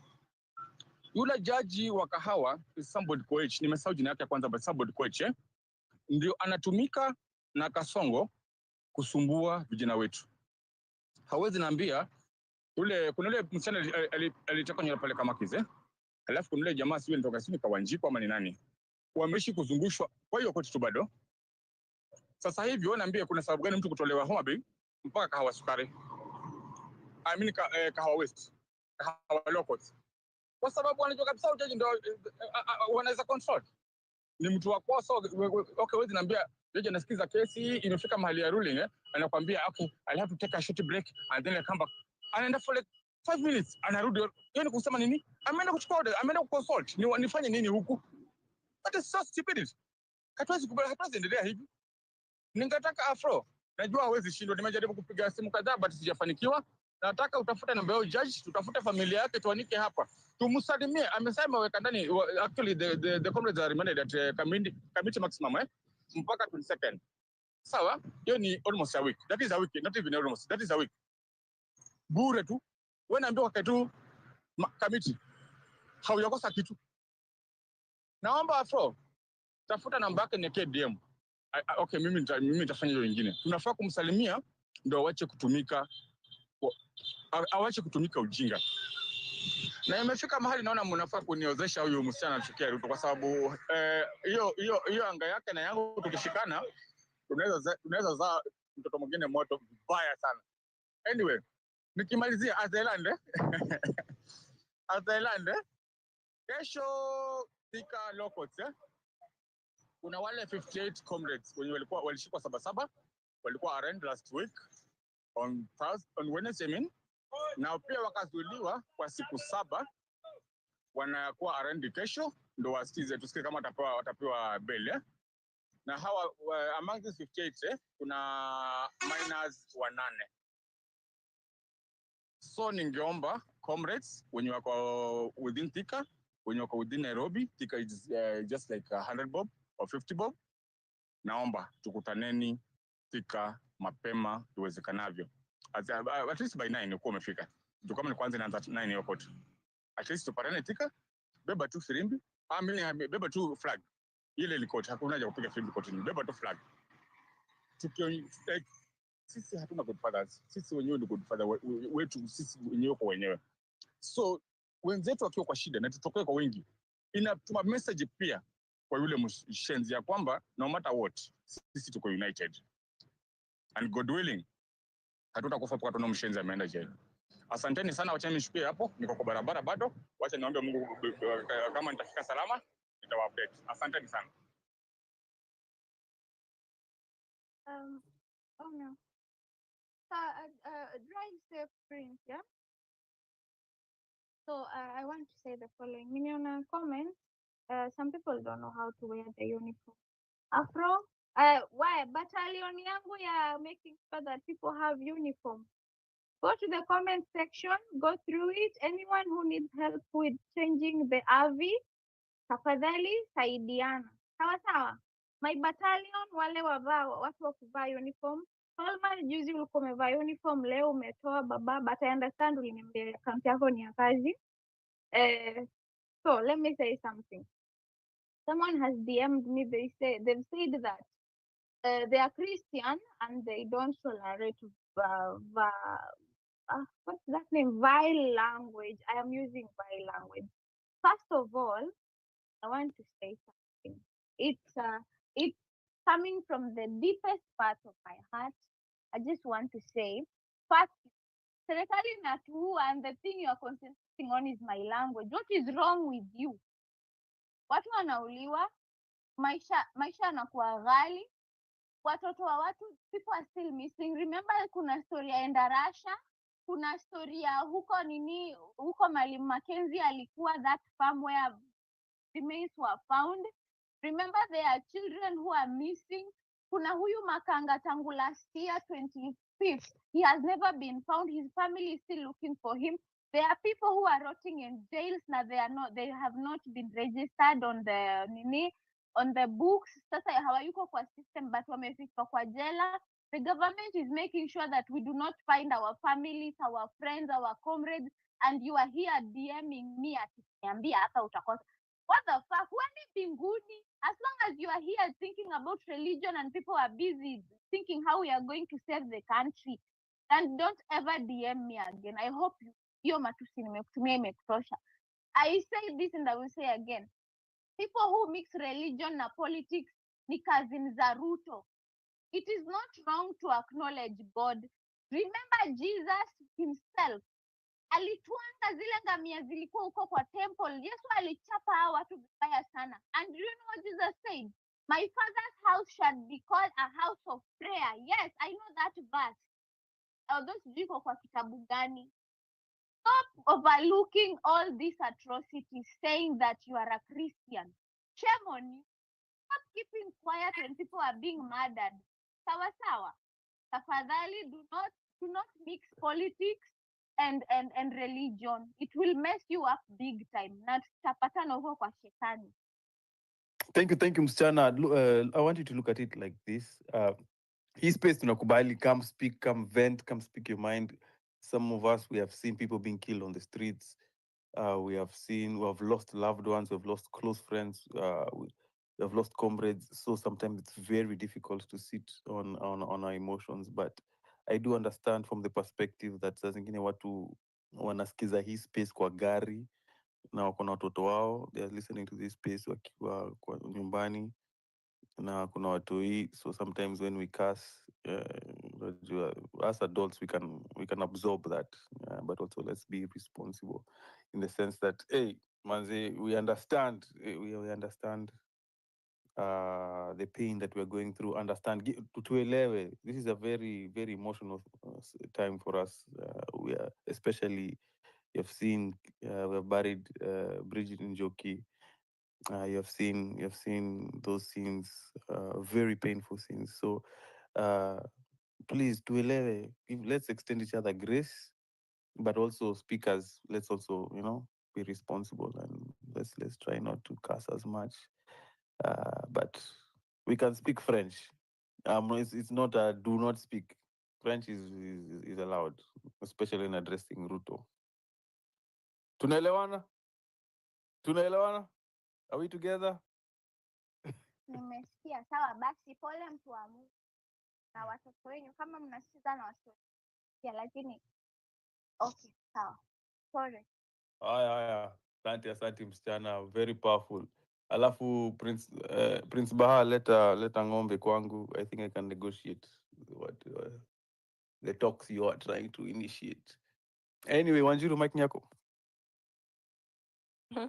Asante, hata nitafundisha msichana French yenye umesema, unaweza sema mambo ya kota, so kujia French lessons. I don't know who was next in the line. I'll maybe give Elinda a minute because you had spoken before. So Elinda, please maintain a minute. Nimekuona umeinua mkono for a long time. Then I go to Msemtru na Ambassador.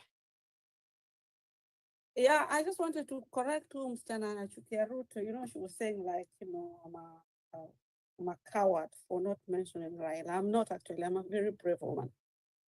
And another thing he said, he was comparing these people, they're pigs. I think that's an insult on the pigs, because sukulanga pig, nyama nguruwe ni tamu sana. These are just demons. Hao ni mashitani. msichana unachukia Ruto, these people are demons. And they've made pact with the demon. They are sold out to Satan. They've sold their soul. And, anyway, we'll not talk about the spirituality of these things. We are not here to talk about religion, but it's a fact that our to their devil worshippers. So, and that's just what I wanted to add when the devil worshippers, and, we can't compare them to animals, Okay, if we go to those national parks, we know animals will just kill when they need, chakula. But why is Ruto just collecting billions? I mean, who in his lifetime needs billions? And yet Kenyans are really suffering. So, Mr. Ruto, what to next time call them for what they are, mashetani, demons, Lucifer, devil worshippers, what hizo nyama or nguruwe, what, no. Yeah, that's what I wanted to add. Thank you, Elida. Asante sana. Anyway, Msemtro, the discussion about MP visiting Day, Bridget, Jockey, how is it taking you? Na tafadhali sababu masaa hatuna, we take each and every person dakika tatu na ikizidi sana 5, so that actually we can have everyone speak and we can have a discussion which is flowing. So Msemtro, the mic is yours, then I'll go to Ambassador.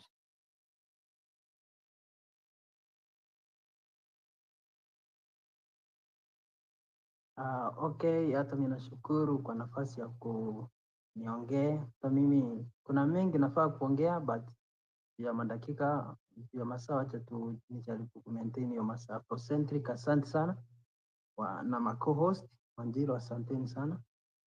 So kitu ya kwanza mimi nasema pole kwa familia ya Njoki na sisi wa Kenya kwa jumla. Haikuwa ni vizuri kupoteza huyu mtoto kama mtoto wetu, so ni vibaya sana, lakini pia ni pongezi kwa president huyo Kasongo juu ametimiza chenye alikuwa anataka kufanya. These are the same kids wenye alikuwa ametia gas huko Lang'ata akiwa DP. So sasa hii akiwa president, so ameamua kuwachukua, ameamua kuwaua. Na najua vizuri sana hakuna chenye ita happen kwake. The second thing about our MPs, sasa tuanze kitu. For example, Gloria Ruopa. This is the same person alikuwa anasema mambo na hizi mambo na X sikuwe restricted. Saa hii good. Saa hii naona amepigwa faini huko na amerudi. Sasa mimi nikawa discussion presenting.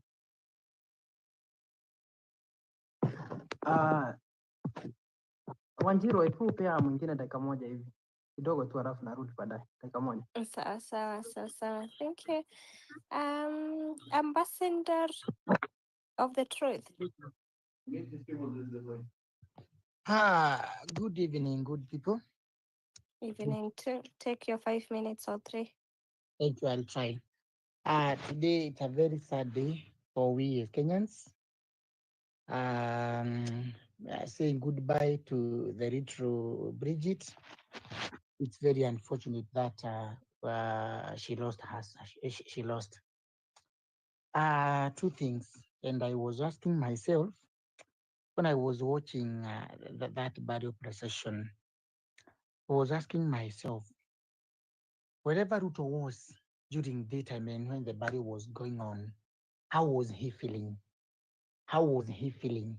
Yani alikuwa anafikiriaje akiona those innocent kids wakilia pale, tears rolling uncontrollably. How was he feeling? Alikuwa anasikiaje as a parent?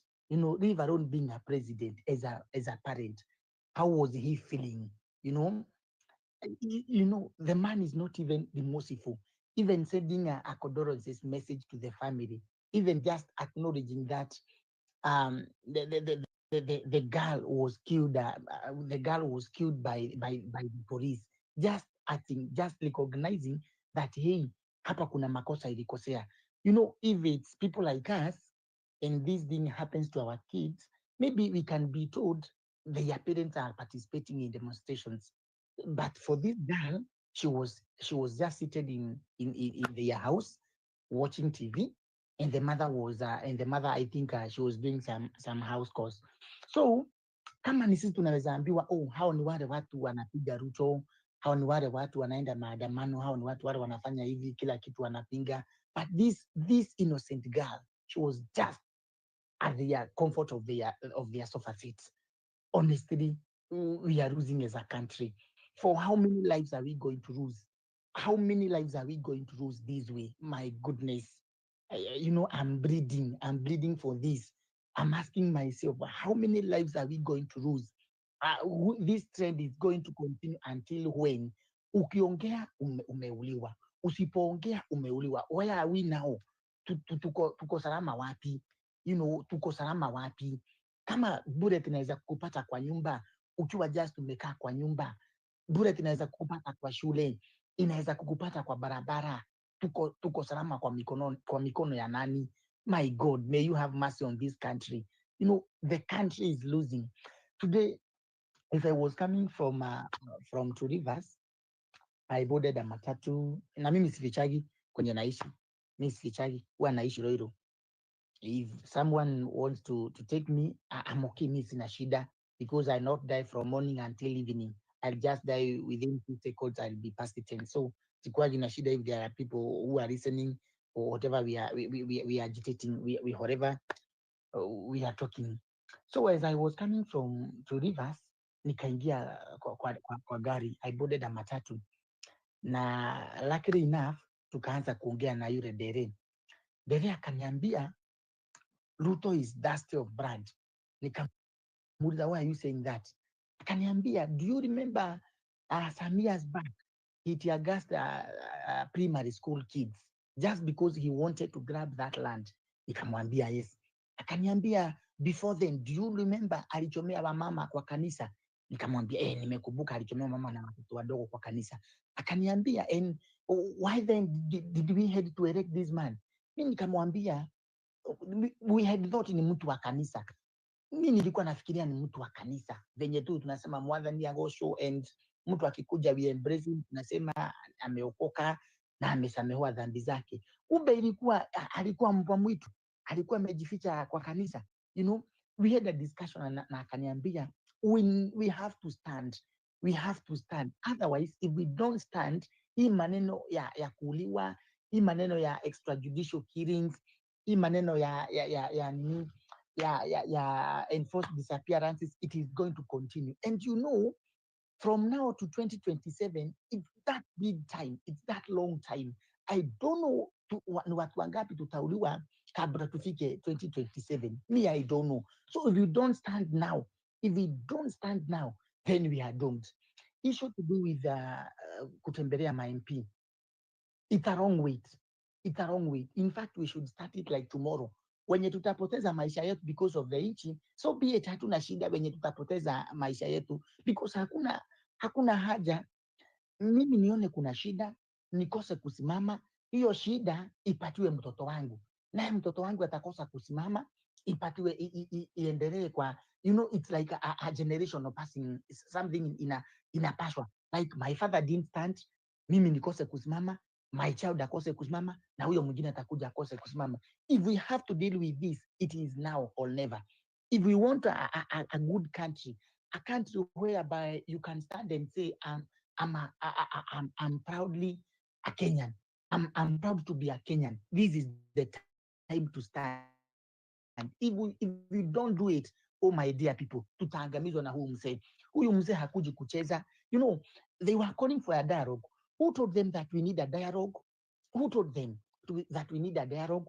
We have had so many dialogues and nothing has been seen good from those kind of dialogues. We don't need any dialogue. To impeach a president, you don't need a dialogue. The very same they impeached Gachagua, they didn't need any dialogue. Wakati Ruto wanazunguka hii Kenya mzima akipea wamama akiwalipa ili wakutane mahali ya wakamshangilie. You don't need any dialogue. Just anatoa pesa zetu, anaenda kutumia penye anataka. Wakati anataka kugrab any land, any parcel of land anywhere in this republic, huwa hahitaji any dialogue. So why should we then need a dialogue? Why should we dialogue with him? And in the first place, Mr. Ruto has pronounced himself that shoot to kill. It's only that hakutaka kutokelezea. But who told him that ukipigwa risasi kwa miguu you cannot die? Who told him so? Alex Masai alipigwa risasi kwa mguu. Eventually he lost his life, you know. So we cannot have a country like this. We cannot continue like this. We cannot continue like this. Now they are over telling us, oh, our young people, kubarini tukue na dialogue, kubarini tukue na dialogue because we don't have any other country. You know what? The country they are telling us that we don't have a country, the country they are telling us to see bomoe, they themselves, they have destroyed the education system, they have destroyed the health system, they have destroyed the country with a lot of corruption. So kwenye pamebakia kama ni kubomoa, let us destroy it, all of us now. Sasa sisi waache kusikia vibaya tukisema it's either now, it's either tuibomoe kwa sasa ama tukaa hivyo sisi wote. Kama ni kubomoa mahali imefikia, tubomoe sisi wote. Sasa mahali imebakia, tubomoe sisi wote, then tutakaa chini sasa wote as Kenyans, tutakaa chini sasa tuulizane, tunataka hii njia, tunataka hii barabara, tunataka hii shule, tunataka hii tubomoe. Kama ni because already they have taken their stand, they have already destroyed it. Niliona mshenzi mwingine hapo anaitwa Esther Pasari, sijui kama ni Muhindi ama amezaliwa kutoka, I don't know, sijui, akienda kwa bunge kusema ati there are some areas you cannot access when you are demonstrating. Na ndio hii because they are enabling Mr. Ruto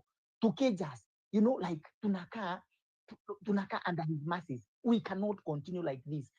Yani nchi ambayo imejitawala more than 60 years, yet we are being ruled by iron fist. We cannot continue like this. Let us stand now. Kama ni kwenda kwa MPs, we are ready to do it. We are ready to do it, even to camp there. Hata ikifika ni mahali kuchoma, wacha tuchome, hata wasikie ile utungu tunasikia. When we are seeing small children, instead of kukua shule, wanaenda kuzika just one of them mwenye hakuwa ameshiriki maandamano. Mimi nilifurahia, mimi ni mchungaji na nilifurahia sana wakati nimesikia mtoto wa chifu ameuawa. Mimi nilisikia vizuri sana, mimi nilifurahia tena. Nikasikia mtoto wa DCI ameuliwa, mimi mwenyewe nilifurahia because those local stations huko ama those local administrations ndio wanawezesha hawa. For example, mtu akuja hapa Ruiru ataenda kwa chief aulize fulani wa fulani ambue ni nini, hao madisia watanikujia usiku, and maybe that will be the last time my family kuniona. So let them feel the pain ili wakubali tutokee wote kwa barabara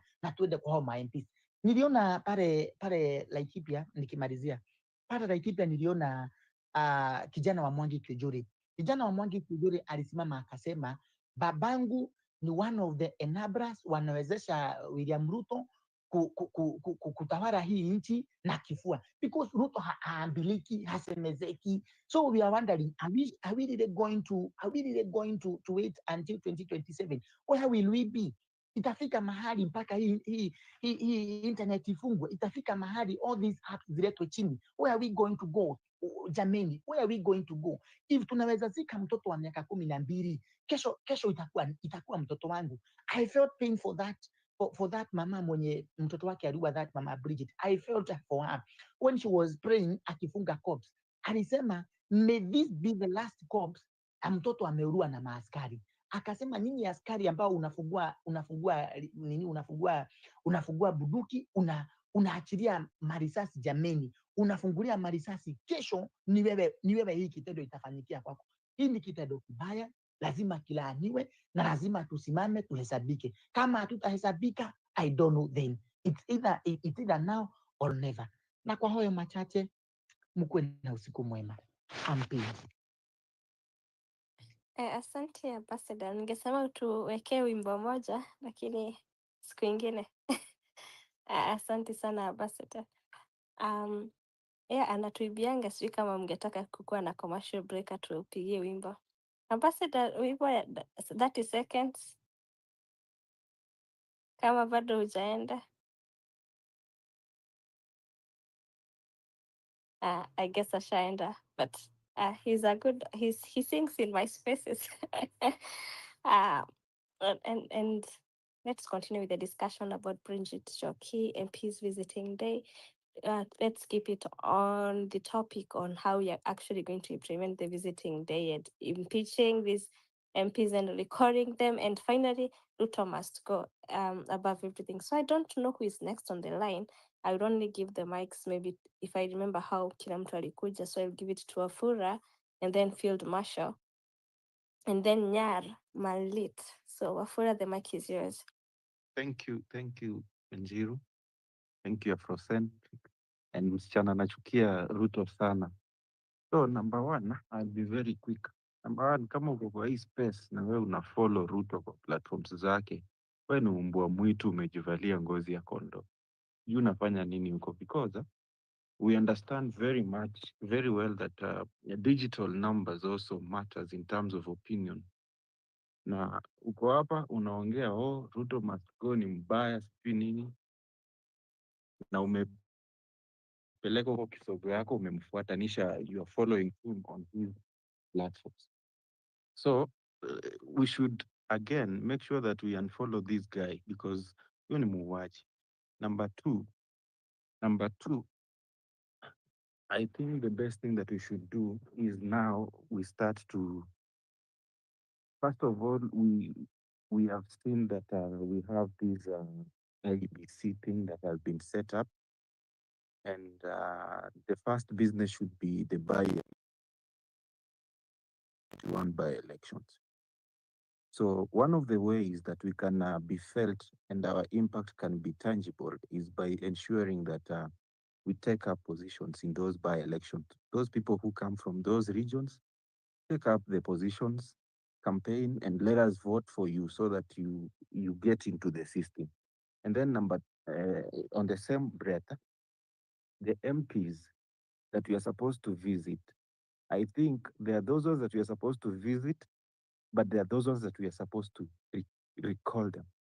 Because our MP ni vichwa maji kabisa wote. Ukiangalia hata mtu kama Ndindi Nyoro, saizi ndiye anajifanya saint kuongea, and he's among the people that wame mess up this country. They have messed up the KPLC.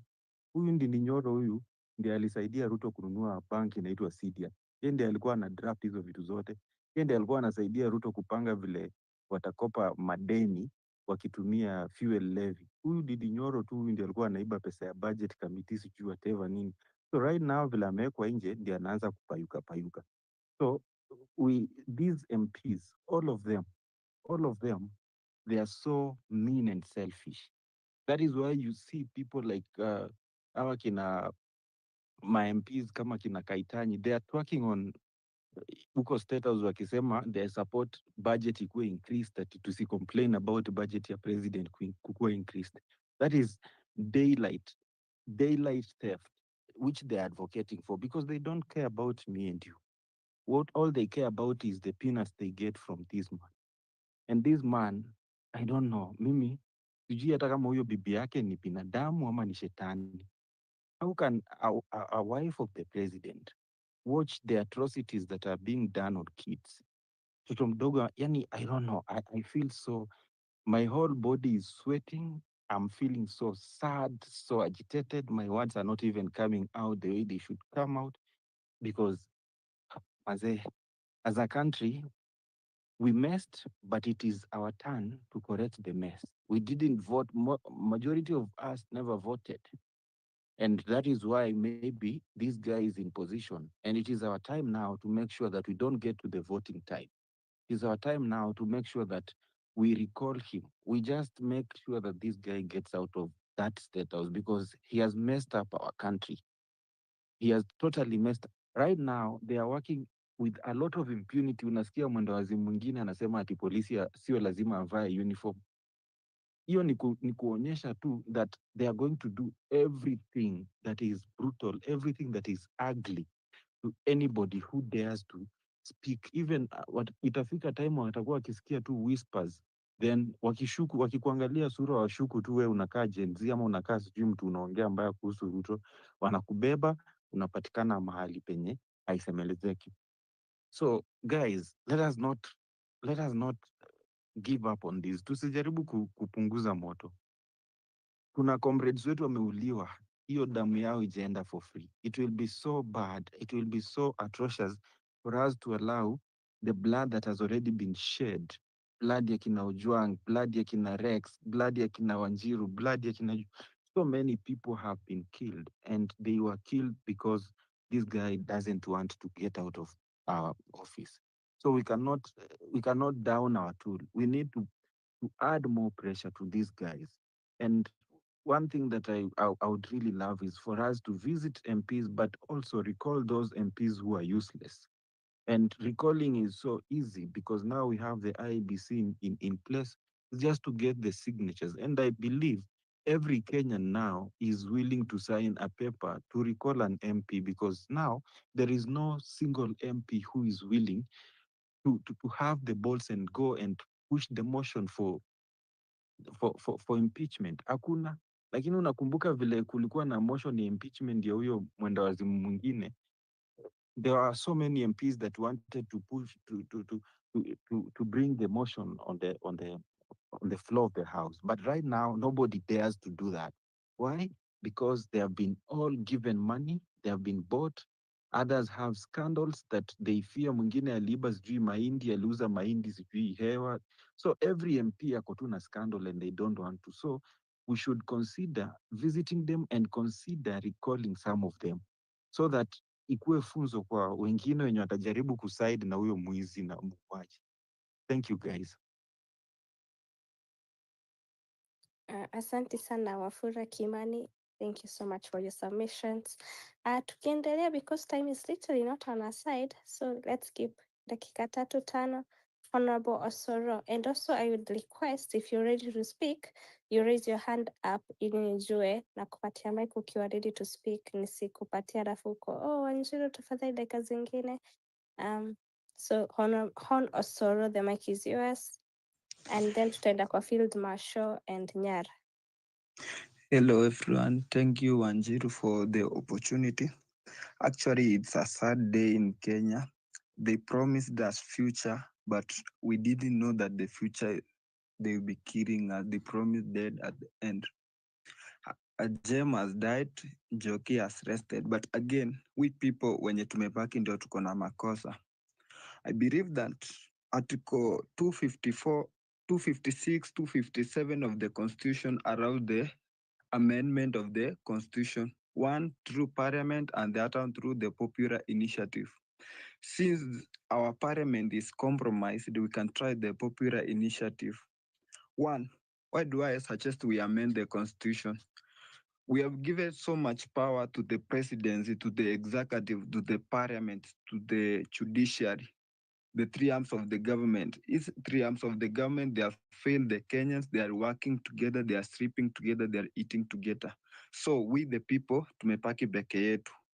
So since we have the IPC, again, we are discussing about recording and the visiting of MPs. We can try the amendment of the Constitution. We need to strip powers from the Parliament, strip powers from the President. Who president wetu manze akona so much powers that anaona hatuwezi mguza. Unaona venye vijana wake wanaongea including ye. My friend akona PhD, I think ako wise. Angesema mtu apige mguu, but again a father, a leader anasema watu apige mguu. So the much powers we have given to the Kenyan president, hawa watu wanaingia huko wakona kiburi. So we can draft a bill, tuone venye tutafanya. We have lawyers in within, so tuone venye tutafanya. The president, the power that president akonazo, hizo powers ni mingi. Then in the parliament, we can include vitu kama direct democracy. Yani si lazima tupitie sijui parliament ndio to recall president, si lazima tupitie parliament ndio to recall MPs. We the people ndio tuliwavote. So if kama tuko na IBC, we can just tukiamend the constitution, we can just correct. Mkikataa mtu, you correct the signatures more than 3/4. Mnachukua IPC inaangalia that person anakaa recalled, IPC inaeka date, mnachagua mwingine. So hii process juu mkitaka kuimpeach the president lazima mpitie parliament. My friends, we cannot win. So maybe going forward, we can correct signatures. Naona IBC wanataka 1 million signatures that ziko equal from the 47 counties. I'm sure saizi Kenyans wanataka hiyo. So after tumecorrect signatures tunaenda kwa IBC ki approve zipite, tuingia referendum, we change our constitution. I think tukienda your side we can win, but saizi as much as tutapiga nduru, we can curse out of our words. Tuko hapa X, those people saizi wana sign deals, wanakula tu pesa yetu. Again, mambo na corruption, tunafaa tukiamend the constitution, mtu yoyote tuna suspect amekaa involved in any corrupt deal, manze, kama si kufungwa maisha ni kunyongwa. Juu my friend, hakuna haja. Kenya iko na resources, but tunalia huku, sijui hakuna kazi, bei nini imepanda. These people saizi ukiangalia nini, pesa, hakuna pesa Kenya, the money iko pocket za kina Ruto, wamechukua majuu. So constitution ya Kenya imepea politician nini mingi. Again, pesa mingi ziko politics.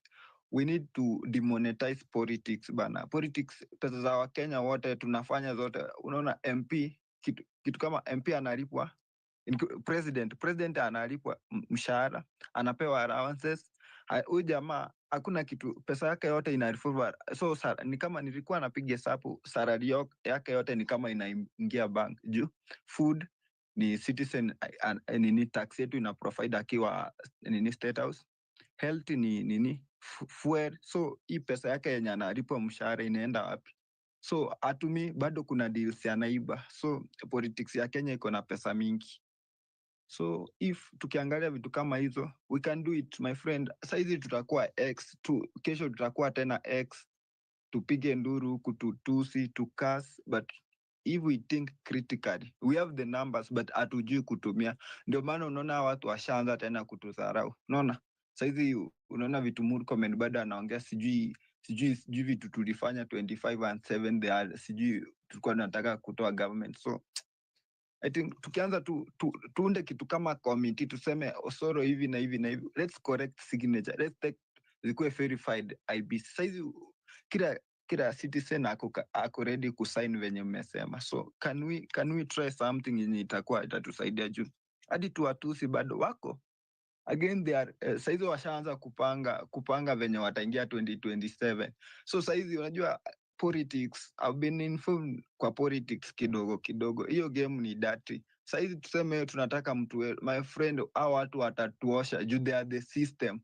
So kama hatutatumia namba zetu vizuri, pia tukitegemea kuweka mtu wetu huko 2027, tutaona fumbi ingine vibaya sana, na tutarudi tuandamane 2032 tena waweke system mwingine. Tutalia miaka yetu yote, tufike 70 tukufe, na hatutaenda mbinguni. Juu wakati tulikuwa na time ya kufanya change, hatukufanya. Tulikuwa tu X, tulikuwa tunawakas, tunawatusi, but we are not doing an action yenye inatakikana. Guys, think twice. We can do something apart from tuanze tu kuthink wide. Article 257 of the constitution, Article 256. Can we amend the constitution of Kenya? Yeah, thank you. Also, Yes. kabla uende, I want to say Yes. something Yes. about that part of doing something. I think like almost the whole of this month, yeah, we have been pushing the hashtag MPs visiting day. And for those who Yeah. do not understand, inamaanisha like we want people sawa, and I think you always hear every day, and I know you understand what I'm saying, but for those who are new or those who do not understand, MPs visiting day inamaanishaje?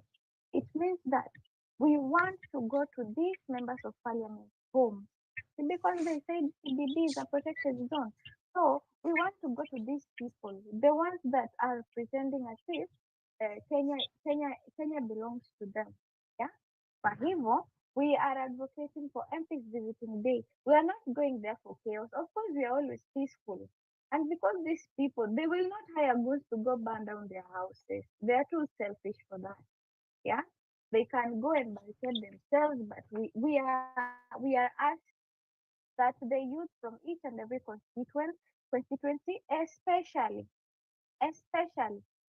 mahali Osoro anatoka, mahali Ishungwa anatoka, mahali mtu kama what is his name? What is this person's name?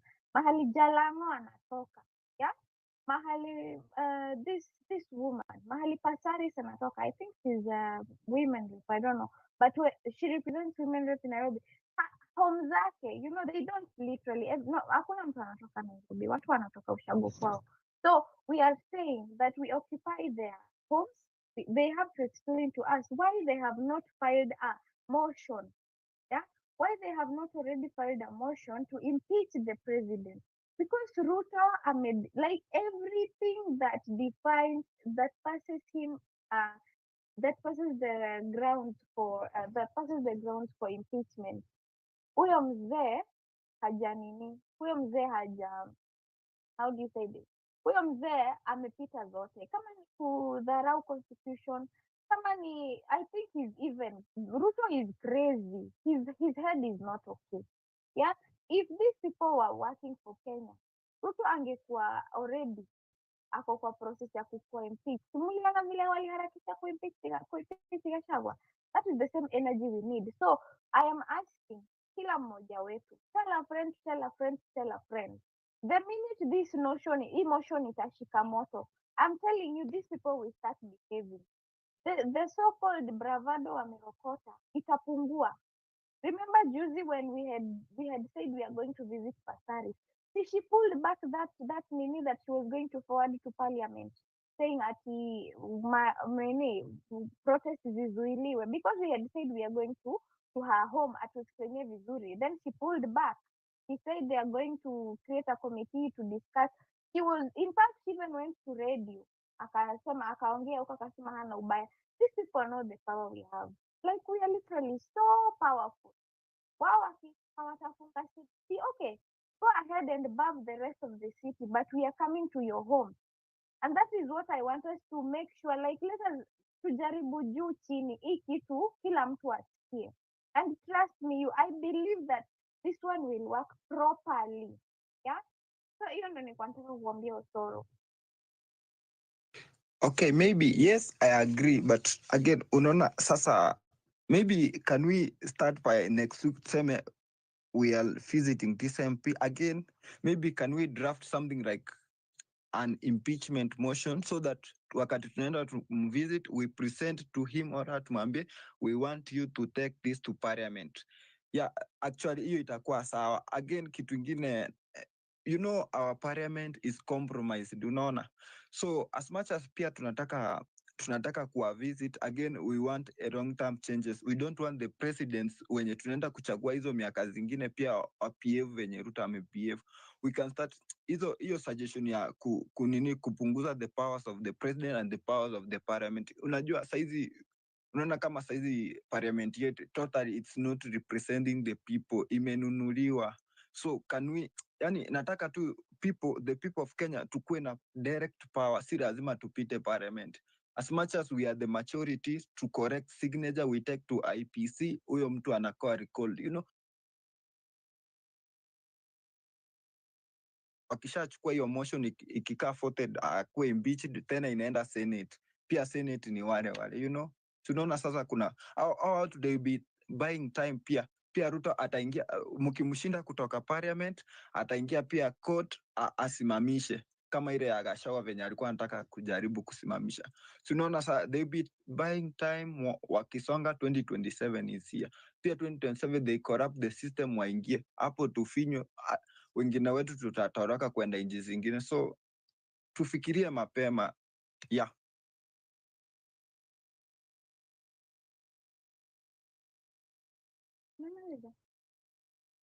Okay. Yes, I'm done. Oh, got it. Oh, sorry, you want to say something, Wanjiru? No, I just wanted to say tuende kwa the next person. Evening, patriots. Najua say happy evening today. To me lay to rest a young soul, Bridget Njoki, which raise many questions. Lini niaje tulifika place tunazika watoto nikaa ni kawaida? Ni 1. 2, mbona tuko silent? Sisi pia tuko complacent na hii system. The more tunanyamaza, wanaget kitu wanadai. Mbona tumenyamaza? Ni nini tutafanyiwa sisi tukasirike design tunafaa kukasirika? I mean, huu ni mtoto amezikwa. Mtoto amekuwa 12. Ameturn 12 3 months ago. sijui kama unaweza feel uchungu ya huyo mzazi, uchungu ya hiyo familia. That is one. Point two, I'd love to speak about Togo. Kiasi, acha ni stray from Kenya kiasi. Togo wanna have protests kesho. Now, as much as haiku concern, please, tafadhali, raise awareness on protest ya Togo. Please research pia ujione kwa nini Togo wana protest. Wanapitia ngori katu hizi zetu. Which brings me to my third point, protest. Sahii tukiangalia, as much as tuko na hii hasira, as much as tunaweza sema sahii tuko radicalized, bado fear imekuwa ingrained ndani yetu vinoma. Sahii vitu mingi sana zimefanyika zenye zinge bring about protest, but tunaona tumetulia, tumerelax, tumeachia watu wana nyuki wapiganie Bridget. Watu wana nyuki peke yake, yaani mtoto wana nyuki peke yake, si mtoto wetu sisi wote. So like, ni nini sisi tunangoja ndio tu stand up for rights zetu sisi wote? Ama ni signal gani watu wanataka? My third point ni hiyo on MPs visiting day. Nita reiterate something I had said before. Ndio to drive enough fear kwa hawa MPs, I think ni fiti to recall 1, 2, tuonyeshe 1 or 2, tuonyeshe tuko na nguvu. Yes, nani yako na nguvu? Yes, nani yako na say? Nani alipea wasi kazi after all? So hii ni idea tu yangu, but mnaweza nipatia zenyu zenye mnaona tunaweza fanya. Tunaweza recall mmoja, mimi nilikuwa na suggest Pasaris or anyone mwenye mnaweza sema tu hawa tu waone sisi tunaongea tu, tunasema na kutenda, unlike hao sisi haturushi fake promises. History ya signatures, tunaanza kucollect signatures lini? Dolphin amekuwa speaker hapa hivi times before, amekuwa akiuliza tunaanza lini? We need action. Tuache tu kuongea, tunashinda tukiongea sana, story ni mingi, tutawahi maliza. Tunaanza kucollect signatures lini? What's the next point of action? Tunafanya nini next? Previous speaker ameongelea kuhusu the power of the people. Tunafaa ku make it so that kuna kitu kama naweza sema vote of no confidence. When populace imechoka na the presidency ama regime, tunafaa ku put in place means za hii populace kutoa wasiko hiyo nguvu. Like, hadi kani commend your constitution, please, turudishe nguvu kwa mwenye inchi, which ni mwananchi, mimi na wewe. Acha as a land, kuna vitu basic zenye tuna need: land, bread, education na health. For so long tumeachia gava nguvu ya kutupatia hiyo, nguvu ya kucontrol hiyo.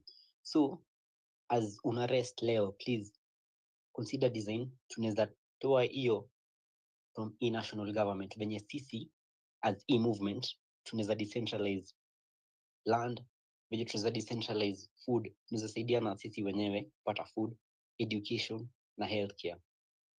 Mimi na run a book drive, sijui naambiwa mliambiwa jana, na run a book drive. Niko willing to start a library at my home place in Kitale. Nadai tunaongelea civic education, but basic education bado ni kitu ngori, kitu haifiki place uko hivyo nyumbani. As much as tunadai civic education, uti-educate msee kwa hizi language ngori, na msee mwenyewe hajui kusoma, ama hadi kama anajua kusoma ni ile basic. Kitu inanisumbua na place naishi, place natoka Ucha, poverty huko ni too much. Like, ndio tunaongelelea ghetto za huko Nairobi, but Ucha poverty ni ngori sana. Design, mtoto anaweza enda shule akiwa njaa, hawakukula sapa, breakfast definitely hajakula, ndio sasa kawa kukula sapa, breakfast inatoka wapi? Aende shule, hakuna lunch, atahave kurudi nyumbani ione kama wamepika. Chances are hawajapika, so atahave kuchuna fruits along the road akienda. Mimi nadai siwezi anza kuprovide food for all of them, but naweza provide kitu mimi naweza provide a few books niko nazo. So please, kawe uko na kitabu, previously loved books, unaweza dai kudonate, unaweza saidia sana. Naweza dai niwapatie hiyo education, inaweza kuwa nika starting point ya kitu. Inaweza kuwa nika rallying call ya tunaweza tukiendelea tunaweza ongezea maybe feeding program and kitu kaa hiyo, but nadai kwanza tukuwe na hizi books juu watu wenyewe hawana books. Acha hizi za CBC solo, like hizi books zina foster free thought, unaona, kama Ngugi wa Thiong'o, The River Between, hizo stories, anything uko nayo, please bring it forth. Tuone, narudia tena, land, bread, education na health. Sisi wenye tuna take part in revolution, tuone ni aje tunaweza saidia our fellows. Unaona, kama mimi niko na food excess, naweza kusaidia wewe. Unaona, kama mimi niko na knowledge, naweza kusaidia wewe mwenye hauna, ama kama wewe uko nayo unanisaidia mimi mwenye sina. Unaona, let's stand for each other. MPs visiting day ndio kitu inafaa kuwa kwa akili yetu. Hiyo ndio kitu naona most powerful. Trump card yetu ni hiyo, MPs visiting day. Tafadhali, please tukue progressive about it. Mostly huku hivi Twitter watu who nice who take each other down. Na okay, mimi si judge, but please tukue progressive. Usianze kwanza kunishoot mimi before usikie kitu nasema, unless unasikia vitu nasema ni obvious pro Ruto, hapo hivyo uko na right ya kunicancel. Free Togo. Tafadhali please nisaidie ni kuspread awareness. Togo wana protest kesho na kesho kutwa. I yield. Asante sana Field Marshal. Thank you for such a beautiful drive yenye unafanya. Mi kwanza before I free Togo, ninasemanga charity begins at home. So kwanza I want to free Kenya and liberate Kenya. Alafu I can spread the warmth towards others, because siwezi ambia wengine wakunywa maji wakati mimi nakunywa pombe. It's also good we first liberate our country, then we spread the goodness of liberation to other countries. But it's also a good idea to even know other nations are also liberating themselves. So, and thank you for such a wonderful drive for the books. And kutuambia ukikuwa na chakula unaweza pia mwingine if you have excess of doing that, and it's a good idea. Anyway, let me give it to Nyar Malik. The mic is yours. Alafu niende kwa Mr. Prolific, then Lonyo and Mwakadiri. Thank you very much. I'm happy to be here with you guys, but sio bad, but mimi napenda kuja kwa spaces zinaniongeza hasira. Napenda kuongezwa hasira because the state we are in, I don't see any hope. Okay, I see hope, but I don't see any hope in following the Constitution. I'm sorry. So first of all, a lot has happened. Kwanza today, I'm very sorry to the family of Njoki, Bridget.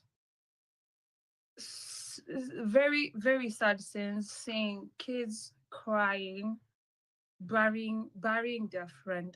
That was very sad today. I feel like everybody saw the photos, everybody saw the images, and everybody was heartbroken. That was just sad. Unfortunately, Mimi, I don't know. I don't have a lot of hope in following the Constitution, in removing this rat. The rat, if I say rat, I mean Ruto. When I say rat, I mean Ruto. I don't see any constitutional way we can remove this rat from office, because as we've heard, a lot of his rat friends wanasema vile they're gonna nasi uongo. We already know in Kenya watu wanaibanga elections. What people just do whatever they want. So I'm not very hopeful with us waiting till 2027. And also recalling these MPs, I feel like, yeah, we can recall them. Now we have the IEBC, but mi nataka hawa watu watoke kesho. If we can just, all of us will buy ropes, tunyonge. Wele MP unapata umnyonge kwa barabara. Like, I just feel like uko kungoja, uko kwote. I don't even have 3 months of patience. I don't even have 3 months of patience to wait for these people at Isasa to collect votes, and then we hope that this IEBC is going to follow the constitution, and then tutoe moja, tutoe mwingine, and then tutoe mwingine, and then eventually we have the number to impeach the president. I just don't have hope for even recalling these fucking rats. I feel like with everything I have, me is a lawyer. I'm very like nimesoma constitution hivi hii ya mwananchi, but from everything I have seen and everything I have read, we cannot depend on the judiciary. We cannot depend on the MPs. I feel like the only route we have as the people, according to the constitution, is just using the numbers that we have. We just, it's gonna sound like bad, but we just have to like keep protesting. That sounds but in every route that I have seen, mi sioni kuna njia ingine that we can follow constitutionally other than just storming State House. There's nothing else that I'm seeing that is gonna work for us, according to me. So I'm very angry. I'm very pissed, especially today. Leo nimekasirika sana, nimelia. I'm just so tired. I cannot even wait a second. I can't wait for another month to collect signatures. I don't have the patience. Mi nataka tutoe hao watu sahi na sahi. I understand our fears. I understand tunachoka pia sisi tukishinda kwenda kwa barabara. But this is our forefathers, they fought for months and years. But I feel like this is something that is worthwhile. As much as we want to find other routes, I feel like the streets have been working. As much as people are saying hizi streets haziwork, sijui tunafanya drama. I feel like that's the only route that has been working. But the problem is, for the past, okay, maybe just this year protest hizi zenye zimeishaisha, I feel like we've not had structure. If we had structure and if we had one goal, unakumbuka last year ilikuwa what dropped the finance bill. This year, if we had a goal, because according to last year, if you compare, we have more support even from our parents. Like my parents last year walikuwa wananiambia wewe usiende streets, wacha hiyo uenda wazimu. But now they're like, we respect you guys. You guys are fearless. This year is not ile like musiende, ni ile tu like ile the parents are like, our parents are like, you guys are fearless. You know, mumefanya kile hatungeweza kufanya. So I feel like maybe instead of pulling down on the protest, because I don't see, unless someone else or a lawyer, actually a lawyer, atuambie any other way that we can fight this government. But if it's through sijui recalling MPs, kabla to recall MPs to pate our numbers, that's even beyond 2027. Maybe I cannot stand these people. I cannot stand these people. If there's any other way we can go through ya kutoa hawa watu immediately, I would really be open to that. But up to now, I have only seen protests work. But organized protests. Organized, we have a goal. Tunalia nini, tunafanya nini, ikue organized. Because even when we are organized, even the older people, it's easier for them to support us. But kutoka kwa protest, ati sasa kwa sababu tunauliwa, kwa sababu wanasema watatuua, I don't think that's hiyo ni tactic yao na hina work. We should not, the protests have been working. We just need to organize it better. And Sai, at least we have our old people, our parents, they're on our side now. Tukiwaambia, tunaenda protest for this reason. Kama ni Ruto must go, ni Ruto must go forever. I feel like that is it. Ruto must go forever. Ukisema ni Ruto must go, hizo ndo protests zenye zinaendelea from today onwards. I feel like kila mtu anajua Ruto must go. Even our parents who were not for Ruto must go in 2024, I feel like we have more people from 2024 when you want to join the team of Ruto must go now than people who were just like wishy-washy. I feel like the protests are working. We just need to get organized. But Sawa, let's recall these MPs.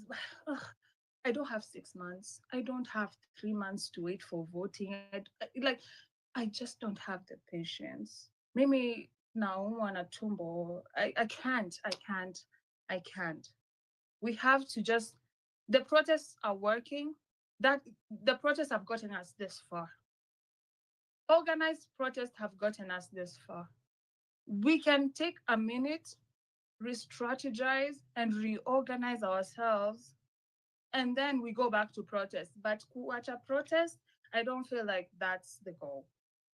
Yeah, we can recall the MPs, but it's going to take months and months to collect and everything else. But yeah, my petition is tuendelee kupandishana hasira.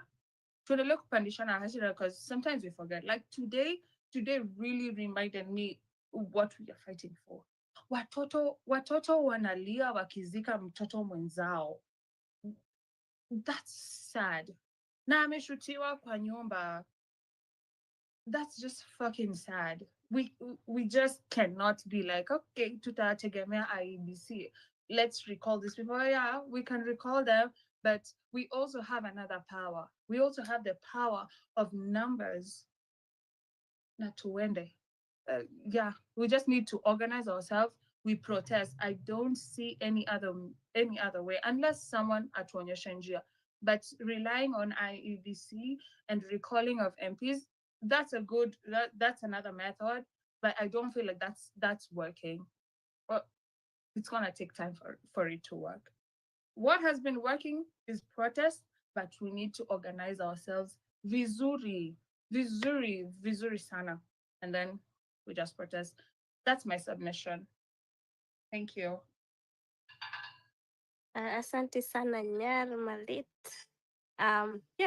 Yeah, protests are the way to go, and because we don't have actual time, Ronyo, the mic is yours. Alafu kutoka kwa Ronyo, I go to Mwadari, and then Sam. Excuse me, Wanjiru, you had said I was the next one. It's Mr. Prolific. For this. Okay. Ni venye tu hata mi si enda tu haina shida. Wow. Ronyo is a gentleman, he wait. Okay, thank you so much. Yeah, I've been here since Afrocentric started this space.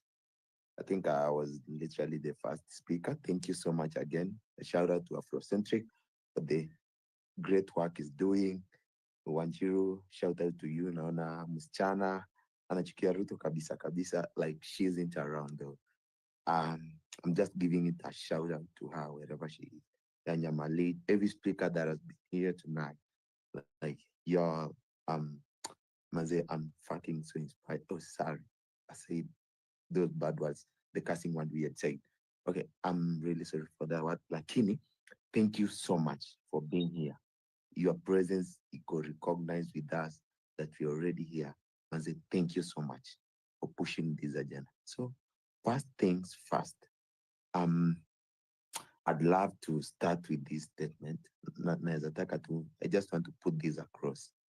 I hope you all can hear me. So it's I've been saying something. This is maybe how I can pianize a yeka. Whatever is happening now, it's just a chilling rehearsal of 2027. That's if, in case we relent. That's if we pull back vile tunafanya. The killings that are going on right now, it's just a rehearsal. Nimeona pia the Standard Group wameandika such a thing kwa headlines zao, kwa sababu inasema from burnt hospital to brazen looting, Kenya is spiraling into a state of orchestrated anarchy. So fueled not by criminals in the shadows, but by power-hungry elites in plain sight. So as goons terrorize citizens and vigilantes rise in retaliation, the government issues threats with one hand and shield allies with the other. With 2027 polls looming, what the country is witnessing isn't just unrest, it's a chilling rehearsal. So, guys, whatever I've read, whatever I've said, it's all something to do with we not relenting. Tukinyamaza, definitely, these guys, they are trying to rehearse and seeing if this can work on us. The other day, nilikuwa nasikia Ruto anasema eti watu wakuwe shot, shooting people on their legs. Yo, msa anajaribu kutuambia nini? Like, what is he trying to make clear hapa? Atuvunje miguu, ndo nini isifanyike? Mtu anasema upigwe mguu, risasi mguu, then you're taken to the hospital. Rex died. Rex died because he was shot at the leg. Hakuwa shot kwa kichwa. Yo, nasikia bado kuna msee hapo eti unatafuta strategy. Ni strategy gani sahihi hapa unataka, guy? Like, what's that strategy that you want to bring up hapa? Enye ijakuwa that it hasn't been tried before. The only strategy we have sahihi in numbers, and we show up to those streets. It's the only strategy we have at the moment. Things to do with this constitution, unaona, hata the judiciary iko tu pamoja na the government. So in all, guys, it's either we stand for ourselves or we live on our knees. That's the thing. When this place was starting, I said something, and Afrocentric also nimemsikia akisema, it's either we die on our feet or we live on our knees. So that's your decision to make. All you need to do is ask yourself, do you want to live on your knees or do you want to die standing? How's your kid? There's a kid. Mamake alimkatasha asiende this protest on 25th. Coming back in the evening, the mother sent the kid to the shop. The kid got shot. Hakukuwa shot juu alienda tao. Alikuwa shot juu ametumwa shop. So whether you stay back in the house, you're getting killed. You step out to the street, you're as well killed. So where do you want to stand? Do you want to die as a coward, or you want to die as a hero? Look at the finance bill. Last time, it's what made us protest. This time, in a sleek way, they made it true. Hata hawakutaka tu ikukua read to the public. It's already true. Imepostiwa huko. You all are seeing already fuel sahi. It's just on the high end. Unaona, like, when we are still up, we are looking for a strategy. What strategy are we looking for? With the young generation, everything that is being done right now, it's affecting us directly. I hope you all are trying to understand what I'm saying. With our kids, our future, our lives. And we say, they are happy in planes. So whatever they are trying to do, andamiza sisi. Unaona, everything to do with education right now, they're trying to cut it off.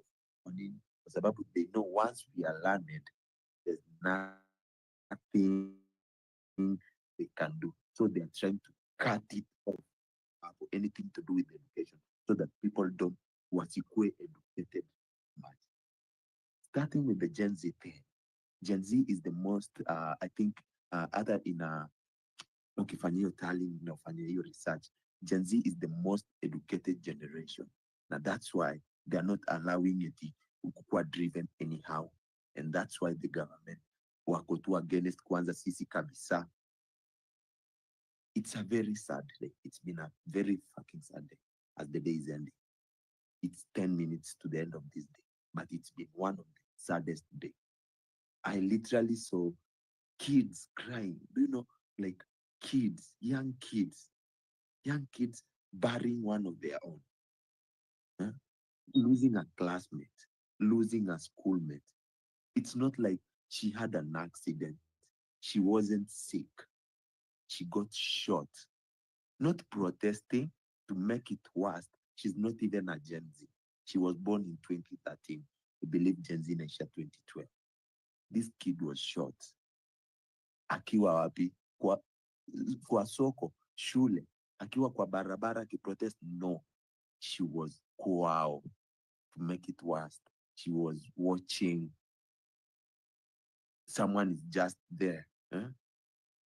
By the I'm pretty sure, I'm 100% sure. Kwa hii space, there's a DCI mahali. Kuna hizo IPOA, there's a police. They are all listening. Wako hapa. Mind you, there's this Cleansy Barasa. I was trying to follow his proceedings up court.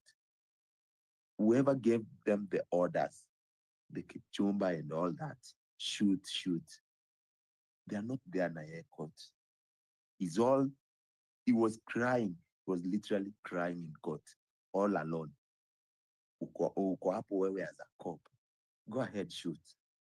Ukiwa court peke yako, right now, akiwa remand in prison, is all there alone. They are in their houses. They are sleeping in those maybe 8-inch mattress, and yet they won't find sleep. They are just there. Where you are in some cell. So it's high time wewe as a cop uko hapa. As much as you're being given the orders to shoot and kill, remember at the end of the day, umeshoot huyu mtu mguu, you'll be standing alone in court. So it's high time you think. It's up to you. Decide what you want. Utapewa orders hapa leo. Hata maybe utakosa kupewa lawyer uko court. Watasema ni ignorance yako. They'll use you to protect them. Then at the end of the day, they'll dump you. So make a decision. What exactly do you want? Where do you stand? The people that are shooting us, it's the same people we are fighting for. Kwanza, they are the most victim. Au ni wase wenye salari yao hata si 8,000 na msaya yako shule akishapata job huko. We are fighting for them. So I'm getting done with this. I don't want to take much time.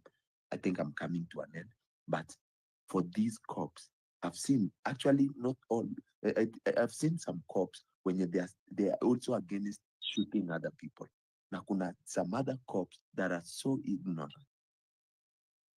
You are there, be smart. I think that's all for today. And yeah, this government pia imeshinda inanisumbua manze, inafanyia nini accounts zangu and all that. Please also, if you're here, follow me up. I need those numbers kwa sababu mimi, if Afrocentric is holding anything, I keep on retweeting and posting. Follow up, and thank you so much. I'm grateful. Shout out to you all. Please follow me and follow back. Good night. Hello, Mr. Prolific. Yo, okay, sawa. You guys follow Mr. Prolific and my fellow patriots.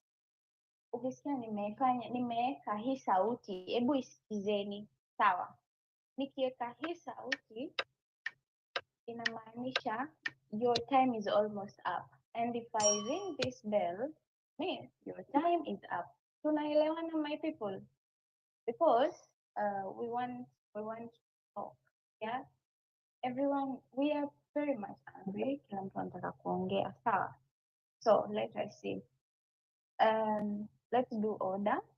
So we have someone called Sam Shay. Sam, if you're there, give me 100. Okay. Atuya, are you there? Atuya, are you there? Okay, so and Mwadali. Nyinyi watatu wekeni mkono chini, you will talk mkifatana. Teremsheni mkono. So after Sam, I will have Atuya and Mwadali. And kindly, if I ring the bell, talk immediately. Sawa, so be very quick. Mwadali, teremsha mkono, nimekuona baba. Aya, the next 3 that want to speak, raise your hand. Thank you. Okay, thank you guys. Thank you for the platform. I appreciate what you're doing. May Mimi Sam Jen. kwanza.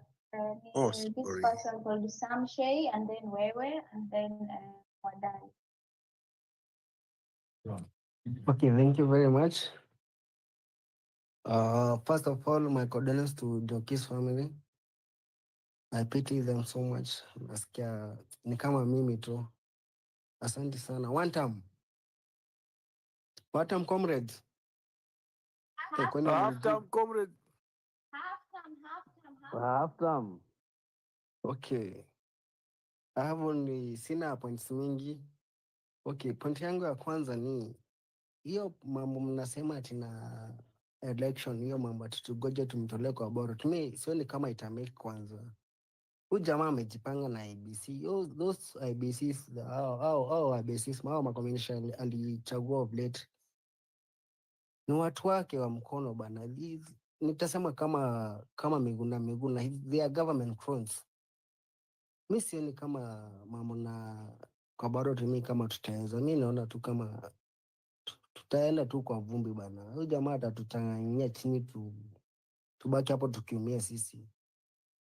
Mi kenye tu nilikuwa naonelea kama tunaweza kuwa na other option, kama we organize a coup or anything yenye tu wenye tumtoe tu kwa mamlaka man. Jamaa, I come from the area kwenye watu walichomoa kanisa with that area. I come from that village and I saw what happened. So huyu mtu ni mnyama man, and then anarudi hapo anajenga kabisa, and then those wababu wetu hawa watu huko ushagua wababu zetu ni kama wamerogwa sijui nini, wanaanza kusema oh, sijui mtu ni wetu anatupenda, nani tu alichoma kanisa. So me I don't care man. I feel like I don't care. Kama kuna any government representative, penda ukatoma masikio wasia. Ndio ukitaka nikujie mbwa Kama sikiza enda katoma masikio. So mi hiyo mambo na sijui election mi sioni kama itameka. Another thing, hiyo mambo na visiting day. Why na risk tati? Mi hata kama ni kesho mi niko ready. Takuwa pale front line. Ni hayo tu, sina mengi. Asanteni. Thank you so Hey. much. Okay. Poleni sana na poleni kwetu sisi wote kwa hii msee vile anatufanya. Mi nitawaambia tu, if we don't crack this system, hata tuweke nani pale, weke Maraga, weke nani, wote watafall into this whatever we are going through. None of them is innocent. These people wanawekwa pale kutuchezea mind game, wanaangalia ni nini youth wanaongea, and the more we talk, the more we come here every day, grieve for people, they like it. They like it that way because they know what people are talking about. But the moment you are silent, if you remember the last year demos, we were very silent. They didn't understand what is going on, and pop end up in the streets and things moved. This time, they kill, they come and speak. You know why? Have you had any big powers countries in the world wakikondem hii kitu? They are silent. You know why? Because Kenya ni sijui what NATO or something. They will defend the government in place so long as they get their will done. And that is what this Ruto is doing. Ameenda kwao, amepewa, anaambiwa you rule so long as we get what you want. That's why you will not hear Donald Trump akisema president ametoa hizi orders zake mbovu. No one will speak. None of the countries will speak. It is now us, the people, to decide our path forward. Our path should be free of any any such leaders, any such leadership, any such thing that will cause us to go to this length yenye tuko hapa sahii. Tumekuwa tunafikiria vile tuna create AIs na nini, lakini sahii tuko hapa tuna mourn, tuna grieve. So me, I'll urge people, let's mobilize. The ballot is a ritual. Hatutaweza kutoa mtu kwa ballot, na mi nitawaambia huyu jamaa amekuwa akipanga. Nasikia wameanza kusema sasa wamejipanga, anaenda. Sisi tunafaa tutoe hiyo system before your ballot. If we remove that system now, then we forge our path forward for Kenya, not for political parties, for Kenya. Then we will tutafikia China. Sisi hapa tumeweka uoga. That is how they are trained in the military college. They are trained like that. You go to a place, you dominate the place. How do you dominate? Create fear. How do you create fear? You kill 1 or 2 people. Children also are involved, so that people will fear. If you can kill a child, what about a protester who's of age? People should create fear. And that is what we need to cancel now. We show him that we are fearless. Na urge tuendelee, we make it. We will make it, and I know we will make it. To give up. Thank you. Thank you so very much, Akia. Let us have Madam. Yes. Thank you. Thank you so much, my fellow youth. It's a sad day for this country, Kenya, and I feel for every single soul that witnessed what happened today in Kirinyaga, those little kids crying and everything. It has reached a point where we need to sit back and ask ourselves, what do you want? Let's not try to rubbish colleagues. There's a colleague who near something. He said we need to re-strategize and see what can we do as a movement to take back our country. I'm saying this because we need to plan ourselves properly. In the sense that if we want to take this country back for ourselves as Kenyans, because all the institutions that we have given them the power as the people of Kenya, whether it is legislature, whether it is executive, whether it is judiciary, they have all failed us. That's why Kenyans are on the streets. That's why we have martyrs who have died for this country, for a better tomorrow. So, where are we heading? Now, for me, I'll say that since we have already decided as a generation that we want to take back our country as Kenyans, because all the institutions that we have given them power have failed us, we need now to plan. And we say that clearly that we need to take up, go in, demonstrate. And for me, I will say that a demonstration for one day will not raise eyebrows and will not even do anything for this government, because they're just planning for one day on how to make sure that they mine people, and then the next day it's business as usual. But come to think of a demonstration for a whole week that will make sure that not only are we going to focus on the peripheries, but also to make sure that we mobilize enough.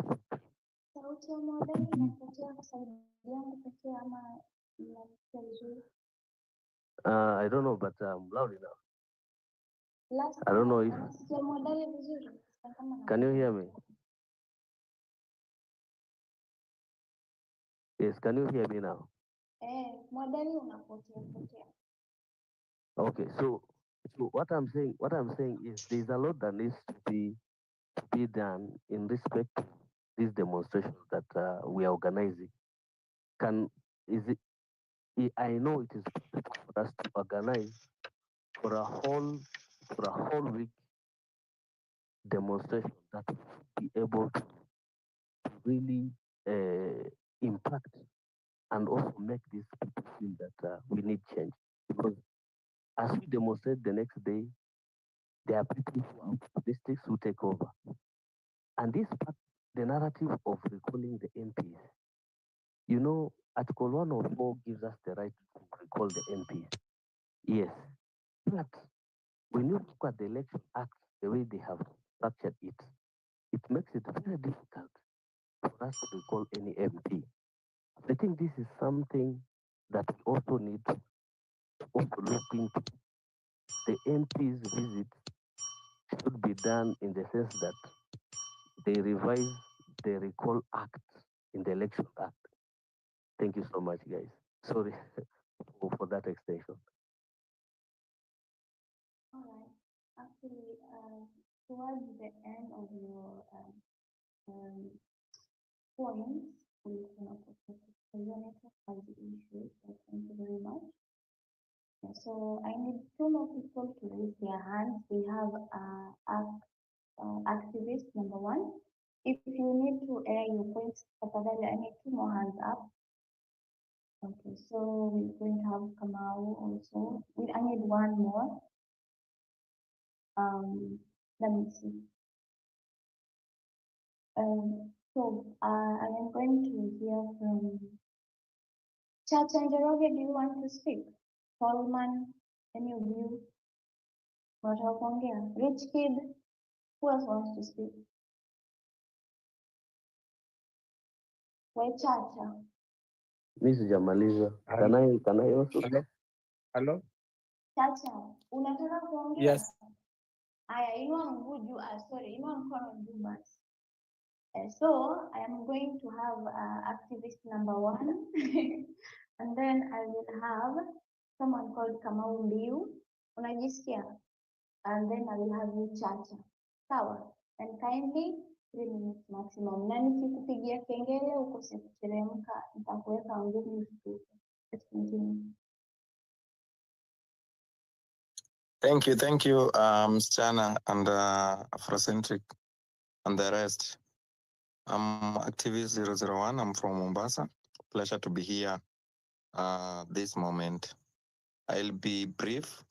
One, I think we really need to re-strategize, sit back and re-strategize, because it's like we are losing direction.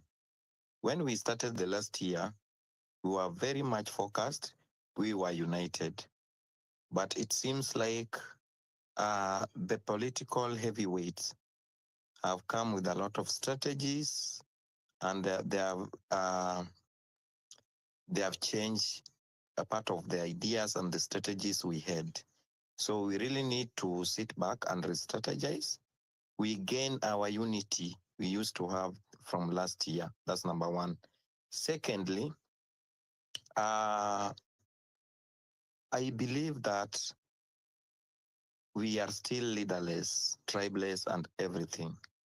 But as the things are going on, I can't see that we are still leaderless, because I've seen some of the cocoons behind those people whom we are advocating to be the president, the likes of Maraga, the likes of Okiya Mtata. And I can tell you one for sure, some of those people who are there, they are full of pride.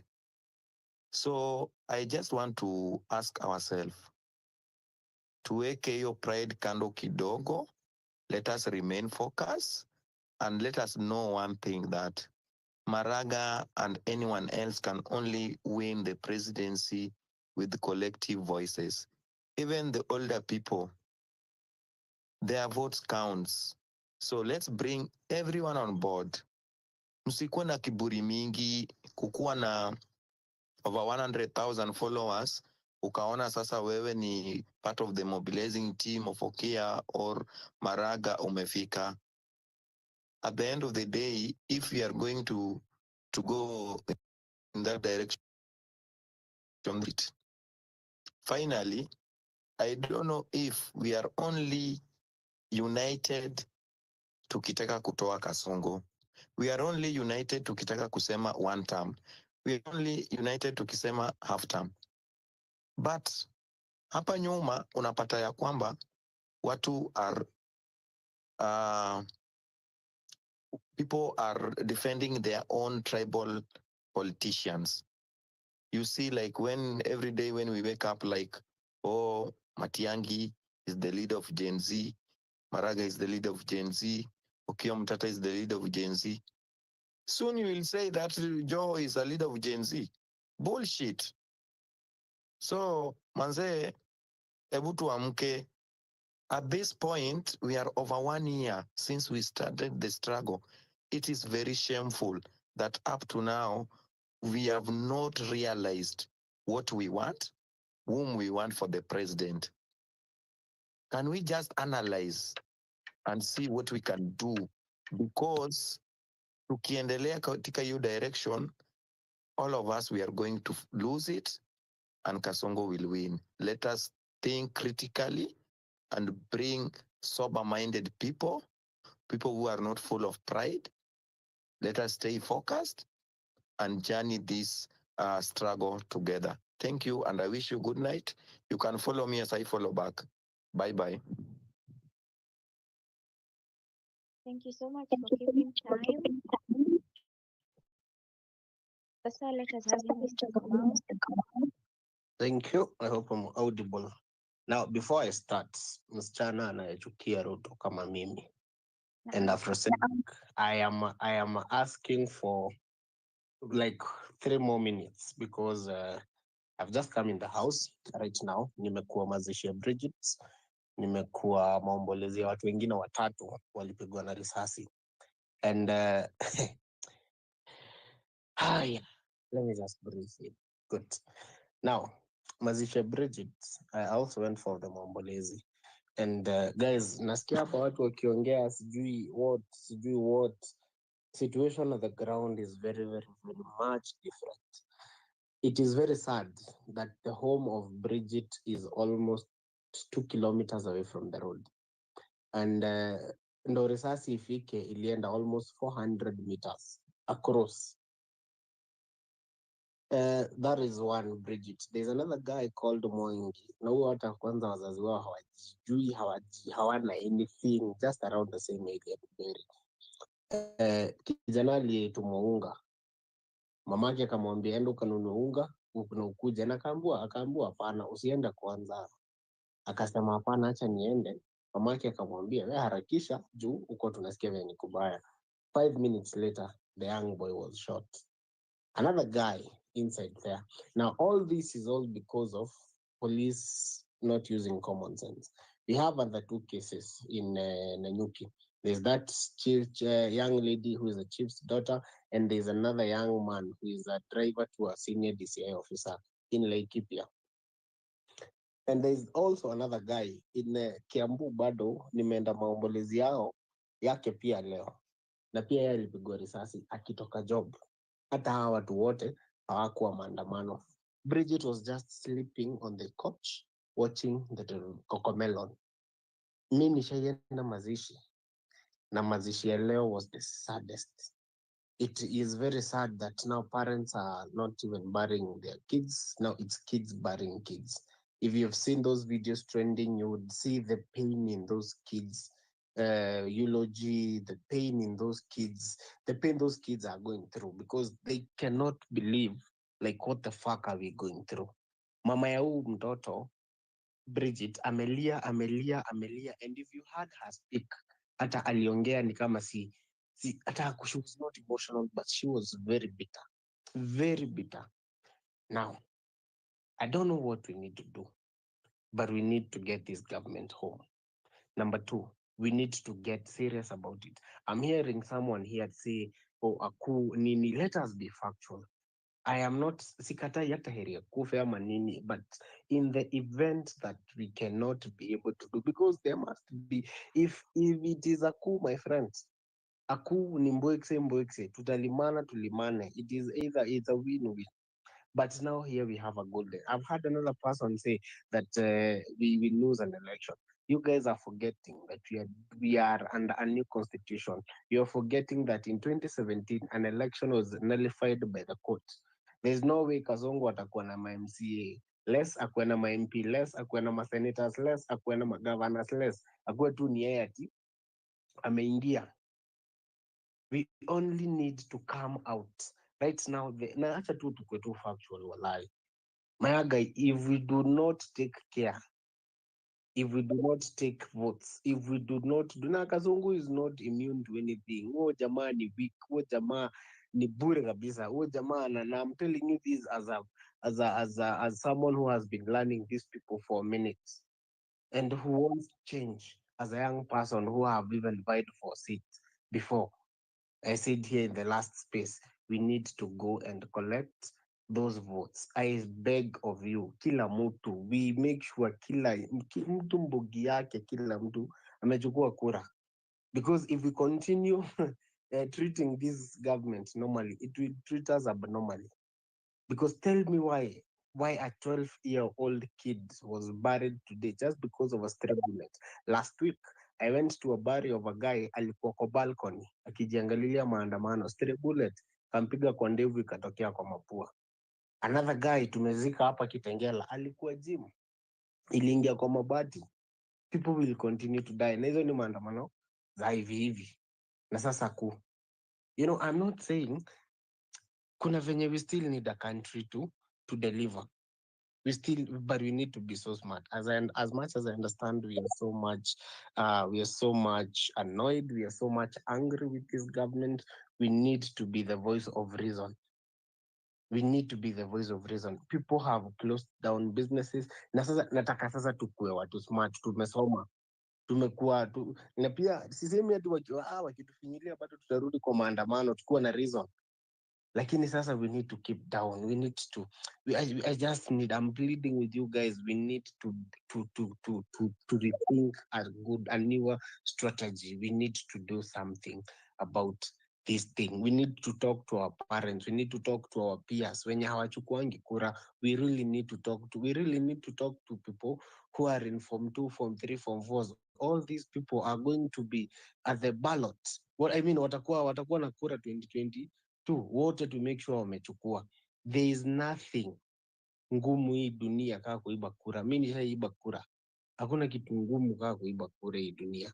Huu Kazongo, naona niliwaambia wameishi kuachana na 200,000 kwenda chini. Tukimwacha na mita mbili haezi iba.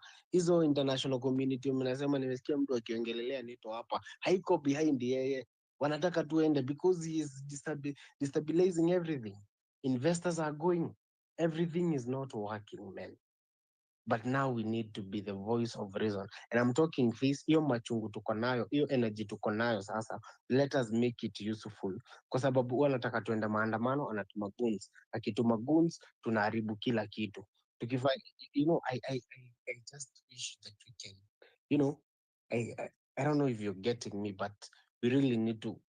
I cried today for that family. I went to that family, huyu jamaa mwingine hata hawana do ya postmortem.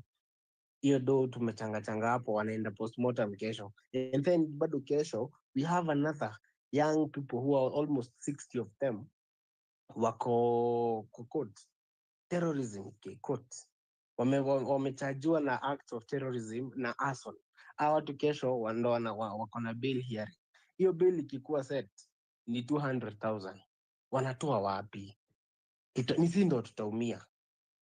Unacheki, sisi ndo tutaumia. Huyu jamaa ndo wako na instruments of power. Enda Kenyatta, nilikuwa huko juzi. Kulikuwa na watu kaa 17. Watu wako nje, wameumia vibaya. And there is another case that we are hearing, that there are other people who are missing. We need also, I just need you guys, let us calm down. We are learned, we are so smart, we are so angry. Let us calm down, engage voice of reasoning, and we know how we are going to direct our reasoning so that it can bear fruits. Na tusikuwe na jaba, live in fantasy. Tunatoa wapi kuu? Nyinyi guy more than kuu.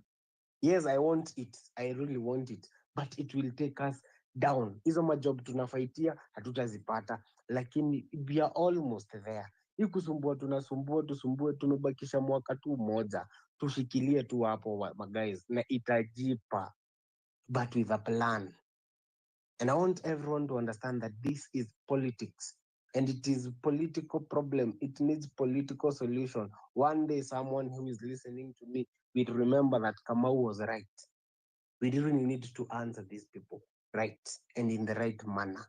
Na ndo unaona alienda hivyo akaona hii kadi akaenda akaruvuta raua. I might talk and talk and talk. Thank you. Have a good night.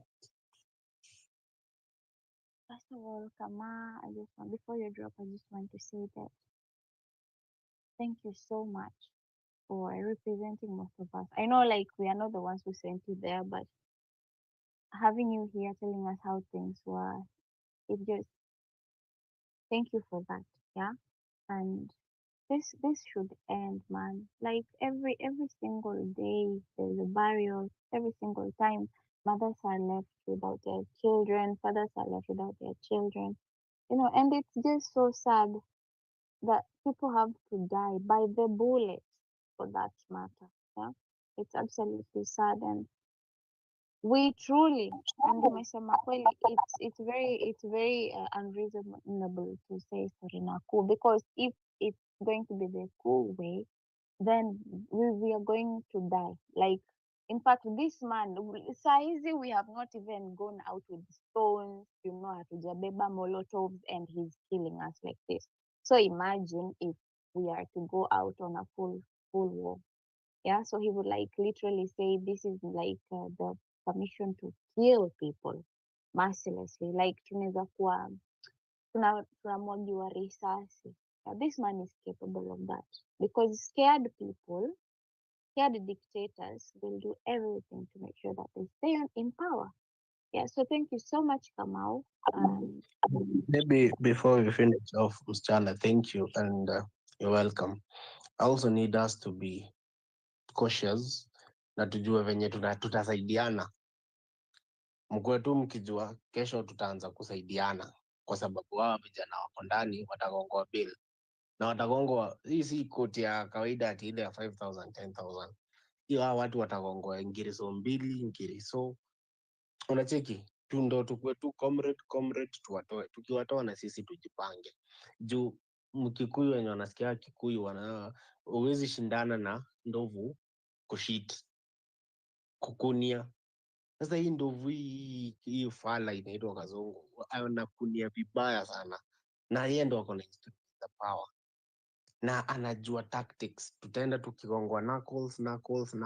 At the end of it all, you're done. If you die, you're useless. A friend of mine died juzi. Sahii bibi yake anakimbizwa kila mahali na vijana. If you die, if you die, yako imeisha.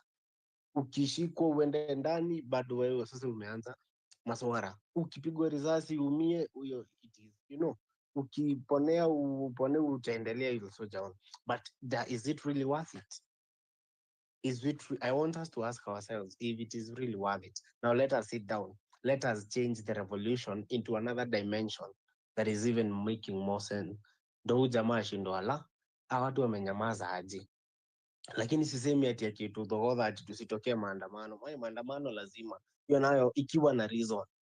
Unacheki sasa kai ya Bridget kutokea sijui hata venye kujua hata kuna hiyo risasi ilichukuliwa, unapata DCI wanaenda kuharasi hizo family, sijui wanawaambiaje, na wako na hizo ballistics. Wako na nani mwenye alipiga hiyo risasi? Tunafuata hizi vitu, tukiona hawafanyi ndo tunatokea. Unacheki bana, nataka tu sasa tukuwe na jibu, si kushindanga hii space ni ya kazi gani? After everything is done and said, what is the use of this space? Tumeongea hivyo vyote. There is you, sababu hapo juu unaona kuna kitu inaitwa MP's visiting day. Kwanza nataka tu deal na mtu anaitwa Pasaris, that woman. Yeah, like if we start with one, it will be easy, because we want to put the fear of God in them. We want to concentrate on each and everyone, but we are starting with Esther Pasaris. Yeah, because that woman is a pain in the ass. We want to concentrate, like, you remember how this thing started? pole pole. I want us to spread the word. Songkok nimekuona hapa kwa serikali, wewe na hiyo kofia yako. I have seen you here. I want you to go tell the people that we are coming for them one by one. They will not know the day nor the hour. Lakini mtashtukia tu we are camping in your houses. You have to explain to us, why have you not filed a motion to impeach William Ruto? And if it is money that he has paid you, we are going to make sure that we remind you that we are the ones who put you there, because you campaign, you tell us sweet nothings, and then when you get there, you decide to act like, all of a sudden you are a different kind of breed. You are the top dogs. Yeah. So actually, you guys, from tomorrow, we are running a drive. The motion is MPs visiting day. Like the whole of the 2 weeks we've been talking about MPs visiting day, and we've been mixing it with some other things. Lakini nataka msikie nasema hivi, kuanzia kesho, tell a friend, join the space as early as 8:30, and we are going kuzungumzia hili swala linaloitwa MPs visiting day. We want to act like, okay, they are expecting tutatokea street, and we are giving you a Mwakenya Songkok. Go and tell Kinaruto, your BFFs. Go tell them we have said we are coming. Power. And we are starting without Bimbo called Pasaris Esther Muldoni. Yeah, we want to start with her. Before wajipange tena, before, these people are very scared. Before wajipange tena, we have to force these people to behave now, because Ruto is using the protection of the rogue MPs. He's hiding behind them. Yeah. So we from tomorrow, it's going to be boiling. It's going to be hot. Sawa sawa. So any post you make sure you put MPs visiting day. It's like tell a friend. If you're able to make a poster, kindly make a poster notifying everyone. You can put it in the comment section. Tunataka kuambia hawa MPs wafanye kazi yao, because they are doing nothing but stealing and thieving, and they are lazy. They are not doing what they are mandated to do, what their positions mandate them to do. The MPs are not doing what they promised when they stood on top of the Pajeros saying, nitatenga, nitafanya. Now, right now, they are saying tupigwe risasi za mguu. They are calling us every sort of name. Right now, they are saying we are terrorists. Right now, they are charging us with terrorism. They are putting thousands and thousands of money as bail money, as bond money. It's so fucking useless. So from kesho, nanisikiza, kuanzia kesho, it is solely MPs visiting day. We are going to concentrate, because we do not want another child to be killed. No, we don't want another family to grieve. We don't want another person to be abducted. We do not want another Kuare massacre. We do not want another Shakahola tragedy. We don't want that. Remember, there's in the Russia, imenyamaziwa tu. So kesho, ukuje space, tell a friend, even if your cow can commit to join X, tell it to join us. We want to raise awareness. We want to attack one by one. Strategy. Yeah, they are learning our ways, and we are learning how to escape their ways, and we are smarter. Sasa, usually we drop around this time, but since I had said I will have two more wenye nilikuwa nimetaja, let us hear from nilikuwa nimesema nani? Rich Kid. Are you there? Give me 100. Yeah. Okay. Nanisikia? I will hear. Just confirm. Yeah, I will hear from you, and then nani mwingine ako hapa? So okay, I'll hear from you, and then we will finish off with Prince Baha. Yeah.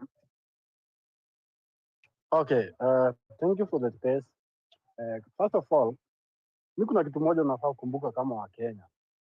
Like kila wakati tumekuwa tunaenda nje, tunatoka tunaenda tuna protest.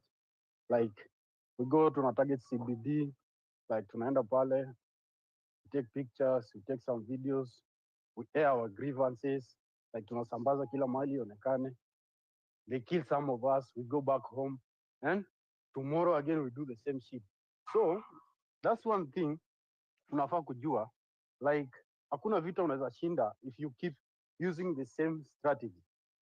Ni kama uniambie unatumia kulima. Ukiwa unalima kila wakati na jembe, vile utapata tinga, I think you will have to plow a big land or a big piece of land. So mine ni like let's change the strategy. Hii strategy ya kuoccupy, by the way, kufiti aje ya kuoccupy my MPs nyumba zao. We know their business. We know their children. We know some of us we are their friends. Mnajua watoto wao ni mafriend wenu. Hadi mnawafuata huko online. Mwezi tuambia ati hakuna mtu shai ajui ama hakuna mtu ati Charlene Ruto ana rafiki Kenya mzima. Hao watu tunawajua in and out. We know where they hang out. We know their children. If you go for my son, okay, I will come for yours. Kwani ni nini? Kama Kenya ni hapa inafika pahali wewe unafaa na kulipa. The police are mandated to do what us the people say. But look, hawa watu umetugeuza, tumekuwa sasa sisi ndio watumwa. Like sisi ndio wenye power. But wametuturn, tuliwapea hiyo power. Like wametusaliti. Yeah, in other terms. Like one thing we need to strategize ni naona hii story ya kuoccupy. Let's make it trend. Let's make rich anyone, any comrade. Status, WhatsApp, Telegram, kila mahali post. Anywhere you have social media, just post. Even if hata kama utatokea, mwingine atafika hapo. Yeah, it will help. Because we are fucked up as a generation. We are not only fucked up as people of Kenya. We are fucked up as a generation. There will be no more Kenya. Ikiendelea hivi. Okay, watuwe. They are killing young people. Young people are the future. That means he can't in a future. They want to destroy the future. Because ours there, they are living their future. Kumbuka, this is what they fought for. This is what they fought for. Ukisikia hata huyu kama huyu Babafu ama naye ama huyu Kasongo, hii matako hii, shetani ya mtu state house yetu hata iko, that's a fly house. Huyu hakuna kitu wako hapo. Hii ni nyoka ya mtu. Mtu anaua mtoto ati kusikia the shit out of you. Wewe ulisikia na kwani utastua watu wangapi? Watu less than 5,000 wanatutemesha damu. Hadi huwezi kaa kwa nyumba yako kwa na amani. Huwezi jua sasa ile unakujia. Si mtukujie makumbavu. Kwani mna targetingi watu wanyonge? Si mkujie watu target mimi kwanza mimi ni target mimi. I'm dangerous. Fuck you. Fuck Ruto. Fuck the government. I don't fucking care. Hivi kama mimi kwani sasa hadi mimi unajua hii government inafanya mpaka mtu unaanza kufikiria vitu zingine mbaya. Kwani kuvaa bomu na kulipuka mali Ruto wako ni ngumu? Hiyo si kitu ngumu, nitafuteni mimi. What the fuck? Kwani country tulizaliwa tuishi nchi yetu kama refugee? Nani anapenda kwenda kuwa refugee huko USA ama wapi ati ndio upate kazi? Tulifika aje hapo? Wazazi wetu wauziwa uoga. Kitu moja government ilifanyanga ni kuuzia watu uoga. Hiyo design ya kina Moi, kina Uhuru hadi these people, we need a leader. Kama ni leader yenye tutakuja kuchagua, like a leader mwenye atafunga hao watu, no matter how old the case is. Hadi kama uliuanga mtu 2002 na ukakuja MP ukakuwa sijui nini, we don't fucking care. The thing is, kama if you are, the police are not respecting the law, even the citizen hatufai respect your law. Juu sasa hiyo law itakuwa kwani ina apply side moja, ati mimi nifuate, lakini wewe unanisimamia na bunduki, mimi nimekuja na kitambaa. Tangapi hapo hiyo ni vita gani tunapigana? Maneno ni mawili. It is either as Kenyans we sit down and agree. Let's say leo tumeamuka, kila mtu enda kwa ile mtaa yenye unatoka. Toka hapo, enda kwa ile mtaa unatoka. Funga hiyo barabara yote. Let's put Kenya into a standstill. Ati mkiona polisi wakipiga watu, wanarusha tear gas mnatoroka. Haya, okay. Kesho tena wakuja warushe tutoroke. Okay, for how long will we do this? For how long will they shoot us? For how long? Kwani are you not tired? Are you not tired every time and come here and air your grievances and nobody hear them? Wewe unafilaje? Unafilaje ukiona mtu wako, besti yako akizikwa? Unafilaje ukiona mtu mlisoma naye akizikwa? Unafilaje ukiona girlfriend yako ama boyfriend yako akizikwa? Unafilaje ukiona mtoto wenu mdogo akizikwa? Yet you are alive. First of all, even unafeel kama wewe ni failure kwa sababu he died, you need to protect him. Like, man, mimi kitu moja nazaambia as Kenyans, let's look for a working strategy. Kama ni occupy, okay, let's occupy and destroy everything. Kama ni kudestroy, tunaingia huko kwao, tunachoma hiyo manyumba, mamansion ya 18 million. Mtu anaendesha Rolls Royce na ni MP, unatoa wapi pesa ya kununua hiyo Rolls Royce kwanza? Huyo unafaa unalala ndani.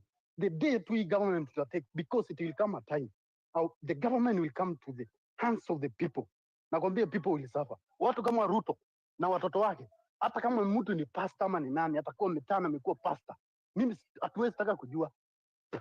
We need a leader. Hatutaki politician. Na hii ndio kitu moja tunafaa kujua. The moment unakaa hapo nje unaanza kusema mimi ni Mkikuyu, mimi ni Masai, mimi ni Mturkana, mimi ni nini, hiyo ni saidi. The moment ni the main agenda ni wote tunateseka, na hii nchi imeishi kuwa hivi. Hata nyinyi mnajua the Mau fought for land and freedom. They didn't fought for economic freedom, no. They just fought for the land. Na ndio hii hata land yenyewe sasa mwezi hata itufiki bei. Hata watoto wetu sijui wataishi wapi. Haya. Ndio hii freedom yenye mimi mpaka sasa unakuwa limited. Mtu anakufungia barabara huwezi enda ukitaka. Haya, kutoka hapo government imekuwa brutal.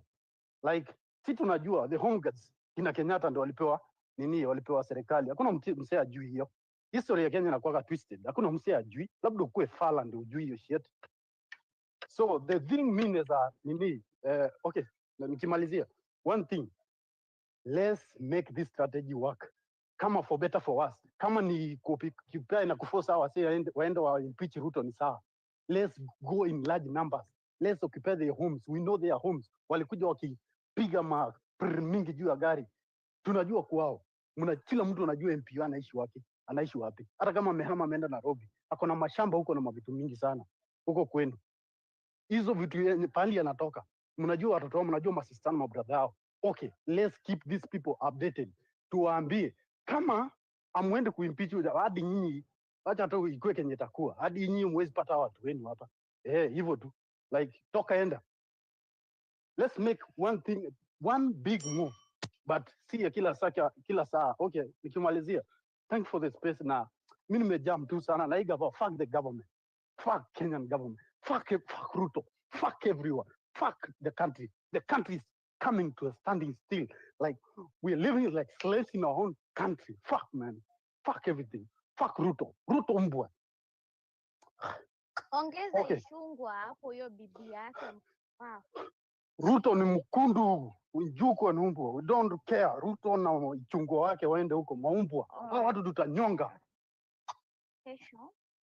Kesho Rich panda hapa kesho earlier, yeah? We will have more time. I know. Okay, it's okay. so frustrating. I wish like Okay, you know those voodoo dolls like in movies you see the way people have voodoo dolls like it's created in the image of this person, and then when they misbehave unaidunga, and then the person reacts, and then if you break an arm, I'm telling you, if it were possible, like if it was possible, even if I was supposed to sell my soul to get that particular voodoo doll, I would have bought, and I would have made Ruto suffer. This man, this creature that came to us in form of a person of the cloth, a man of the cloth, So, mimi huyu jamaa hata ako na bahati sana. Mimi kama ningekuwa military, hata kama ningekuwa ordinary military, mimi mwenyewe ningechukua hizo silaha, ningekuwa responsible for kifo ya Ruto. Mimi mwenyewe ningeamua nifungwe maisha yangu yote, ama hata ninyongwe mchana watu wakiona, but make sure nimeua huyu jamaa. Huyu jamaa hii ni shetani bwana. He knows that the people want him dead. That's why siku hizi si kama juzi vile alikuwa anapenda kutangaza anaenda kanisa sijui ngapi atoe milioni ngapi za wizi. Saizi anakuja amejizingira na 90%. He comes with a crowd of 100 people, but 90% ni security guards, and the 10% crowd is like 3 meters away from him, and amevalia bulletproof vest 60 kilograms. In fact, he should know we aim for the head. The way he's shooting our friends, our boyfriends, our girlfriends, our mothers, our fathers, our children. Able to cut you off just a single nikuulize, kwani wako wapi hawa watu wenye wako wapi wakora? Wale wakora wenye walikuwa na shooting watu wako wapi? Washoot watu kama hawa wako wapi? Wale wakora mlikuwa mnaendaga mnavunja manyumba watu na mabunduki, mko wapi? In fact, maybe Ruto is just trying to be macho. Yeah, he's like this guy wa mimi ni noma si noma, but no one is noma there. They are scared. Trust me, I'm telling you this for a fact. saa hizi Ruto knows he's wanted. It's not that Ruto ameharibia hadi wakora kazi because amehire goons. Tunao biashara kwa wakora imekuwa ngumu. Everyone wants him dead, including wachawi. Maisha imekuwa ngumu hadi wachawi cannot afford to chawi in peace. Yeah? So I Sasa understand si kwa completely. sababu hakuna kitu kama uchawi. Uchawi ingekuwa kwani wako wapi hao wachawi wa Kambani kuja kuroga Ruto? Wachawi wa Kambani kama mnatusikia, kama uko na relative mchawi, please we are calling you out. Wewe mchawi, wewe mtu wa Illuminati huko nje. Wale watu wenye wanajua kutupiana macho mbaya, tupia Ruto na watu wao wote. Tupia hao watu wote. Manyoka ile inaumaga watu wakitembea. Ruto nyoka itokee kwa shimo ya ya choo iume matako umbwa akufe. Trust me, Ruto is Kwani hatuwezi pata tu hata bodyguard mmoja wa Ruto tu mwenye anaweza shikwa na roho tu amue kuua huyu jamaa, tutamsamea kama nchi. We will use our plea as the people na tutamrelease free. His day is coming, trust me. And before that day comes, we are not going to give him peace. Intention ya Ruto ni kutuzia uoga. And we are just too broke to buy that kind of nonsense. Unajua anafaa kujua kitu moja, huyu jamaa anafaa kujua. Sisi ni we are generation yenye we don't fucking care. Yo. Yeah, we don't give a fuck. He knows that. He knows that. So tomorrow, can you mute your mic kidogo, Ben? So from tomorrow, as I said earlier on, we are solely concentrating on the major facts. The big flag hapa is MP's visiting day. And I would like for us to concentrate on that ship called Pasaris. Huyo mama, we want to concentrate, like all the attention should be on her. And then after yeye, like we are going to give it one at a go. Sisi Ruto has been killing us mercilessly, thinking that we are scared. No, we are very bright people. Thanks to Kibaki, tumesoma, tumenini, so we understand the game. He thinks that he can us. He cannot can us. We are uncannable, you know. And I always say, we the people shall, yeah? And we shall until all the shalls have shalled.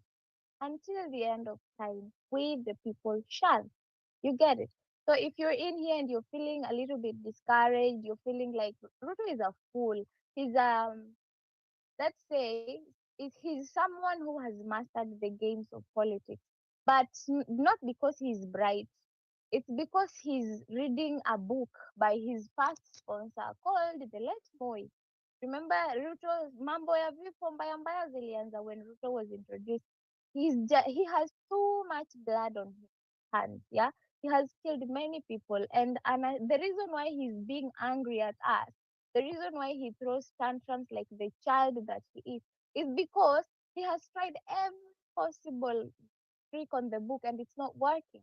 Yeah, ndo maana anakuja hapo, he's calling his boyfriends that person, that Murkomen who is, you know, who just looks like a fool, telling us how he's going to shoot us, telling us how they're gonna give us hell, and they're just scared because if they weren't scared, these people wouldn't have been here, you know, like they would continue to live their lives. Angekuwa nazurura Kenya bila bodyguards ngapi, yeah. So Baha, after you're done speaking, I think we will call it a day, and then I will see you Just tomorrow. before Baha speaks, Baha bero kidogo na utanisaidia kujibu if like hapa Sangok. I'm seeing this Sangok anasema ati niko na biashara ya mazishi. Boss, acha na sikulani na umenye demo itaka. And whatever I speak comes to pass, my friends. I will not speak bad into your life, but you really need to check what is going on with your life. Boss, yani kuna mtu mahali mzazi saizi analia hata ipata mtoto na wewe yani that is fun to you. You are the people who are strengthening Kasongo. Rich kid, huyu Songo huyu ndo anafanya uko na hasira hiyo because these are the people who are talking nonsense to Kasongo and trying to, you know, to overwhelm him. Yani mtu analia na wewe unasema ati ni biashara iko hapo. Manze, shame on you. Shame on you. Baha, wale. Afro, Afro, before Baha onge, Afro, can't you block this person? If you block him, see, he cannot join our spaces because this man is too much. He's too arrogant. And maybe personally, I had blocked him. Nimemwan block because someone said that he was here. Afro, unaweza block huyu nongwe? Seriously. Hata ukimblock bado tuna space. Unajua Elon Musk alitoa hizo maneno. Ya Allah. We mzee una adabu. Upatwe na hemorrhoids. Ukunie damu kichwa wewe. Prince Baha, tafadhali malizia tulale. Nawapenda you guys and one love. And Ruto is a half term. And trust me, we shall make it. Anyway, thank you, comrades. I'm home safe. At least leo nimefika nyumbani, labda wanikujie sasa ama warushe risasi nifikia kwa nyumba. Halafu hii fallen, okay. Rich kid, acha nikusaidie kitu moja. Fuck Ruto. In fact, fuck you man. Fuck you Ruto. Go fuck yourself. Unaweza enda kujitia vidole marajitia. In fact uko na ukimwi simbo nina. But mbona ukimwi zilikuja? Hii fala sasa atoke kwa tushughulika nayo. Hii ni fala ingekuwa imekufa kitambo, ingekuwa imekonda, sasa ingekuwa ni skeleton. Sijui mbona zidauza ukimwi. Sijui naleta dawa za ukimwi hapa kufanyia mjinga mwingine hapa anaishi miaka mingi yenye hafai. Like this guy does not deserve to live. He doesn't deserve to be alive today. Na kwa wale majents wake na wale the 527 battalion, I know they're here. There's those DCI, those NIS agents, they always join our spaces, like to bookmark who you. Listen to me, you idiots. I'm not afraid of you. If I didn't die last year on June 25th, I'm 100% sure that I'm not going to die anytime soon. Mutanikimbisha na Mungu mtakuwa mkinikaribia mnaona giza kwa sababu Mungu si wa kwenu na Mungu si kasongo na Mungu hakunywangi cha ya mtu. Mungu ndo maana anaitwa Mungu, anapanga mambo zake peke yake. Otherwise hata mkini ile siku mtanifikia. Personally, I made peace with the fact that I can die anytime. Kuishi kwa hii nchi sahi should be included in the 1,000 ways to die. Actually 100 ways to die. Man, you can die anytime. Uko nje, I thought tulikuwa tunakisema nyumbani ndio safe place, like home is the safest place to be. But kama mnachukuliwa nyumbani, mnapigwa risasi mkiwa nyumbani, si basi hata fadhali au bali kwa msituni huko. They have survived for a very long time wakiwa msituni. Mbona sisi tukifa tuko nyumbani kwetu? Mbona watoto wetu wadogo wetu, watoto wetu wakufa, brothers zetu, sisters zetu wakufa kutoka nyumbani kwetu? Hii ni nchi gani jamani? Halafu hata hii military shwali ya Kenya, kwani nyinyi wote hamjatahiri? Unataka kuniambia military yote kuna mtu mmoja kana makenda hapo bana kupiga risasi mtu? Note hata kitu si military peke yake. Ukiangalia umjinga akienda mahali kuna polisi wanamzunguka hivi, they're all armed. Yani hizi uniform zote hakuna mjinga mmoja tu akona makende tu mwenye alitahiri vizuri au like enough is enough apige sasa jamaa. Hata usimulie mtu mmoja kila siku shwali. Mpaka lini bana? Halafu na mzee anaitwa Songo, ni Songo kama ni nini? Let me first view his profile. Huyu ni mshenzi, hata ukiangalia picha yake ameweka. Hiyo picha imepigwa na simu ya mkopa. That is an idiot, mwenye hana kitu. I think ni matako tu ako nayo kwa sababu mwanamume hawezi kuwa na matiti. Ukimwangalia vizuri vile amenona, sijui kama kuna slaughterhouse ya wanadamu siku hizi. The moment umeona mwanamume amenona, that is a stupid man. How do you get fat? Like how now? Na utumia kasongo wewe kule nini ndio unaone? Sisi tukienda maandamano tunasema nchi ni mbaya, wewe umeona hapa kama nguruwe. Tunaonekana sisi ni waongo bwana. Juu jamani amenona kama nchi ni mbaya. So fala kama hii hata hatufai kuipea attention. The moment umepa mjinga kama attention anaona kumbe watu wananionanga. Bro, go fuck yourself. You can go fuck your whoever actually give birth to you kwa sababu angekufinya tu. Like angekufinya na sijui mbona alikubali kulia mjinga mpaka umefika like sasa unasema tu ni mtu mkubwa. Very stupid. Watu wanakufa. That is a family. Actually iko kwa uchungu ile wakati mgumu kabisa. Ukuja hapa ongea ujinga. Juu umemenya nywele za mkundu hapa juu sasa unaanza uko wewe umekuwa sasa bazu. Bro, Stop being stupid bana. Wacha kuwa mtu mjinga. Sometimes it's better to shut up. Kama una kitu ya kuongea mbele ya umati, nyamaza tu. Hakuna mtu atakuchapa. Sikuja hapa kufungua mdomo wako hapo inanuka kushinda ya mri comment. Idiot. Can go fuck yourself. Okay, comrades. Kesho narudia tena, kesho comrades wenye walishikwa ni 77 wale 58. Kesho wako Thika Law Courts. Walikuwa last week on Wednesday, wakazuiliwa kwa wiki moja, wanarudishwa kesho Thika, ndo tusikie kama watapatiwa bail. Bail. Baha si Thika ni Kahawa Law Courts. Si Thika. No, listen Kamau, get your facts well. Kahawa Law Courts have been there today. Na wale leo ilikuwa kesi ya Babu Njagi na wale Mawego 8. Wale vijana walishikwa Homa Bay wakisemekana wamechoma station. Walichukuliwa wakapelekwa kotini Oyugis, mahali ambapo koti ya Oyugis iliona like hiyo kesi haina msingi. Ikafunga ile file. Ilipofunga file, wakiwa ndo wanatoka court, wakashikwa tena na ATPU, kikosi ambacho sasa hivi ndio kinatumiwa na William Ruto kutusumbua. Wakashikwa, wamezungushwa usiku mzima kutoka Homa Bay mpaka Kahawa, wamekuwa arraigned leo Kahawa. Wabini Kahawa, wakili kadhaa, ukiwemo Babu Njagi pia alikuwa na kesi yake bado ya same charges ya maandamano ya 2023. So wale vitu watu nakwambia ni wale 58. Last week on Wednesday tulikuwa Thika Law Courts. Na walizuiliwa kwa wiki moja, wanarudishwa kesho tena Thika Law Courts. Tafadhali, yule anaweza kufika, tufike, tusimame na wenzetu.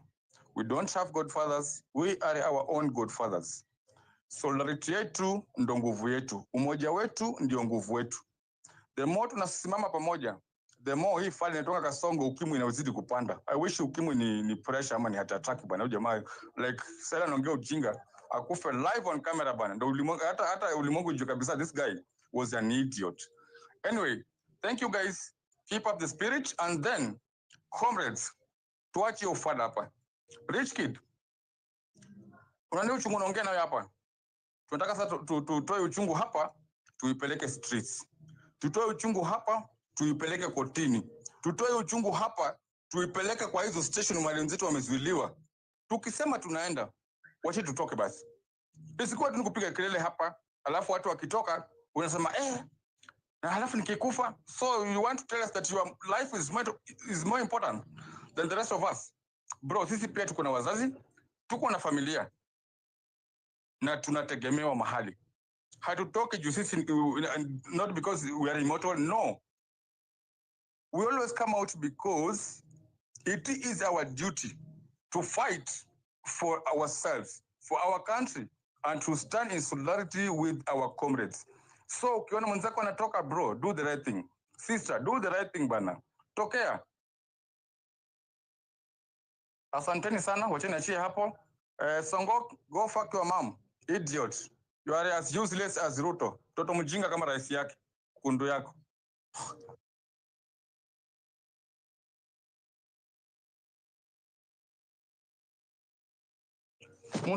Musiana, back to you. Thank you. Yeah, thank you so much, Prince Baha. Thank you for the update. Tomorrow, you guys, umesema which court? Kindly repeat. Thika Law Courts. Iko tu hapo Thika Town. Ukifika Thika Town iko tu hapo karibu. You people remember there is power in solidarity.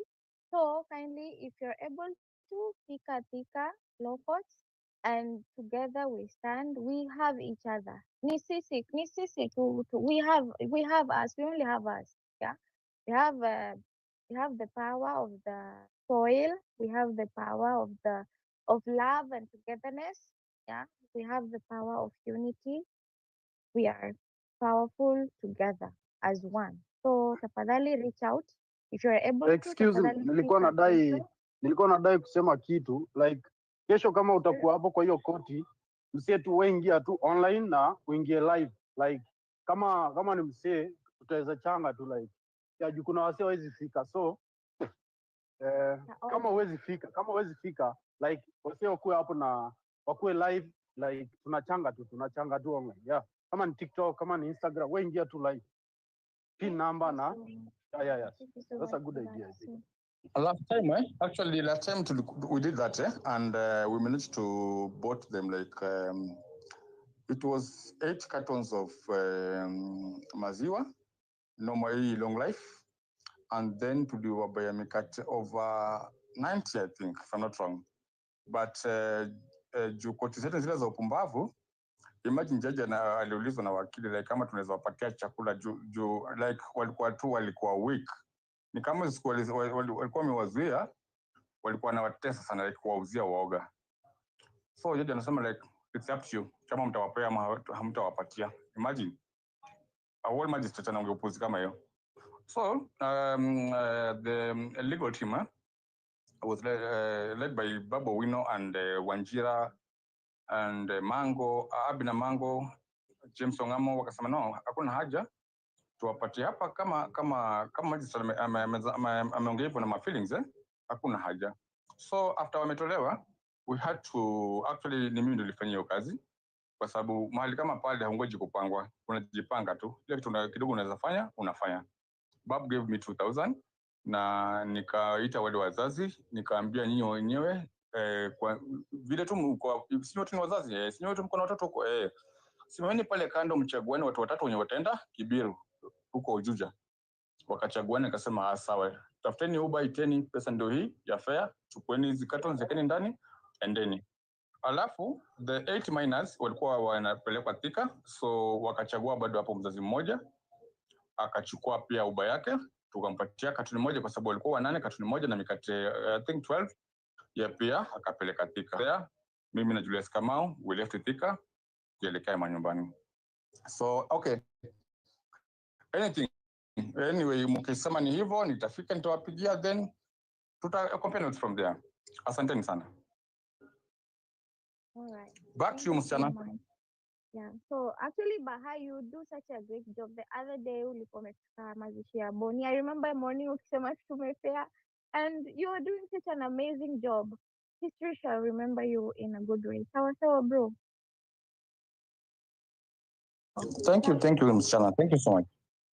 Sawa. So my people, my wonderful fellow patriots, lovers of the land of Kenya, we that will die for our beautiful land if it means that it's for its redemption. I just want to wish us a good night. Tulale. We shall see if in the morning we will have space. Usually, if there's a space in the morning, it's between 7:30 in the floor. Is it like 7:30 or 8 in the morning? Yeah, it's between 7:30 and 8 in the morning. It runs for about 2 hours or 2 to 3 hours, so that by 10 people go to work. Those who are supposed to be at work. So you can check in the morning, chungulia. For those that have sent requests, I'm so sorry. Please log in the morning if you're able to, or in the evening. Tutakuwa live hapa. And we remember tomorrow we are concentrating on MP visiting day. Look into it that you tell a friend. Mimi husema huko nje mkiwa huko, kindly tell those people. Facebook, there is nothing much going on there, but tell your friends to download X. Tell them about spaces. Tell them the importance of spaces and how it's going to help in the overall. Sawa. I love you so much, very, very much. I have so much love